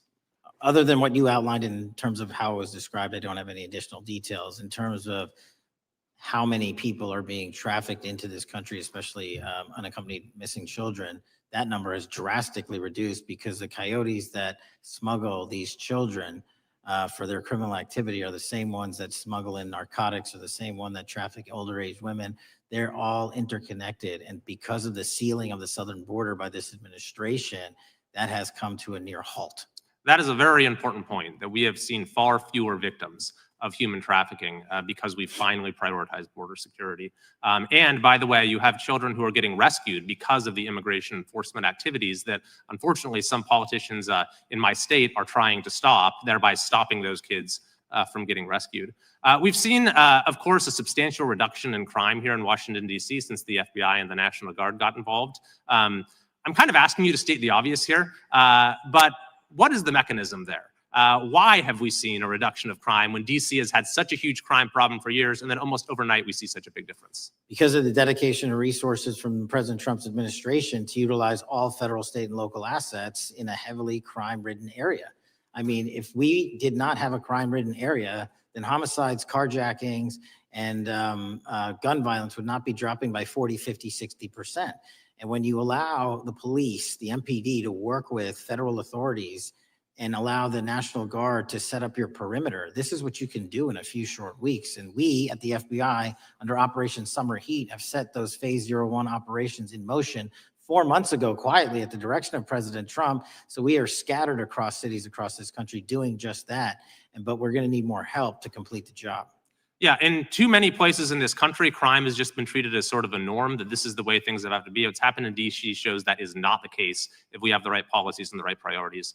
Finally, this is tragically the second time in as many years that we've had an FBI director here following either an assassination or an assassination attempt. And so since there's been some time now since from the attempted assassination on President Trump at Butler, would you say that the public's understanding of what took place on that day is fairly consistent with all of the facts as you know them, or do you believe there's still material facts that have not been made public or are not fully understood by the No, public? I think it's fairly consistent. Thank you. I yield. Gentleman yields back to the lady from Texas, recognized. Man, oh man, there has been so much today, and I truly don't know where to start. So I'm just going to make sure that we start off with a few facts.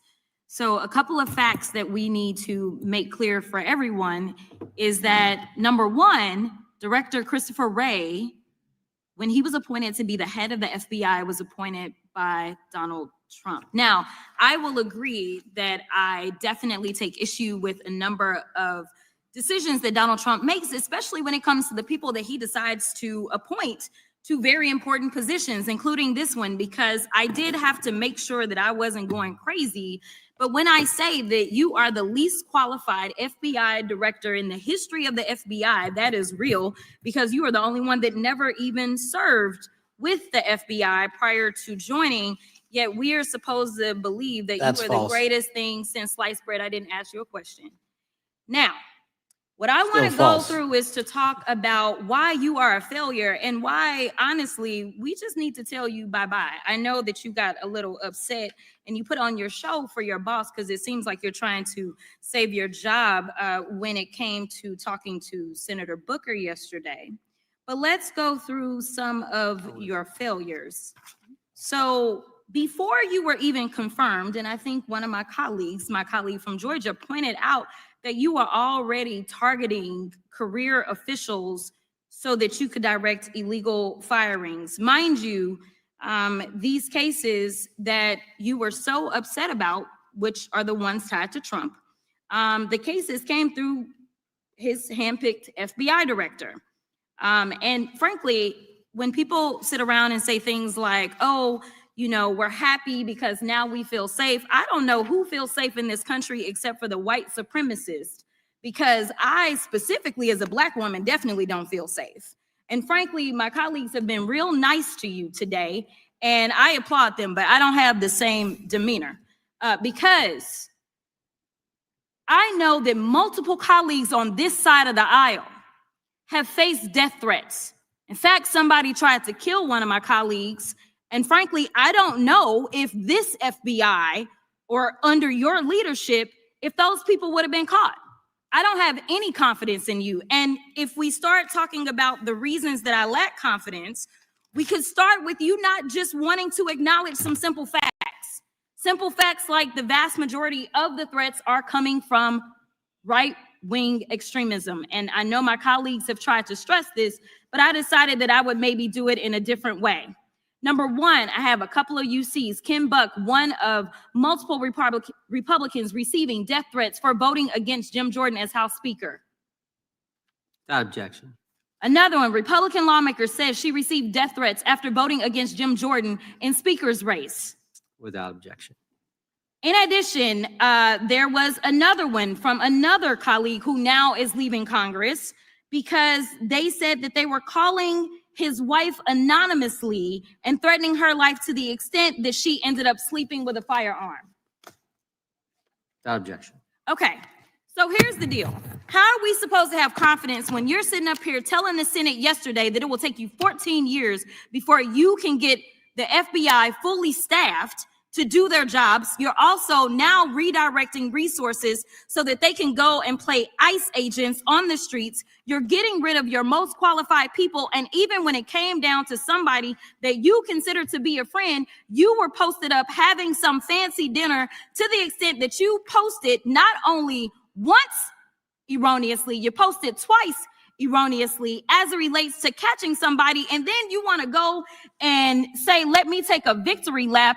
Because honestly, if it wasn't for parents deciding that they were going to turn in their child, it seems like y'all wouldn't have got there, even though he literally confessed online. So I'm confused about what it is that the FBI is doing, except for trying to put on a show for the apprentice or whatever you want to call him. The day after all of this took place, there was domestic terrorism that was taking place at HBCUs. They were targeted. Yet I didn't hear anything from the FBI about what was going on. And again, Black people kept saying, how did we end up in this? Because the numbers are so very clear that white supremacy is a problem. And honestly, I've not heard anything out of you today that makes me believe that you're going to do anything about the white supremacy problem, the one that is leading to children being killed, children being shot, as well as members of their community as they're worshiping in their churches. The time of the gentlelady has expired. If the gentleman would like to respond to any of that. Well, I mean, I'll respond. Kash Patel, as I said when I introduced him, public defender, former prosecutor, top staffer on the House Intelligence Committee, Deputy Director of National Intelligence with the National Security Council, Chief of Staff at the Department of Defense, and FBI Director. I think that's pretty good resume for the guy who's now running the top law enforcement agency in our country. And we've seen all the stats that he's given to the committee on how much better they're doing at getting the bad guys than the previous guy was doing. With that, I recognize the gentleman from South Carolina. Thank you, Mr. Chairman.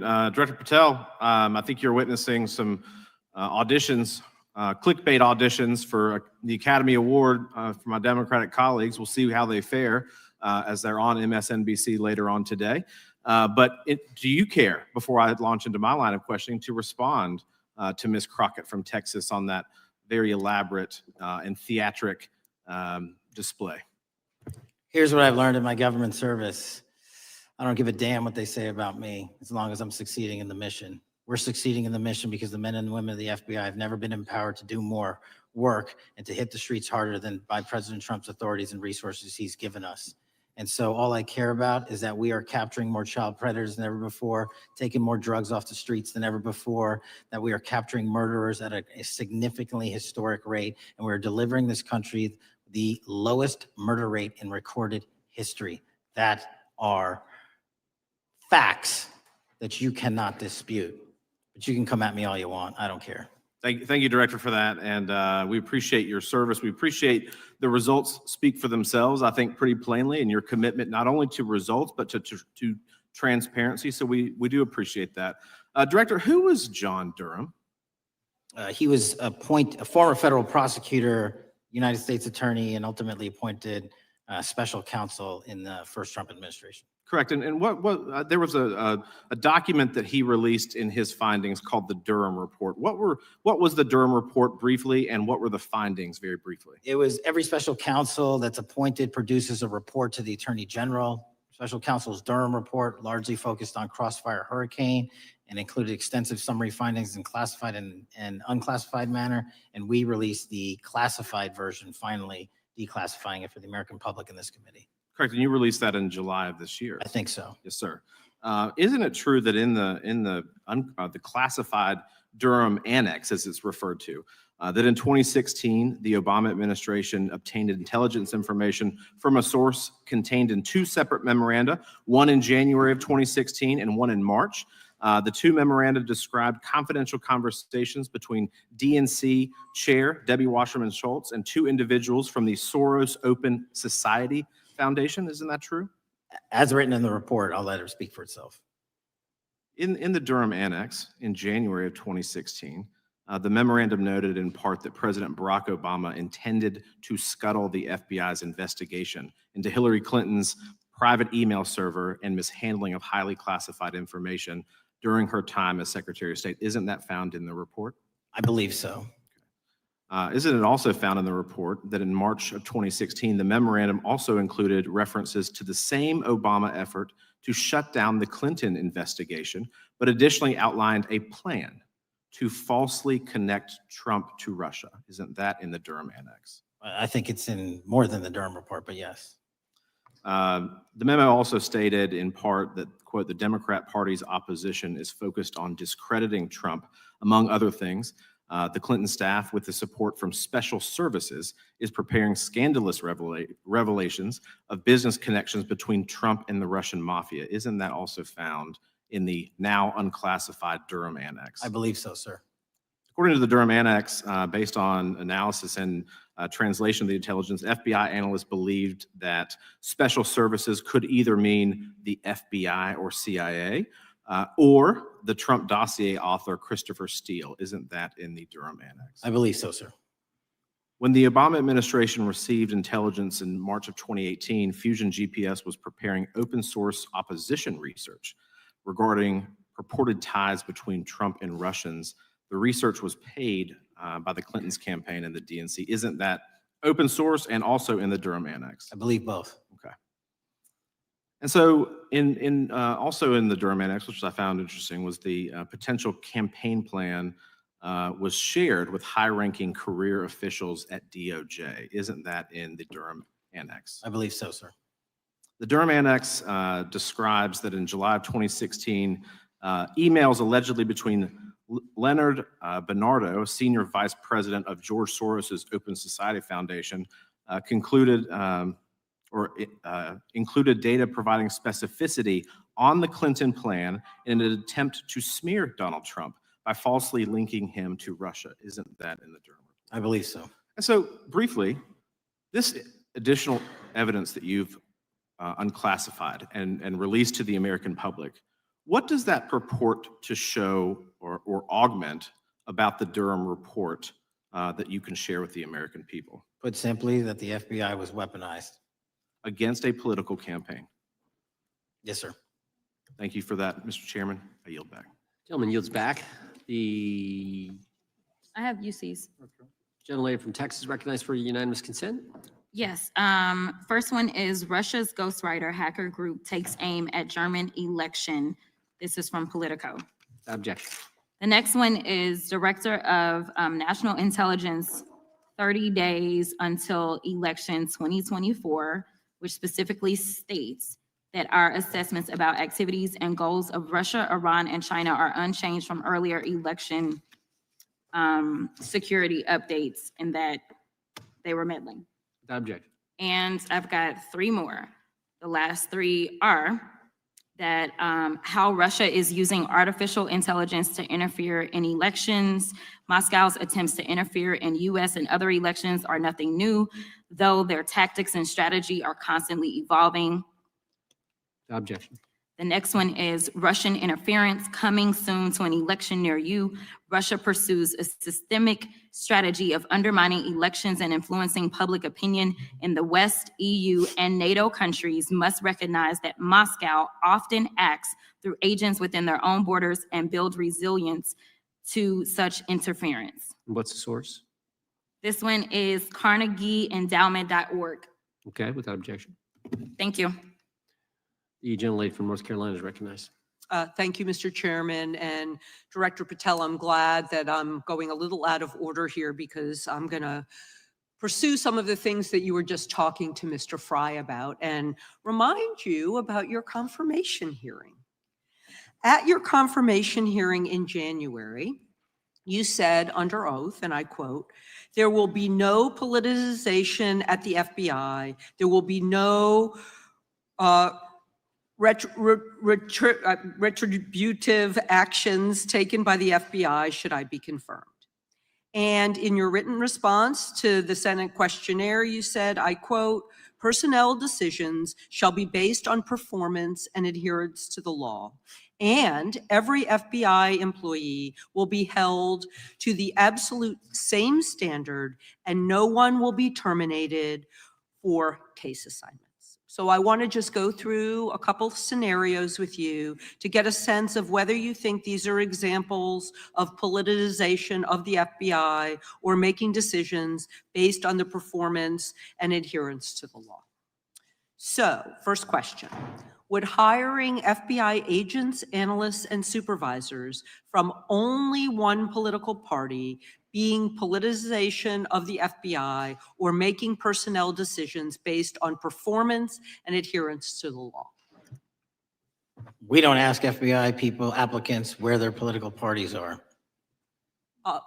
Mr. Patel, do you ask FBI applicants who they voted for? The FBI does not. Are you aware that in the lawsuit that Mr. Driscoll filed against you and the FBI, he was asked who he voted for? Since that lawsuit has been filed, that's ongoing litigation, I'm not able to comment.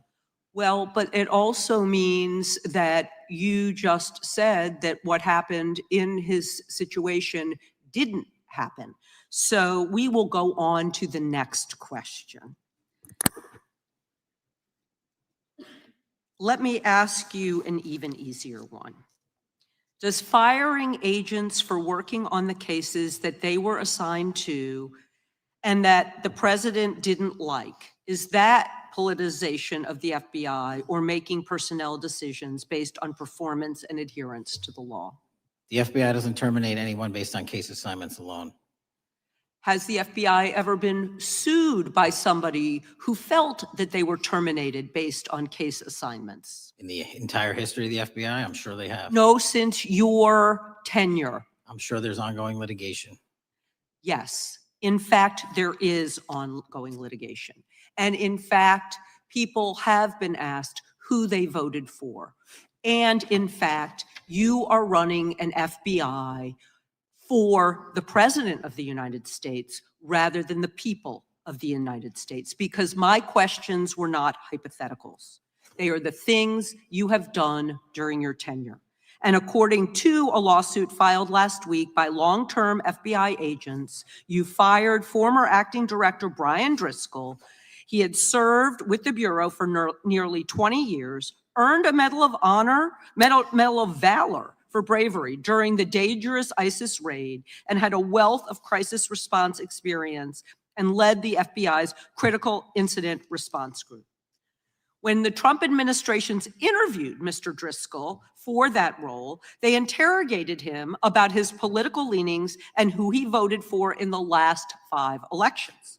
Questions Mr. Driscoll refused to answer because those types of questions impermissibly politicized the FBI.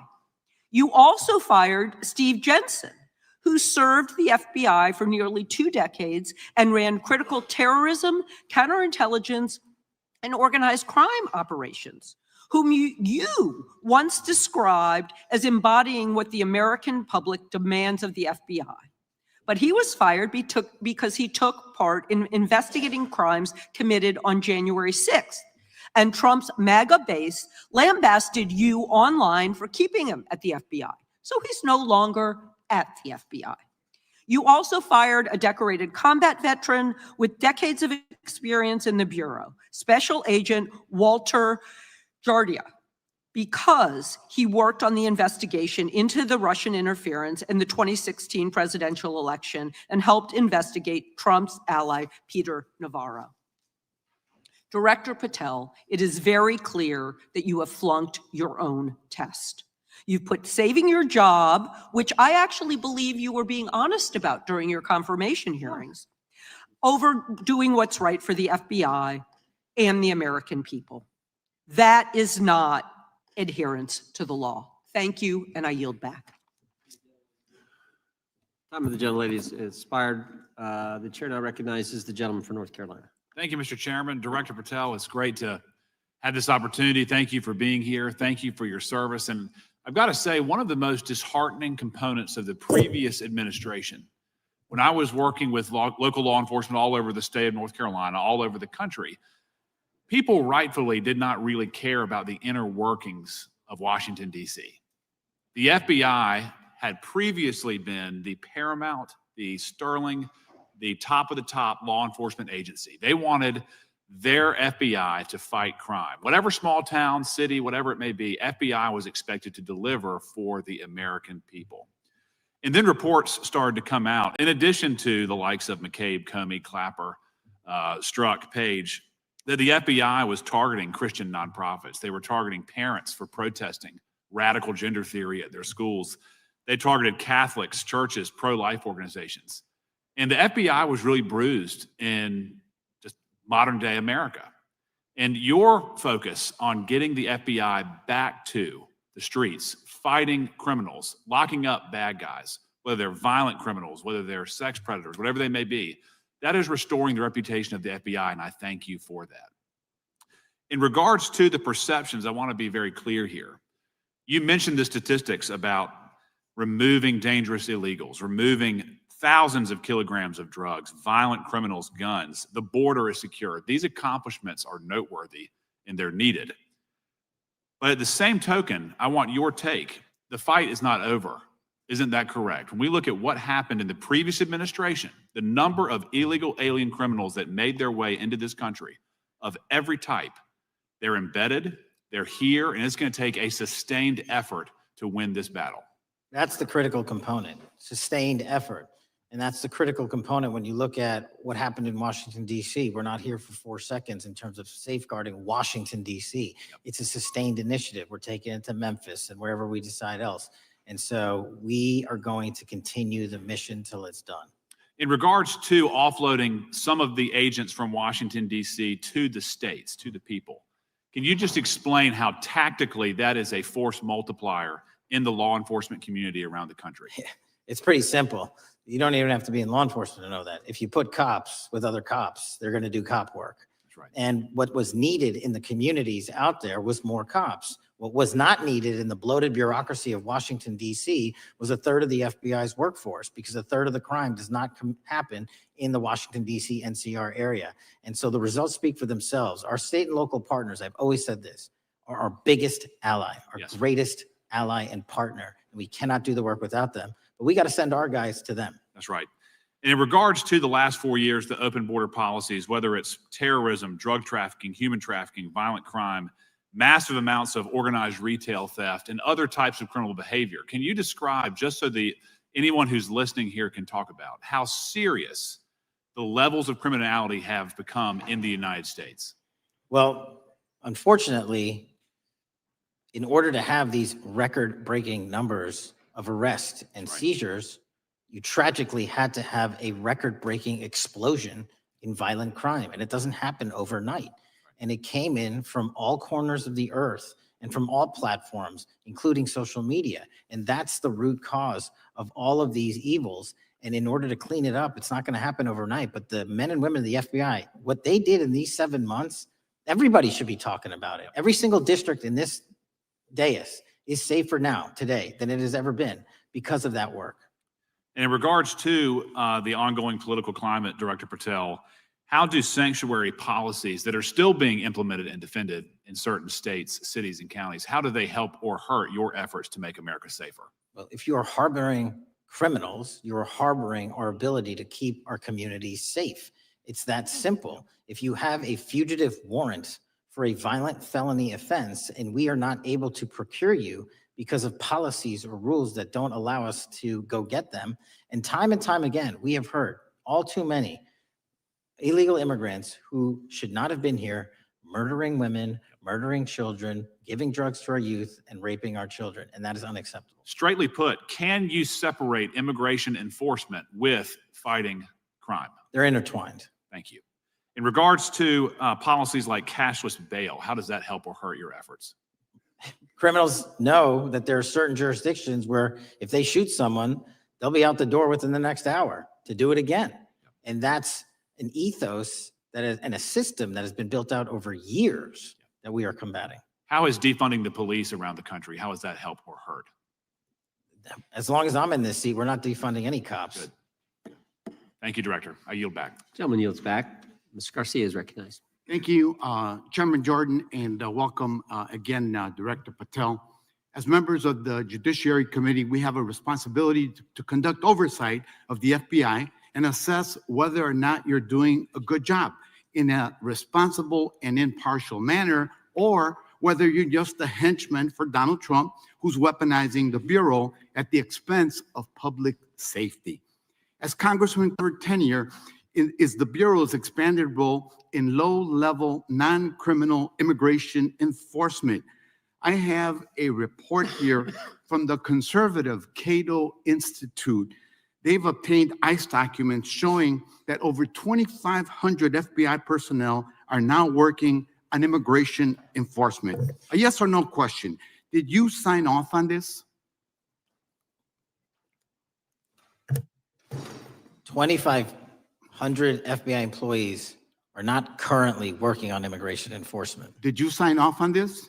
On the Cato report? on the 2,500 personnel, FBI personnel that have been reported to now be working on immigration enforcement. Couldn't have signed off on it because it's not happening. You can call it whatever you want, but the reality is that over 2,000 personnel individuals are now working at ICE instead of their jobs. I want to follow up on something that Senator Durbin asked you about yesterday. This article from MSNBC reports that nearly every agent on Baltimore's domestic terrorism unit, who was, by the way, investigating the 764 network of child predators, was diverted to work on immigration enforcement full-time. That forced them to, and I quote him, walk away from investigations of a network of violent predators that targets and exploits children online. Yes or no? Were you aware that this happened, and did you sign off on it? The premise is false. The 764 network in Baltimore is taken down, and FBI agents do double and triple duty all the time. I'm reclaiming my Resources time. where You necessary. told Senator Durbin yesterday you didn't know about it, so your testimony is inconsistent today. No, I found Final out. question. Let me ask you again a yes or no question. Are you aware that agents have been told by supervisors not to documenting their shifting of resources toward immigration-related work? That's a literal another falsehood. It's impossible to move a human being without documenting that work. As FBI director, you must be transparent with Congress.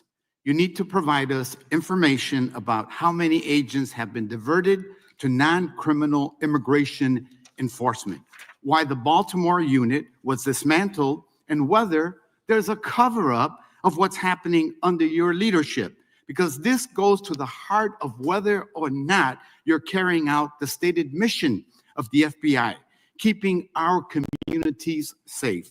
Diverting FBI agents from investigating violent child predators doesn't make us safer. Using FBI resources to target parents, children, and other immigrants for low-level, non-criminal enforcement doesn't make us safer. Enabling violent, lawless conduct by federal enforcement doesn't make us safer. As we saw last week when an ICE officer killed one of my constituents. And I know that the FBI has been involved in that investigation. And yesterday, ICE did a raid in the suburb of Elgin where 2 U.S. citizens were arrested, and who accompanied them on that filming of that show? Secretary Nunn. Shameful conduct. And weaponizing the FBI to serve Donald Trump's political agenda instead of the American people does not make us safer. Before I yield back, Mr. Chairman, I request unanimous consent to submit the following documents for the record. A report from the Cato Institute, which I referenced earlier, where ICE has diverted over 2,500 officers from their jobs, and 2, an article from MSNBC titled Trump's Deportations Divert FBI Agents Off Child Predator Cases, and an article from CNN entitled White House Pressure for Increased Immigration Arrests Strains Law Enforcement Agencies. Thank you, and I yield back. Gentleman yields back. Without objection, the gentleman yields back. Gentleman from Wisconsin is recognized. Thank you, and thank you, by the way, for coming over here. Sorry you have to put up with all this. I know when you took over, the FBI's reputation in a lot of circles perhaps had never been lower. I mean, part of that is brazen involvement in political activity, the Foreign Influence Task Force, getting involved and trying to suppress news stories in the New York Post, Crossfire Hurricane coming up with bogus stories to try to flip the 2016 election, FBI downplaying the stories of Hillary Clinton's emails in the 2016 election. That's their overt involvement in political activity. I think a strong anti-religious bias. We talked about stories of an anti-Catholic bias in there. I know I've talked to people about horrific overreaction at the big Hindu temple in New Jersey, in which, just so people understand, you had a rectory in kind of in the temple area. The religious leaders, taken out at gunpoint, big problems. And I think finally the FBI trying to turn America's viewpoint on certain political issues. And when I talk about that, I'm talking about what was done in Mexico with regard to shipping weapons, fast and furious, shipping weapons into Mexico in an effort, I think, to try to turn the Americans against the First Amendment. But in any event, what scares me is, and all these horrible things that were done in the past, there were individual FBI agents who participated in them, in which apparently their supervisors told them this is okay or even admirable. And what I'm going to ask you, are you able to do anything to make sure that in the future, these corrupted FBI agents understand the importance of religion in our life, and they're not to view it with suspicion? They understand parental rights and the idea that traditionally in America, parents have the ability to object when their young 5 or 6-year-old children or year-old or very young children are getting what most people consider highly inappropriate sexual contact. What are we doing there to try to make sure we don't have problems with these FBI agents again, or make sure that in future administrations, they would object if they are asked to behave in such a immoral fashion? Two things. If you are corrupt, you don't work at the FBI. It's that simple. So we don't tolerate any form of corruption or any deviation from our high standards, whether you're an agent, an intel analyst, or whatnot. And just to show the American public the resurrection that the FBI has had in these last 7 months, you don't have to believe me. Our applicant pool has doubled month over month every year from the highest point it has ever been. More people want to work at this FBI than ever before in U.S. history. I'm sure that's because of you, and you're kind of anticipating my next question. I talk to retired FBI agents in my area who sometimes retired in part because they hated the woke, anti-conservative culture at the FBI. And they are concerned, the retiring agents, about new agents, not on your watch, but before this, being corrupted in the universities before they were hired. And they are very worried about what will happen with the new agents. So I think you're answering my question. Do you feel you'll be able to a certain extent solve the problem of inappropriately woke agents filling up the agency in the past, because now you're going to have a larger pool to draw from? Everybody that comes to work at the FBI is allowed to have their own belief system, but they're not allowed to bring that belief system into the workplace. And anyone that does won't work at the FBI. Okay, very good. Now, recently, there's another potential scandal, I guess, a politically motivated thing, Arctic frost. Do you want to comment on that?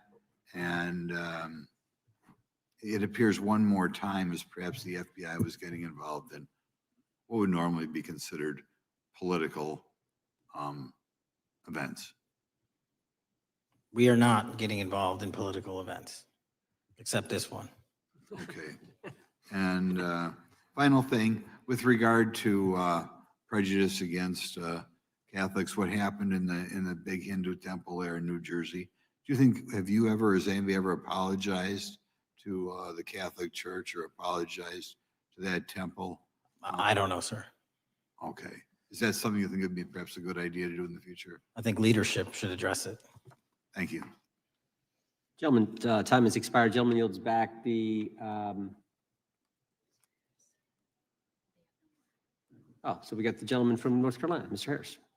All right, thank you, Mr. Chairman, and thank you, Director Patel, for your endurance and your perseverance throughout today's hearing, and for all you've shared. First of all, let me start by saying that I was very grateful and glad to see that the FBI has joined the investigation of the tragic and brutal murder of Irina Zarutska in Charlotte, which is just right by my district. This woman, as you know, fled the war in Ukraine only to be killed in cold blood by a man who had no business being on the streets whatsoever. This man who had been seen stabbing Irina to death on video, had been arrested 14 previous times, served prison time, and was diagnosed with a severe mental illness. In response to the previous offense, the magistrate over his case released him to roam the streets with a $0 bond and a simple written promise to appear in court. Mr. Patel, let me just ask, should judges apply the most lenient bail standards to people with extensive criminal history? Do they apply the most lenient? I'm Yeah, sorry, should they apply the most lenient bail standards to people with extensive criminal history? that has not been my experience. That should not happen. Is America a place where young women should fear to ride public transit? No. And was Irina Zarutska's death, would you say, possibly the result of Democrats' pro-crime policies? That investigation and matter is in open trial, so I don't want to stylize the evidence. I understand. Well, Mr. Patel, let me just say, taking over the FBI after the Biden administration's blatant weaponization of the agency is no easy feat, as we've recognized throughout this hearing today. For 4 years, we witnessed the Biden administration targeting regular Americans rather than violent criminals. For example, the Biden administration's FBI spent its time and resources going after churches and Christians. We know that the FBI used an undercover agent to collect information about a parishioner. We know that the FBI investigated and surveilled a Catholic priest. And all of this was in response to First Amendment protected activity. Mr. Patel, I want to ask you, should the FBI use its resources to spy on Catholics? Never. So what does it say about the culture of the Biden FBI that law enforcement resources were used to go after Catholics, and some FBI employees were comfortable with taking such actions? Well, pursuant to my transparency initiative and working with Congress on oversight, those documents, that's it. Those documents are available for the American public to see and read and hold people accountable. And that's what I'm committed to. And so have you been able to hold accountable those at the FBI who went after law-abiding Catholic church members? If they did so improperly, yes. Well, I've been a pastor for 36 years, and I've constantly stood up for life and stood up for family amidst a culture that's increasingly hostile to both of those things. And if the Biden administration targeted Catholics, could I have been targeted by the Ray FBI as well? Well, I don't know, but I'm not going to target you.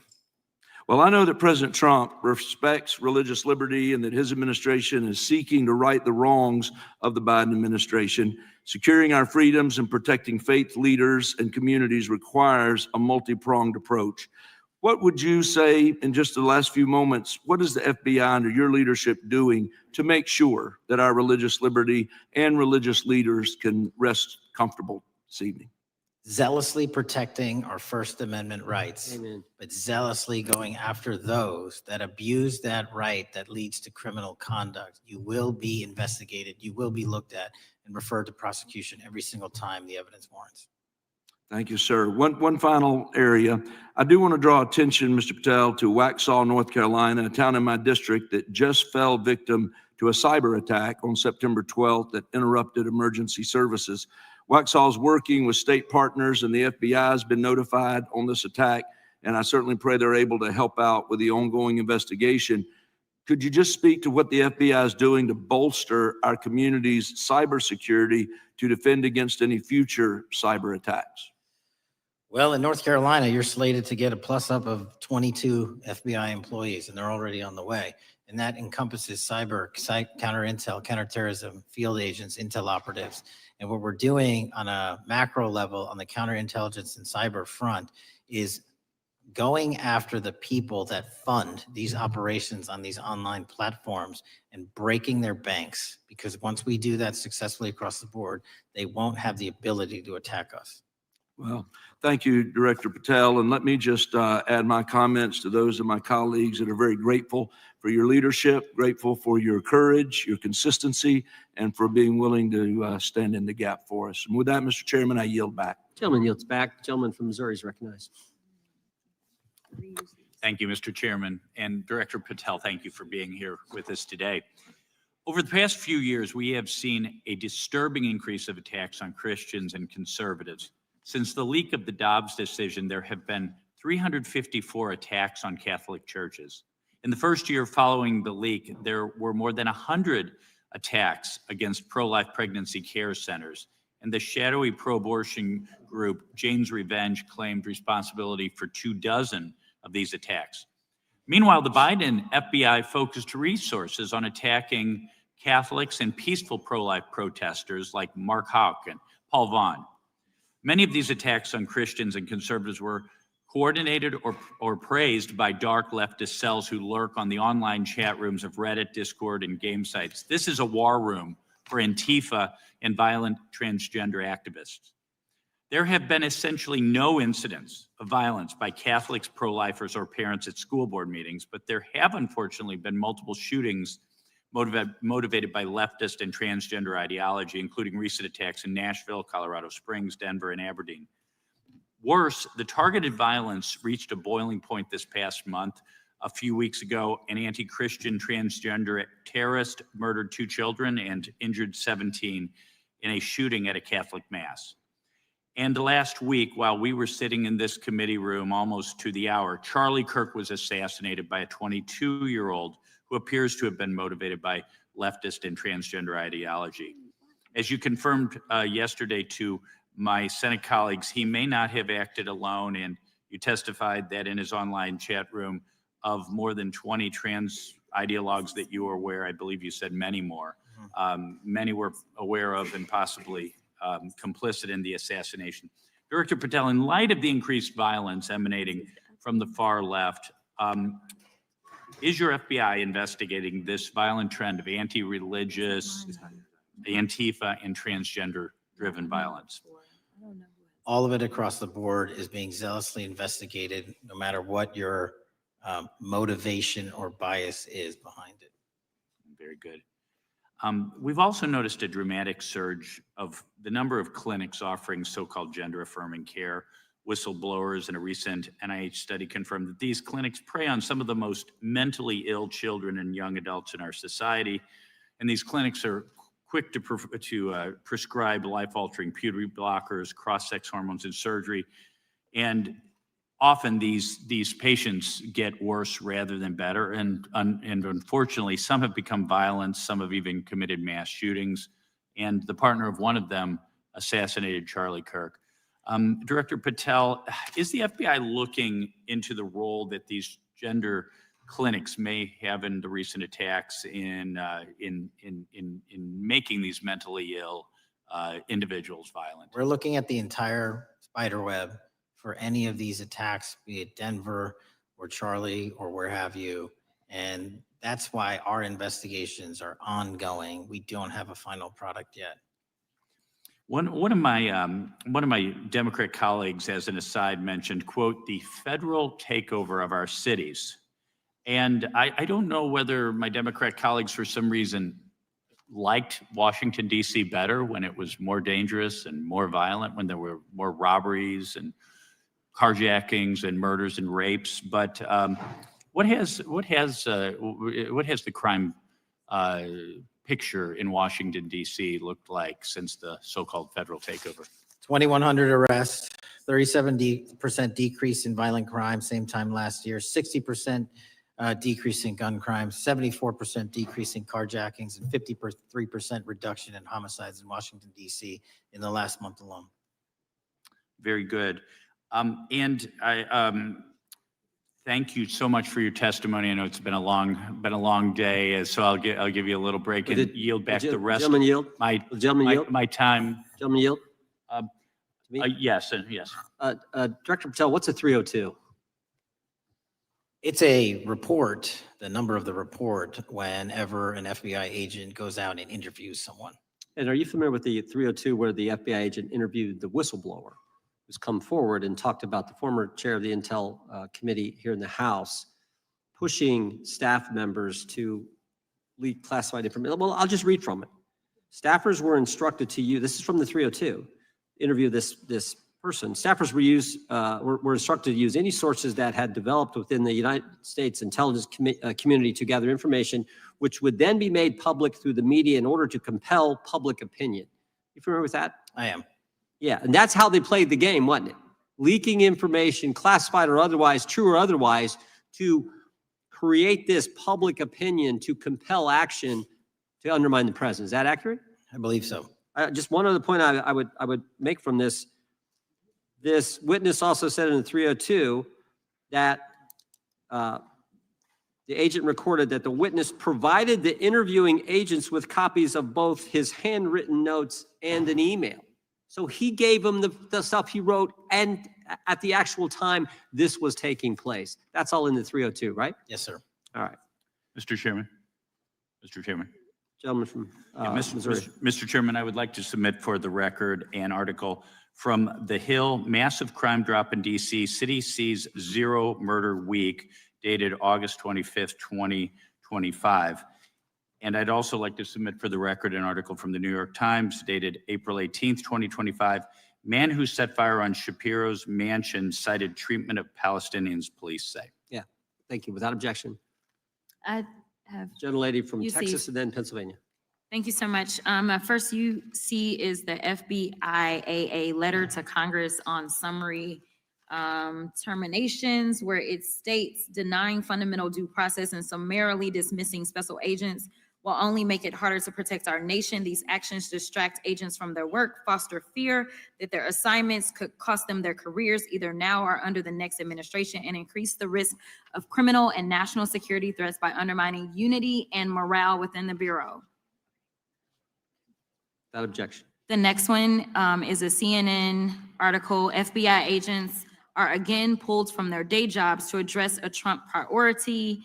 It states, morale is the worst I've seen, said one law enforcement source. The Bureau is becoming unrecognizable. Lots of people are weighing really difficult decisions right now. Without objection. Gentlelady from Pennsylvania is recognized. Thank you, Mr. Chair. I'd request unanimous consent to introduce into the record a September 16th, 2025 article in the New Republic entitled DOJ Quietly Deletes Study on Politics of Domestic Terrorists. The Justice Department has taken down a study that proves Republicans' entire narrative wrong about left-wing violence. Without objection. Thank you. Gentleman from Washington is recognized.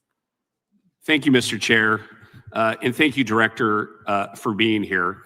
I think without question, we can say that Donald Trump has been tougher on crime and tougher on international terrorism than any president in American history. I imagine that brings you a lot of satisfaction and pride as director of America's foremost law enforcement agency. Recently, President Trump conducted very strategic and important strikes on Iran's nuclear apparatus in that country. We also know that there are concerns of significant Iranian sleeper terrorist cells here in the U.S., perhaps exacerbated by the open border during the Biden administration. What can you tell Congress and the American people about what the FBI is doing to safeguard us from potential terrorist attack by Iranian cells? So our counterterrorism division, which is fully stocked up, watches for reflections in the intelligence streams that our intelligence community collects and produces, and works hand in glove with our partners at the CIA and elsewhere to make sure that any threat, even if it's hearsay, double hearsay, triple hearsay, or totally incredible, is not only fully run down, but we also take our duties to notify and give defensive briefings to those who are mentioned in those intelligence reports to make sure that we do both our notification obligation and our investigatory obligation. Thank you. The FBI is also the foremost counterintelligence apparatus here in the U.S. We know the U.S. faces a more complex threat of global, more complex array of global threats than any time perhaps World War II or even superseding that time. As America continues to be under attack from various intelligence agencies globally, what can you tell us about the counterintelligence operations of the FBI as a core function? This is why the CIA mission is so important to the FBI, because as you said, no one else can do it. No one else has the authorities to do it. And even if they did, they don't have the capabilities to do it. And the CIA mission has to be headquartered in Washington, but have far-reaching capabilities because we have to face against our adversaries in the DPRK, in Russia, China, Iran, and elsewhere. And in order to do that, we have to have dedicated intelligence professionals on those target sets. And since I become director, I've demanded not only a dismantling and disruption of networks, but a public display of how we're doing it so the world knows that our adversary is A, attacking us, and B, we're stopping them. And that's why you've seen these dramatic increases in counterintelligence arrest in the PRC by 33%, in Russia 83%, in Iran 60%. We are showing the world that they are trying to engage in espionage activities against us, and we are holding them accountable publicly. And there's been increasing concern about the Maduro regime of Venezuela, both their potential support of terrorist activity, criminal drug networks, and potential espionage entities here within the U.S. What can you tell us about your activities regarding the Maduro regime of Venezuela? Generally speaking, one of the largest shipment points for narcotics out of South America, Colombia, obviously, and also Venezuela, is being utilized heavily by the narco traffickers to send up cocaine, meth, and fentanyl, and excuse me, all the other illegal narcotics through the island chains in the Caribbean Ocean and ultimately for America. So there has to be more work done in the region to stop those navigable waterways from being traversed with drugs bound for America. And finally, Mr. Director, what is the one thing that Congress could most do in terms of passing a law to best support the FBI in making America safer and more secure? Get us more authorities to get online, to get onto social media companies, gaming platforms, have legal access, and also have private partnerships with the FBI of those companies and allow them to report into us on a daily basis. There is no human being or AI system on earth that can go out there and cover down on the threat in those theaters. And so we need the assistance, and we need more authorities, and we need the private sector to double down. Well, thank you very much for all you're doing, all the men and women of the FBI are doing to keep us safe, and I yield back. Gentleman yields back. Got a UC request from the gentleman from Arizona. Thank you, Mr. Chairman. I have an article titled FBI Flooded with Record Number of New Agent Applications Cash Patel's First Month. The FBI saw 5,577 new agent applications in March and more than 10,000 since January. Without objection. The gentleman from Kansas to recognize. Thank you, Mr. Chairman, and Director, thank you for being here. I have listened carefully to all the discussion in this hearing. I've reached two top-line conclusions. First, I am glad I don't have your job. And second, I am glad you do. Thank you for being willing to step up and serve in this role. I'd like to plow a little bit of ground that we've not spent a lot of time on so far and explore. You mentioned, and I'm well aware of your strong commitment to partnering with state and local law enforcement authorities. Obviously, one of the missions is in the counter-drug space.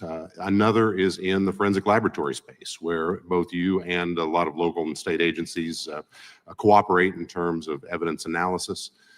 From the state side, programs such as the HIDA programs, very, very important in counter-drug, such as the Coverdell grants, very, very important in maintaining state laboratory capacities.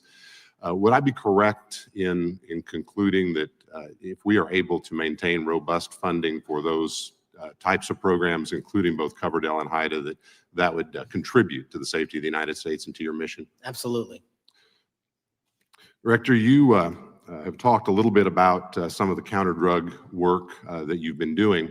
One thing we haven't talked about yet, the President, in one of his first actions upon taking office back in January, designated a number of the cartels as foreign terrorist organizations. That's not just a paper transaction. I believe the list has been expanded since those first actions.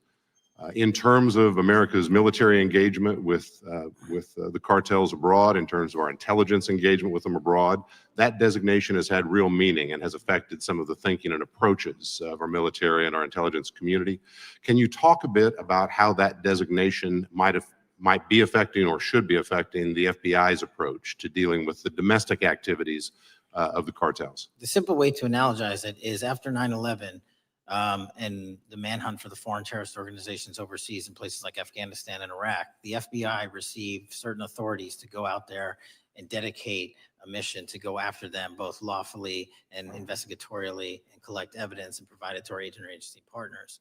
Once the foreign terrorist organization designation was labeled over to the Mexican drug cartels, we can now do that here.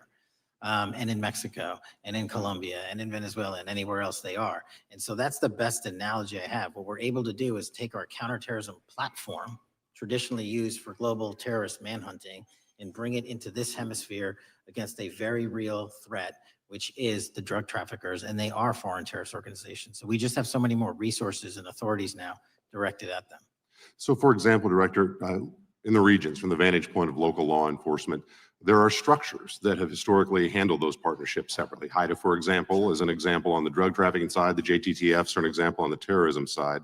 How is the thinking evolving in terms of on a regional basis, either merging or not merging those structures now that the targets in many ways are merged? So the JTTFs are kind of our forward operating base across every single state in this country to take on that mission. And anytime you're labeled a foreign terrorist organization, you know, you come right under the authorities of the JTTF, the task force officers, and the state and local level police work that gets done in those JTTFs. And the Homeland Security Task Force layer on top of that, I think 25 or 30 across the country, specifically working with DHS and Secretary Noem to go after the drug trafficking foreign terrorist organizations, because they have unique capabilities and authorities dedicated to that mission. And so that's the beauty of the HSTFs. Let me ask you an adjacent question, Director. I noticed in your written testimony, I don't think we've talked about it yet, you brought to our attention an expiring authority. It's in 6 U.S.C. 124N with respect to counter-UAS drones. You point out that that authority expires in statute at the end of this month, and you impressed upon us your interest in seeing it extended in some manner. Can you talk a little bit about the FBI's role in counter-UAS work over American airspace? I represent a district that's going to host some of the FIFA World Cup activities coming up. We're obviously very interested in security, and there are limits on what our state and local authorities have the capacity to do or what our military has the capacity to do once the threat is domestic. So it's critically important. Both the FBI and DHS have those capabilities. I'll speak to the FBI, of course, only. And you raised the World Cup, and that's exactly what we need it for. The Club World Cup, which just happened, was 32 games in at least a dozen different cities across the country, the largest sporting events consecutively in American history.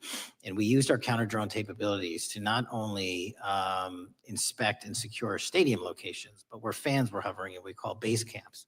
And thankfully, because of the success of the FBI and DHS, we had no significant security incidences. And flipping to the World Cup, which is going to be 3 times as large, and obviously the largest we've ever had, and blending into the LA Olympics in 28, our counter-UAS capabilities are going to be the ones that are able us to have literal bird's eye view of the threat dynamic around so many of these cities, which are going to see literally tens and hundreds of thousands of people flock to them. So we have to have it. And making sure the bad guys don't have the same. Exactly. Very good. I yield back and thank you. Gentleman yields back. Director, you've been amazing. You've been here 4 hours and 41 minutes without a break. We appreciate that. I think we have one more member, a few UC requests, and then you can we'll let you go. But we appreciate that. The gentleman from Texas is recognized. Thank you again for taking the time, Director Patel, and for Chairman Jordan for holding this hearing. Thank you for depoliticizing the FBI and getting it back to its original mission as well. Director Patel, do you agree that we have a problem in the United States with politically motivated violence? Absolutely.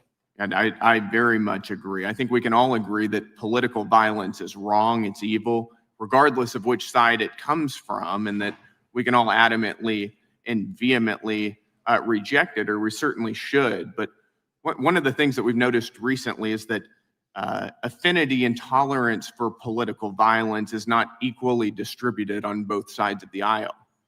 In fact, right now, social media is filled with leftists who are cheering on the murder of an iconic conservative political figure, Charlie Kirk. And it's not just random people on Twitter doing this now. There's a YouGov poll released just a few days ago, which stated that 25% of those who identify as very liberal believe that political violence can sometimes be justified. That's far too many, is it not? It is. One is far too many. One is far too many. That's right. Only 3% of very conservatives said the same thing, and we can agree that 3% is far too many. But there's an astounding difference between 25% on the left accepting and tolerating political violence and 3% on the right. I would hope that our colleagues on the other side of the aisle would also recognize that there is a systemic problem on their side of the aisle with tolerance for violence against people with whom they politically disagree, that there's a cultural rot on their side of the aisle that needs to be addressed desperately. Would you agree with that? Yes. One of the more astounding aspects of this is that it's not just people. This comes from the very top, from their political leaders. Just a few days ago, a member of Congress of this body, Ilhan Omar, shared a video on her social media account about Charlie Kirk's murder. And I'll quote what it said. It said, "Charlie Kirk was Dr. Frankenstein, and his monster shot him through the neck." In other words, Charlie had it coming to him. The words that he said naturally led to his assassination. I mean, that is a reprehensible thing for a member of Congress to say, to suggest, to promote in any capacity. And there are people across this country who are losing their jobs for far less than this. And that, by the way, is a just response to acceptance and tolerance of political violence. It's amazing to me that the political left today, who were the originators and the cheerleaders of cancel culture, now have the backbone to attack conservatives for defending their assassinated friend. But there's a key difference here. Democrats want to silence conservatives for speaking obvious, self-evident ontological truths like that men aren't women and men can't get pregnant. That seems pretty basic. That seems like a basic truth that we should all be able to agree on. Republicans, by contrast, are recognizing that a constitutional republic depends on the free and open exchange of ideas that we can debate without violence, and that assassinating a political rival is evil, it's wrong, and it should not be glorified or promoted or justified in any way, including in the way that Congresswoman Ilhan Omar did. So Mr. Patel, thank you again for being here. I'd like to, with the remainder of my time, just get your opinion. Does the FBI recognize the rising threat of political violence in America, and what can you guys do to address it? Yes, we do. And what we can do to address it, Congressman, is we need to get online partnerships with these companies in the public space, on these gaming sites and on these social media sites. As I was saying earlier, there is no way to triage the amount of information generated on these sites by the FBI alone. And we need the public-private partnership. And there's another law that's expiring, I think, at the end of this month, which I believe we need renewed, that allows private sector companies to report into the FBI without liability for criminal and investigatory purposes. And that's the kind of stuff we need to keep going. Got it. Thank you, Director Patel. We really appreciate it. Thank you. Gentleman yields back. Mr. Chairman, Gentleman from Arizona. I have some UCs. Gentleman to state his request. Thank you. First one is a piece entitled "Review of Domestic Terrorism After Kirk's Murder Shows Biden Politicized Issue, the Intel, and Fudged the Data." Without objection. Thank you. Make a motion to table. Oh, no, we got to recognize the ranking member for his motion. It's just a UC request. Gentleman's recognized for a UC request. Thank you, Mr. Chairman.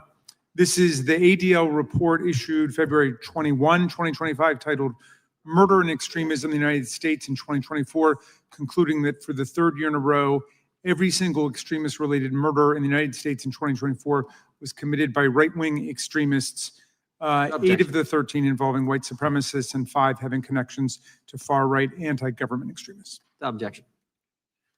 Gentlelady from Pennsylvania is recognized for unanimous consent. Yes, thank you. I have a couple articles here. First is a New York Post article, July 17th, 2025. Democratic Senator Ron Wyden claims big Epstein file full of actionable information locked in Treasury Department drawer. Objection. This is The Guardian, May 18th, 2023. Deutsche Bank agrees to pay $75 million to settle Jeffrey Epstein lawsuit. Objection. This is Fox Business, September 10th, 2025. JP Morgan processed over $1 billion for Jeffrey Epstein despite internal concerns over sex offender status. Objection. And New York Times, Bank of America flagged suspicious payments to Epstein only after he died. Objection. Okay, and I also have a motion, Mr. Chair. Lady was recognized. We're going to come back to the motion I thought was made by Mr. But I want to dismiss our witness. Could we do the motions before he goes? What, The one, I just wanted to press the motion I originally yeah, had. we're going to bring that up. Is that what this is? Four Or banks. Are you doing that? No, this is another motion. Okay, well, I'm going to recognize first the gentleman because we held that motion in advance. I've got a, Gentleman from- I still have the UC, Mr. Chairman. Thank you, Mr. Chairman. So look, there are four banks, JP Morgan, Bank of New York, Bank of America, and Deutsche Bank. Yeah, but the gentleman can state his motion. Yeah, but the motion is to subpoena the CEOs of these four banks to bring in all records relating to their relationship to Jeffrey Epstein and to produce all records reflecting it. These four banks have flagged to the government $1.5 billion in suspicious transactions relating to the sex Chairman, I move the trafficking crimes. table. Mr. Diamond just released a statement saying he would be Chairman, happy to motion- comply. Chairman, you don't need The to. motion to table, the motion offered by the gentleman from Maryland, the motion to table is not debatable. The question occurs on the motion to table. Those in favor say aye. Aye. Those opposed, no. No. Opinion of the chair, the ayes have it. The motion is tabled. I'd like a recorded vote if we could, Mr. Recorded vote being requested. The clerk will call. Well, we got to get the clerk here. Oh, the clerk's right here. Wonderful. Clerk Mr. will call the Jordan? roll. Yes. Mr. Jordan votes yes. Mr. Isa? Mr. Biggs? Mr. Biggs votes aye. Mr. McClintock? Mr. McClintock votes aye. Mr. Tiffany? Mr. Massey? Mr. Roy? Mr. Roy votes aye. Mr. Fitzgerald? Mr. Klein? Mr. Klein votes aye. Mr. Gooden? Mr. Van Drew? Mr. Nels? Mr. Nels votes yes. Mr. Moore? Mr. Moore votes yes. Mr. Kiley? Ms. Hageman? Ms. Lee? Mr. Hunt? Mr. Fry? Mr. Grothman? Mr. Grothman votes aye. Mr. Knott? Mr. Knott votes aye. Mr. Harris? Mr. Harris votes aye. Mr. Onder? Mr. Onder votes aye. Mr. Schmidt? Mr. Schmidt votes aye. Mr. Gill? Mr. Gill votes aye. Mr. Baumgartner? Mr. Raskin? No. Mr. Raskin votes no. Mr. Nadler? Mr. Nadler votes no.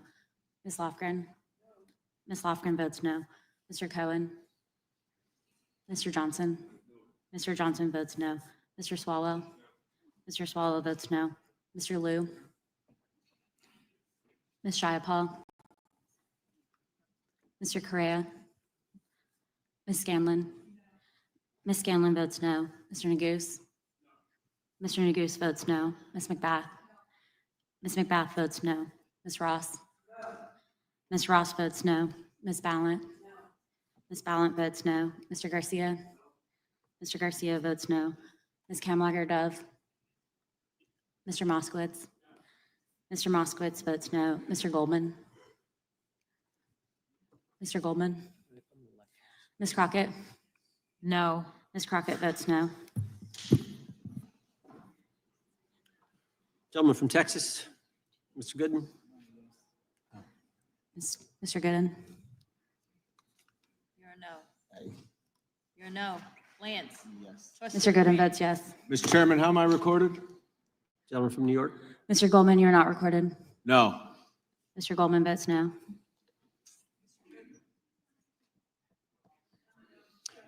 Gentlelady from Washington. Ms. Jayapal votes no. Gentleman from California. Gentlelady from California. Mr. Liu votes no. Ms. Kamlager-Dove votes no. Gentleman from Kentucky. Mr. Massey votes no. Director, I want to thank you again for being here. While we're waiting for members to get back to record their vote, you don't need to stay around for these kind of motions. We appreciate the service you're providing the country, appreciate your testimony today, and appreciate the fact that you did it 5 hours straight. That's amazing. So God bless you and keep up the good work. The witness is dismissed. I know, but I'm dismissing the witness. I don't think nothing involved. I'll just put them in the record. Mr. Chairman, we're still waiting for members to come back to record their vote on the motion offered Good. by the gentleman from. no, I just, as a point of order, I just wanted to establish that the dismissal of the witness doesn't affect the viability of any of the motions. No, the committee's still going. How many members we need?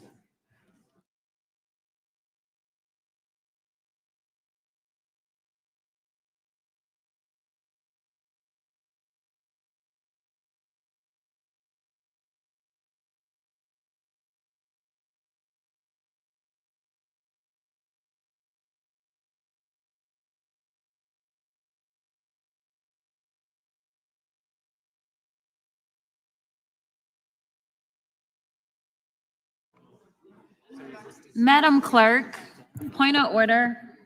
What is the current vote? Point of order. The vote is open. We will be waiting for members to get back to record their vote. Gentleman from Wisconsin is recognized. Mr. Fitzgerald votes aye. Gentleman from California is recognized. Mr. Kiley votes aye. The gentleman from California, I think, Mr. Chairman, is seeking to be recognized. Mr. Correa. Mr. Correa votes no.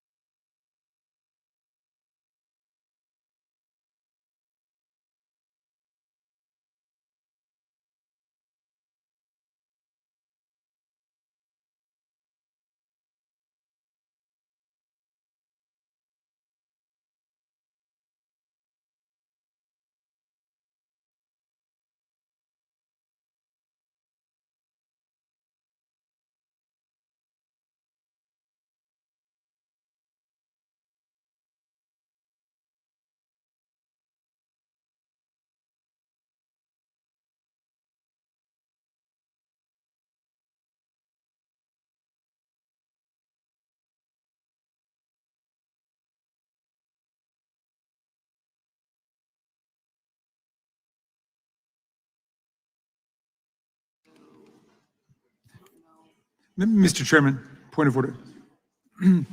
Gentleman may state his point. A number of members have conflicting markups and committee hearings going on right now. And I'm just wondering, how long are we going to hold this open? My read on the vote is that right now it's 18 of 14, 17? It's 1916. 19 to 16. We're going to give members an opportunity. As you point out, as the ranking member points out, members have numerous obligations, different committees going on, but we want to give everyone an opportunity to record their vote, and that's why we're waiting. Mr. Chair, point of order. We'll state a point of order. Couldn't we just be debating instead of sitting here waiting? There's a motion on the table. There was a motion offered by the ranking member, a motion offered a motion to table offered by a member, and that's what's on the table right Mr. now. Vendry, you are not recorded. Mr. Vendry votes yes. Right.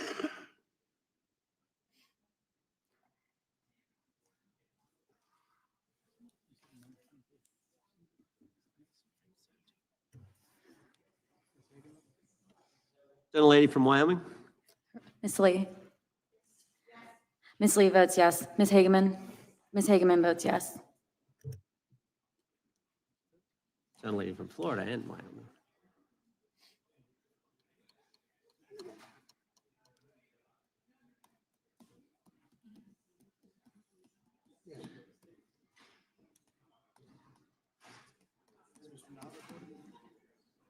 Mr. Knott, you're recorded as yes. Gentleman from Wisconsin. Mr. Tiffany. Mr. Tiffany votes aye. Clerk will report. Mr. Chairman, there are 20 ayes and 19 noes. The ayes have it. The motion is tabled. The gentlelady is recognized from Pennsylvania. Thank you, Mr. For what Ch- purpose? I have a motion. Gentlelady may take the motion. Okay. Pursuant to Clause 2K6 of Rule 11, I move that the committee subpoena U.S. Treasury Secretary Bessent to produce or otherwise make available to the committee all suspicious activity reports in the possession of the Treasury Department, identifying the roughly $1.5 billion in Gentleman from suspicious transactions. California is recognized. I move to lay the motion on the table. The motion is not debatable. I didn't finish. She hadn't completed the motion. Is it proper to cut it off before it's completed, Mr. Chairman? Finish your last sentence there. The gentlelady can finish. Okay, so we're asking them to identify the roughly 1.5 billion in suspicious transactions related to the sex trafficking crimes of Epstein, Maxwell, and their co-conspirators. And as we know, Mr. Mr. Chairman, Patel said that the Treasury Gentleman's might recognized. have move to that lay the motion information. on the table. Yep. The motion not debatable. The question occurs on the motion to table. Those in favor say aye. Aye. Those opposed, no. I request a recorded vote. Recorded vote being requested. The clerk will call the roll. Mr. Jordan? Yes. Mr. Jordan votes yes. Mr. Isa? Yes. Mr. Isa votes yes. Mr. Biggs? Mr. Biggs votes aye. Mr. McClintock? Mr. McClintock votes aye. Mr. Tiffany?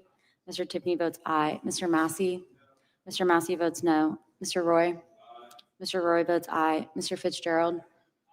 Mr. Fitzgerald votes aye. Mr. Klein? Mr. Klein votes aye. Mr. Gooden? Mr. Gooden votes aye. Mr. Van Drew? Yes. Mr. Van Drew votes yes. Mr. Nels? Mr. Nels votes yes. Mr. Moore? Mr. Moore votes yes. Mr. Kiley? Mr. Kiley votes aye. Ms. Hageman? Ms. Hageman votes aye. Ms. Lee? Ms. Lee votes aye. Mr. Hunt? Mr. Fry? Mr. Fry votes aye. Mr. Grothman? Mr. Grothman votes aye. Mr. Knott? Mr. Knott votes aye. Mr. Harris? Mr. Harris votes aye. Mr. Onder? Mr. Onder votes aye. Mr. Schmidt? Mr. Schmidt votes aye. Mr. Gill? Mr. Gill votes aye. Mr. Baumgartner? Mr. Baumgartner votes aye. Mr. Raskin? No. Mr. Raskin votes no. Mr. Nadler? Mr. Nadler votes no. Ms. Lofgren? Ms. Lofgren votes no. Mr. Cohen? Mr. Johnson? Mr. Johnson votes no. Mr. Swallow? Mr. Swallow votes no. Mr. Liu? Ms. Jayapal? Mr. Correa? Ms. Scanlon? No. Ms. Scanlon votes no. Mr. Neguse? Ms. McBath? Ms. Ross? Ms. Ross votes no. Ms. Ballant? Ms. Ballant votes no. Mr. Garcia? Mr. Garcia votes no. Ms. Kamlager-Dove? Mr. Moskowitz? Mr. Goldman? Mr. Goldman votes no. Ms. Crockett? No. Ms. Crockett votes no. Ms. Jayapal votes no. Lady from California. Ms. Kamlager-Dove is not recorded. Ms. Kamlager-Dove votes no. Gentleman from California. Mr. Liu, you are not recorded. Mr. Liu votes no. Mr. Moskowitz? Mr. Moskowitz votes no.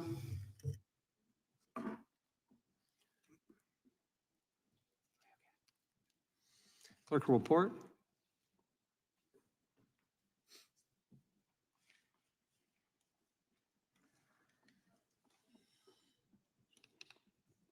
Mr. Chairman, there are 23 ayes and 16 noes. Motion to table carries. Mr. Chairman, I have a motion. Gentleman can state his motion, is recognized to state his motion. Great. And I hope that champion of free speech, Mr. McClintock, lets me read it. Mr. Chairman, pursuant to Clause 2K6 of Rule 11, I move that the committee subpoena Deputy FBI Director Dan Bongino to produce and testify what the director is unwilling to discuss and share with Congress, the files related to Jeffrey Epstein, including witness interview records, including FBI Forms 302, search warrant materials, records relating to the initiation of investigations, records relating to financial transactions and payments, evidence collected from wiretaps. The FBI director said today that they've already released these documents.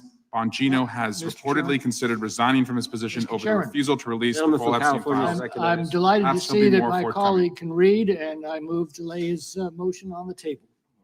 Motion is not debatable. The question occurs on the motion to table. Those in favor will say aye. Aye. Those opposed, no. No.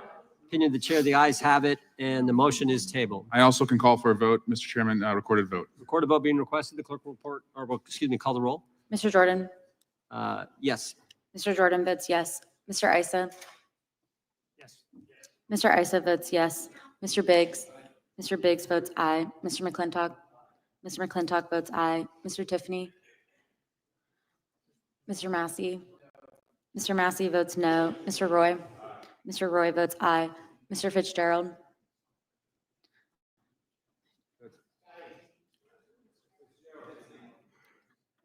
Mr. Fitzgerald votes aye. Mr. Klein? Mr. Klein votes aye. Mr. Gooden? Mr. Gooden votes aye. Mr. Van Drew? Mr. Van Drew votes yes. Mr. Nels? Mr. Nels votes yes. Mr. Moore? Mr. Moore votes yes. Mr. Kiley? Ms. Hageman? Ms. Hageman votes yes. Ms. Lee?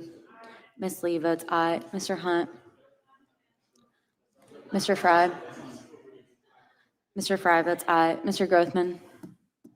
Mr. Grothman votes aye. Mr. Knott. Mr. Knott votes aye. Mr. Harris. Mr. Onder. Mr. Onder votes aye. Mr. Schmidt. Mr. Schmidt votes aye. Mr. Gill. Mr. Gill votes aye. Mr. Baumgartner. Mr. Baumgartner votes aye. Mr. Raskin. No. Mr. Raskin votes no. Mr. Nadler. Mr. Nadler votes no. Ms. Lofgren. Ms. Lofgren votes no. Mr. Cohen. Mr. Johnson. Mr. Johnson votes no. Mr. Swalwell. Mr. Swalwell votes no. Mr. Liu. Mr. Liu votes no. Ms. Jayapal. Ms. Jayapal votes no. Mr. Correa. Ms. Scanlon. Ms. Scanlon votes no. Mr. Neguse. Ms. McBath. Ms. Ross. Ms. Ross votes no. Ms. Ballant. Ms. Ballant votes no. Mr. Gar-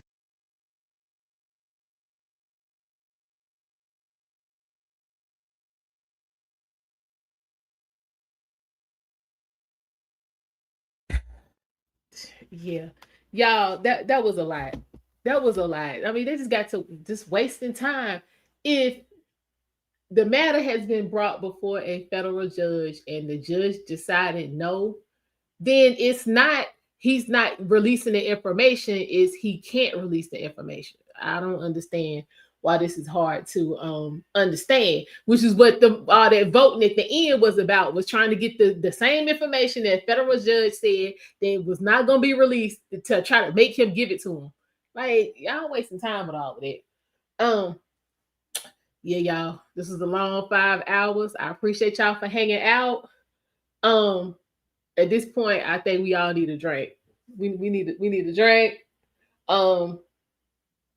Because yeah, this was like a bunch of bullies, you know what I'm saying, showing up to the playground, underestimating their opponent, or underestimating that the person they came to bully. Because child, Patel wasn't having it. Oh, you're welcome, Mima. Patel was not having it.